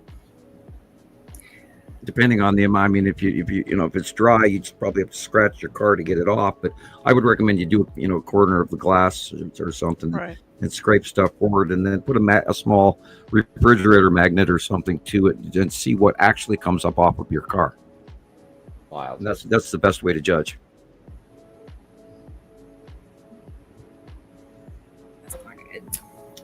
Okay, Trish, glad that you are finding this intriguing. Thank you for listening.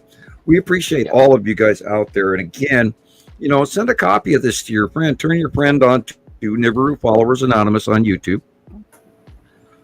We have 125 shows for you to binge watch, and more hours and content than anyone else out there, because we're absolutely crazy. Buy now while supplies last. Mail before midnight tonight. So you don't forget. And we get dingy around hour 6, and we're there. Actually, I get dingy about 5 hours in usually. And I have had waves of, oh boy, I'm tired, and I just got to keep going. And then Carol can come in. Zapped. Yeah, I'm here for you to say goodnight. That's it. I was a little bit tired today and yesterday. A lot of people are really tired. Really uncomfortable. Mm-hmm. I think we are suffering the planets. I think we're feeling them. I think they're making us. I got these dreams. Oh my God. I'm having the weirdest damn dreams. Yeah. That's for sure. And somebody was telling me the other day, Sam, are you still coming to us in your dreams? Because it's like, obviously I do, apparently to some people. And then, of course, then there's the rumors of Sam attacked us with remote viewing. I laughed about that for about a week. Yeah. Lots of people can do remote viewing. Right? If you can do that, Sam, can you, I don't know. Like, I will work on those lottery numbers for you, Chris. Right, exactly. That's what I want. You need another mama, Chris. Right? I know. I like remember that person saying that, and I'm like, how do you know that? Like, what makes you think? Like, why would you? Like, how would you sense someone's remote viewing me right now? Damn it, Sam. He's there with the pen and paper. He's got a blindfold on. You can. And he's remote viewing you now. Well, my mother, if she was allowed to hand you one of the Dutch wives' tales, is if your ears are ringing, then someone is talking about you. Oh. That's Pennsylvania Dutch also. Okay. Yeah. So, and I tell you, my ears are ringing like crazy all day. Today they've been right now they're just ringing really loud. And it is not tinnitus or tinnitus. No, this is not what's going on. I hear those planets, man. My ears are just screaming. Wait, have your ears been like getting, like you're in an airplane, they get like plugged almost. Yeah, right. Like going up to 35,000. I don't ever have problems with my ears. Like the last 2 weeks, I literally thought, do I need to go to like a quick care or something? There's no way I have an ear infection or something. It was weird. It kept popping like I was, like you're climbing elevation in an airplane. It was weird. Yeah, it's and like you're absolutely going nuts. up an elevation. Oh God. It's the pressures when they come down, That's gone now. Barometric Totally pressures and that makes those hairs inside. I don't have the technical, but the hairs inside your ears, and when they pop, it's like the pressures from the planets. It just like you want to go, try to open them up. Yeah. What I hate is when you get air bubbles out of your eyes. Oh. Like this one right here. Oh. Yeah, I got a big one right there. My eyes are so dry, and it's all from this. Little bubbles come out of your eyes and they go pop, pop, pop, pop. Right, and my wrist has been hurting all day. Back in I was having spasms in my arms today, and it's like, what in the hell is this? Right now, Chris. Like the left side of my hair is hurting. What does? Yep. It's like, oh God, oh. He's getting older. Oh my goodness. I don't know. Wait till old age hits you. I know. Yeah, and then I don't know. And then things start growing on you in places you don't want them to. No, we ain't doing that. So sad. I used to never complain, and I figured I earned it now. Right? Yeah. Let it grow. I know, but I feel like Chris is too young to feel it. But I know Taylor feels it, and he's 35, and he just, oh man, he's got a list this long. This hurts. Anybody that has issues already, like Christopher's back. Yeah, I've been dealing with it since I was a kid. So. You're too young for that, but it sucks because it's very sensitive. Yeah, right. It sucks, but like you live with it for long enough, you just end up dealing with it, I guess. You can tell people with back problems we're going like this, and yeah, right. I know. Yeah, I got like 4 pillows behind me. Yeah, I watch Rebecca rock, and I watch Chris going, and then I'm sitting here going like up, this, down, up, down. Oh gosh. We hear him, but he's not there. It's like, where'd he go? Yeah, right. And right now, at this time of night, we should have Saturn, and Saturn's yellow moon should be in the north sky, going to almost northeast. And incoming is Saturn will be in the north by northwest sky. So when the sun goes down, you'll be seeing the illumination in the northwest, and it'll be bright, lighter than usual, and slightly green. Cool. Green blue. So be ready for that. And I haven't looked out the window, and it is actually getting pretty much dark here in Montana. And no Nibiru yet. It's still hidden beyond us. Oh wow. So, yep. Okay. You can see Nibiru better in the morning at sunrise than look the opposite direction of sunrise. Oh. Okay. All right. And then I'm smelling smoke now. Ooh. Then close the door. Oh, that's not good. Welcome to my and Carol Ann's world. Yeah, it's out there. Wasn't It's like nasty. that earlier. My air conditioner has been running for days. Yeah. Yes. But I have to. Yeah, I even sit there and think to myself, oh my God, I wish I wasn't running the air conditioner because it's letting air in from outside. Minute amounts compared to what it should be doing, but still. And I mean, I take every breath now at the outside edges, on my chest and in my rib cage. It hurts. To take a breath. It hurts. How about the like your upper like back between your shoulder blood? Shoulders hurt between your scapula. And you can't get a productive cough. worst. You cannot cough this out, and you can't even take a full breath to do it. Nope. Because it hurts. You can't take a deep. You ever try Don't to even try. lean up against a corner on your wall? Push some body weight up against your back a little bit. Oh yeah, I use the door frame on my door all the time with that ridge trim, and I push on either side of my spine, and I'm always trying to pop my back.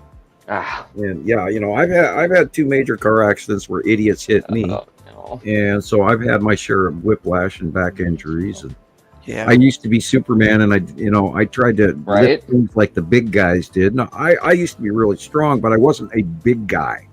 But I was Jean-Claude Van Damme built. I'm not kidding you. I was. You're not trying to show for other people. You're trying to do it for yourself, basically. Oh yeah, I used to run mountains, and I had legs that were so big I couldn't put pants on because my thighs did not fit in regular pants, so I was always wandering around in shorts. Thought women only turned about their thighs. Well, I do. Well, I mountain biked 3 to 4 days a week. And I ran every day at 9:30 in the morning. I ran Mount Sentinel up the zigzag trail, and then I get up to the M. How many miles was that? Oh, it's not a question of miles; it's a question of up. Right. It's less than a mile up the hill, but I can grab you a video of it. There's a really good Japanese guy took a video of visiting University of Montana and the zigzag trail. And I'll find a copy and send it to you. But the question is, it was a grueling run, and people would look at me and they'd be struggling to walk it. And here I am running up this mountain every morning. And then I'd get up to the top of the M, and I'd sit on that big cement slab of the M, and then I'd light my first cigarette of the day. Oh crap! You just undid the whole run. Well, that's the reason that got me up that damn mountain. Right? Wow. What a reward, Samuel. That was the deal. And that was back when I was only, I took 5 cigarettes a day and put them in this little cigarette case. And that's all I got. You got up there quick. And the rule was I couldn't have a cigarette in the morning with my coffee, which is the big one. Mm-hmm. That cup of coffee and the cigarette, they're glued together. And so I would have my cup of coffee, and then I'd rush out the door, grab my mountain bike, right down to the university, get to the bottom of the trail, run up that damn mountain, and then have my cigarette. And that addiction got me to the point where I became really, really, really buff and really strong and really built.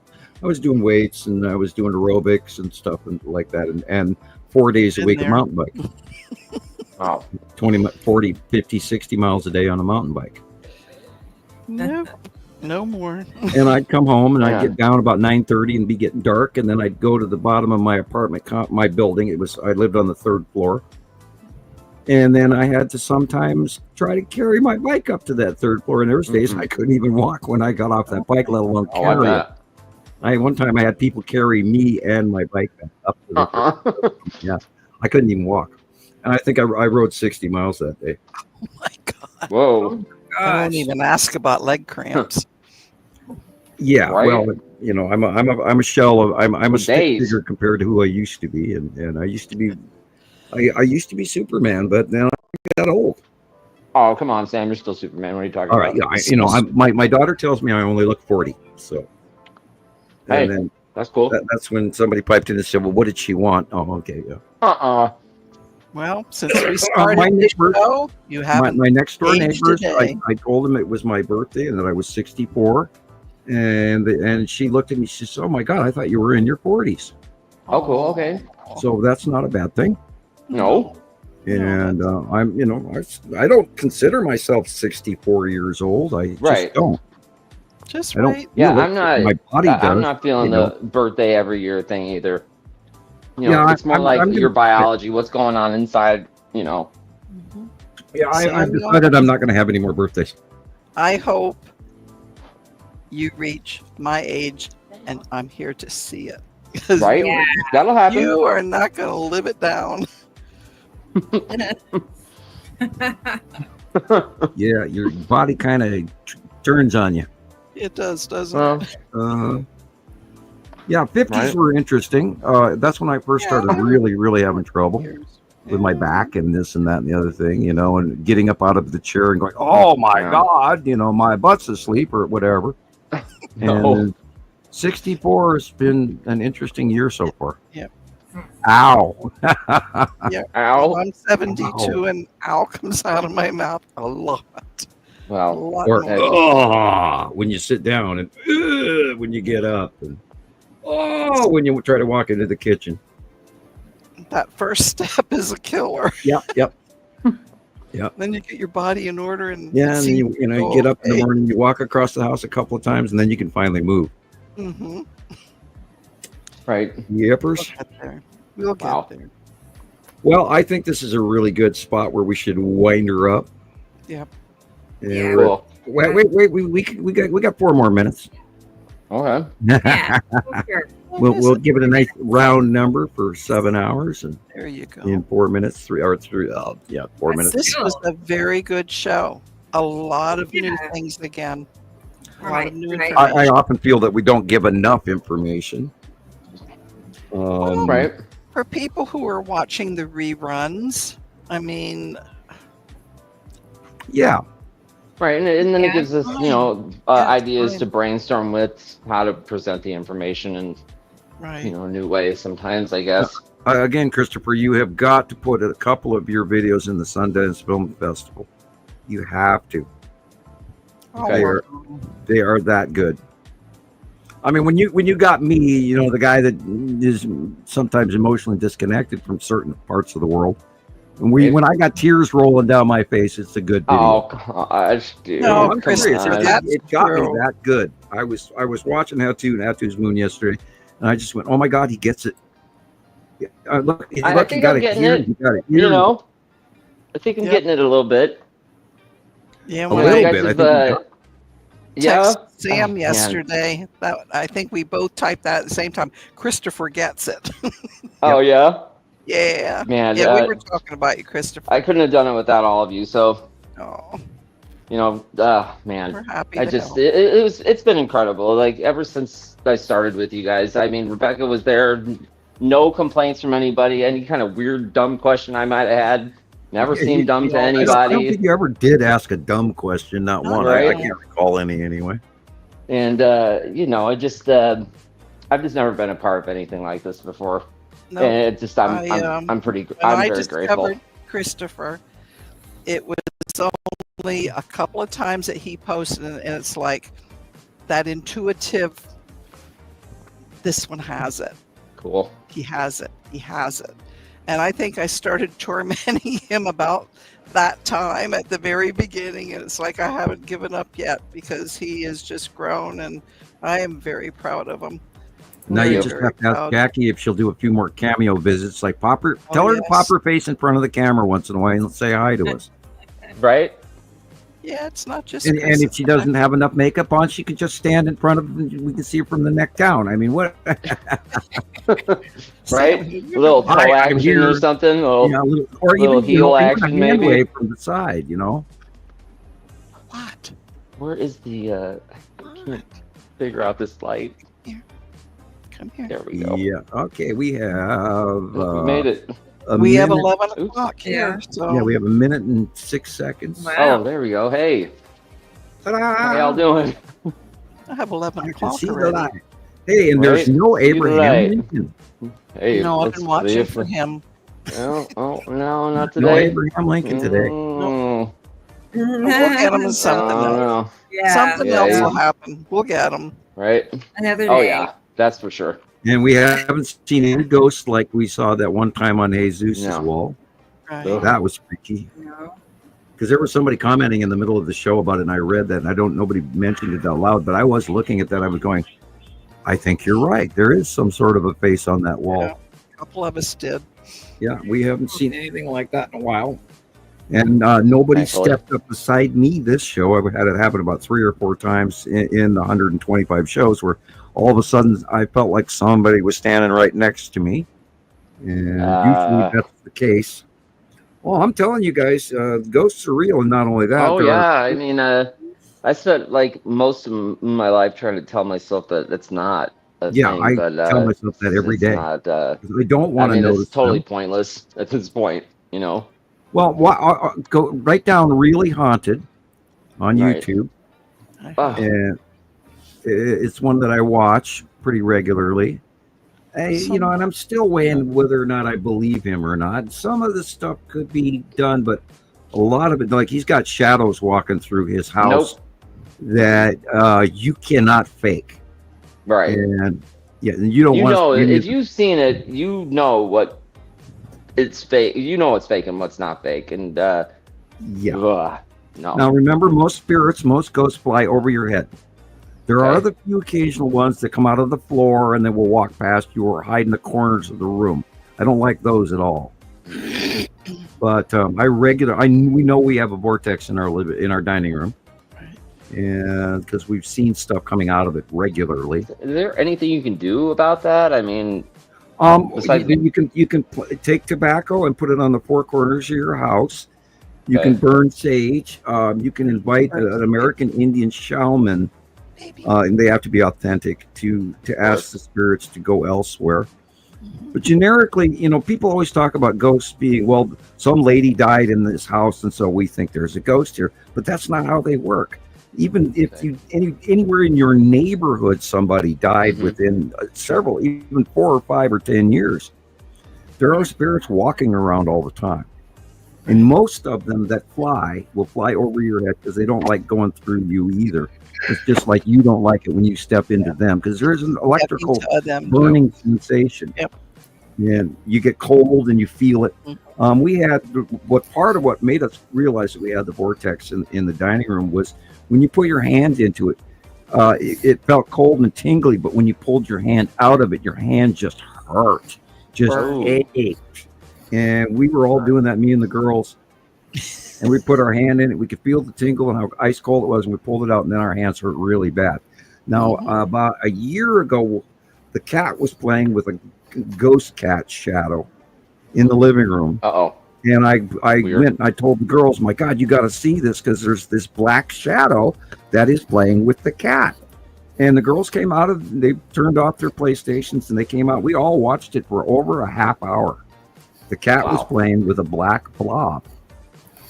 And it was the size of the cat, and we had just lost our other cat, so it was a little freaky. We were all kind of emotional about it. Maybe it's Mr. Putterpoo, And by the way, Nova named him. And he was one of those, a black and white, and that's what we had was him. And he's a long hair. This is he was fuzzy, and we just lost him. He got so old we had to put him down. Unfortunately, it was so sad. Perfect. But anyway. Spirits are quite real. And if you see something out of the corner of your eye flying towards the ceiling and you thought you saw a shadow or move across the room, they're real. They are very, very good. Can't do anything to hurt you, right? Like generically, no. Now, if you go to the poltergeist thing, I was going to say poltergeist. You can they'll throw things at you. They'll pull the chair out from underneath you. Some really bad things can launch many things across the house. There you go. Okay. Oh, that's fun. I was a janitor for a period of time, and I was cleaning a hallway that was connected to the morgue. Nope. Yeah, and I was on the 3rd floor, and the basement was the connection to hallway to the morgue, and I had to vacuum down there every day. And I was in on the 3rd floor, and I one time heard a scream, a wailing scream of something that was so upset that I didn't think a human could even lung-wise produce. Wow. The length of it and the volume of it was beyond anything that I thought was human. But it took me 3 weeks to ever go down that hallway again. I bet. And that reminds me, I was in Arkansas, Eureka Springs. There is a haunted hotel, and I've been there. Anyway, we heard what Sam just described. Like, really, it was like a bloody murder scream, like someone was getting their legs cut off or something. It was just you know, and it's like, where did that come from? Right. It was real. It really happened. It was there. Oh. I don't know, but it used to be like in the early 1900s, a cancer hospital, and then they converted it to a hotel. And anyway, I suppose that's it's known for. It's like, we're the haunted hotel. Anyway, it really is. I'd like to be. Well, I mean, you know, think about it. They're like kind of like running a. I'm not saying it's like a tourist thing, but I mean, if you have a business set around a haunted theme, I would imagine that's kind of like, I don't know. There's like this here in Vegas. There was this like haunted museum thing. I ain't going in there. I ain't doing it. The dude's got Kevorkian's van as an exhibit. Like, I'm not going in there. No. I'm not doing it. Yeah, I don't like gruesome, or and I used to watch surgeries. I had a friend that would get me into with a room where you look down and you watch down inside. Oh, those are cool. And I watched a hip replacement surgery, and that was the last time I ever went in there. It was gross watching them hit the hip bone with a hammer. Wild. When they're smacking the bone with a hammer and the body's jumping, it's like. Ugh. But anyway, I have no stomach for any of that anymore. But I get a little bit scared, but I just tell the ghost when I do see him, it's like, no, I don't want to see you. Can you please just, I'll take here and you can have the rest of everywhere else. So you just leave my house. Have a nice day. Thanks for letting me know you're here. If you're a friend, as long as you're comfy, have a seat, whatever. Now, when I was a child, I actually would see the glowing corporal bodies, and I've never forgotten this when I was 5 years old. But we went over I got interviewed for piano lessons, and I kept asking my mom who that creepy melting dead man that was sitting next to the lady was. Yeah, and that was start up when my mom started stifling my abilities. She used to refer to me in both good and bad comment of calling me Mr. Know-It-All because I know stuff. And you can't hide things from me because I read you. And so I know when somebody's lying to me, and because you feel it. Oh, absolutely. And, there's other things, but ghosts are quite real. There's, and then of course, there's cloaked aliens. And then cryptids. Oh my God, the cryptid count is off the charts lately. And I had an example of a cloaked alien in the house. Remember the old story about me getting my face planted into the keyboard? Oh yeah, that's right. Yep. And it was I don't think I would have ever even remembered it except for how bloody it was. I mean, I had blood all across the house. Yeah, and they were like, trying to cuts tag on me your or something. Scalp or your face. No, those are just behind my ear. Oh, behind your ear. Well, that's behind my ear, and that's usually where they tag you. Oh no. Yeah, and I got my tag. I'm wearing shorts right now. I can look at the tag I've got where it's a white spot. It's a teardrop shape. It's about the size of a couple of pinheads, but it never tans. And it's still on there. like the back of your neck here? Or? No, what they do when you're on the ship and you're on the board or on the operating table or whatever you want to call it, the observation, they grab your, because it's a right-handed table, so they grab your left leg, they roll it over so they're not anywhere close to the femoral artery. Right. And they, one of those.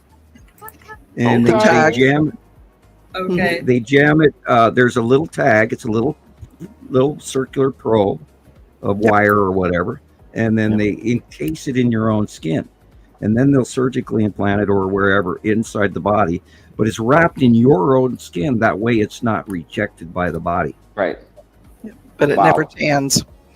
It never tans because it's burned. Nope. Mine never tans. It's cauterized the moment they take the stab around it, and that encases the thing. And that way, the one that I pulled out of my body was 2 wires. One was silver, one was copper, and it had this microscopic, like computer laser etching of computer microchipping. But I was looking at it through a magnifying glass, and you could see the micro laser diodes that were tiny on these 2 wires. Now, copper and like silver and zinc will actually create their own battery power. And I was standing there after taking it out of behind my ear. This was years ago. And I was looking at it in tweezers underneath this magnifying glass for about 5 or 7 minutes. And then all of a sudden it vaporized into nothing. Poop of smoke and gone. Sort of like if you would imagine like phosphorus, if you have in water, phosphorus is fine. But you take it out of water and then phosphorus burns up and goes through and it lights on fire. So I had it for about 7 minutes. I was sitting there staring at it, and it just vaporized by itself. That's crazy. That is crazy. I have to go. Okay, well, we all have to go. Are you sure? Okay. Oh, we're going to hang it up anyway. So just give me a minute. I don't want to. Okay. Well, thanks everybody for listening to the Tall Tales of Sam. Good. And okay. I love you all. Thank you. Bill and all that. Good night, Carol. Good night. I'll keep in touch with everybody. Okay. And, okay. Yeah. All right. Same time next week. Same background and all of that. Wrap it up. Right. And you guys know where to go if you still want to keep talking or whatnot. You can always go to the Facebook groups and bring your questions always, and we'll do our best to YouTube. Yep. I'll do all that. So share, like, subscribe, check your subscription rate, send us a card. You get, we want to hear from you. Comment on the video tomorrow because there was only 3 on last week's show. So anyway, there you go. We'll wrap it up. See you guys all soon. All right. Right. Good night. Over Good night, Rebecca. Good night, Sam. Good night, Caroline. Caroline. Good night, everybody. Bye, Sam. Yep. Okay. Over and out. Show 125 is a success. 7 hours, 11 minutes. Awesome. Yeah, it was a very nice show. It's been good. I know it'll be next Saturday in like 3 days. I had to remind Christopher that today was Saturday. About that, but he was at least we're here. I know. We don't miss shows. Yeah, SBMM. Good night. I don't know what time it is for you, but I'm telling everybody else good night. You too. All our guests tonight and all the nice people that took time out of their lives. We appreciate you very, very much. Right. Come back and see us again next week. Robbie. Goodbye, Robbie. Yeah. And Andrea and Jennifer's here and Rodney's still here. Yep. Wow, Rodney. Good job. And Andrea, I saw Farrell was on for a little bit. And Farrell bit. and Bruce. Yeah. Hey, Bruce. Bruce is here. I like his posts. He's got funny posts. I like that. And Sabrina. Of course, Sabrina's here. And Michelle. And T. Racy. And T. Racy and Jennifer. I think I'm repeating them now. Anyway. Well, guys, it's been fun. So. Okay. I'm like everybody else. I'm pooped out. I'm going to go bed. Nap time. So, good night. Good night. All right, guys. I'm going to hit the button. We'll see y'all next week. Y'all take care. Bye. Bye, Caroline. Bye, honey.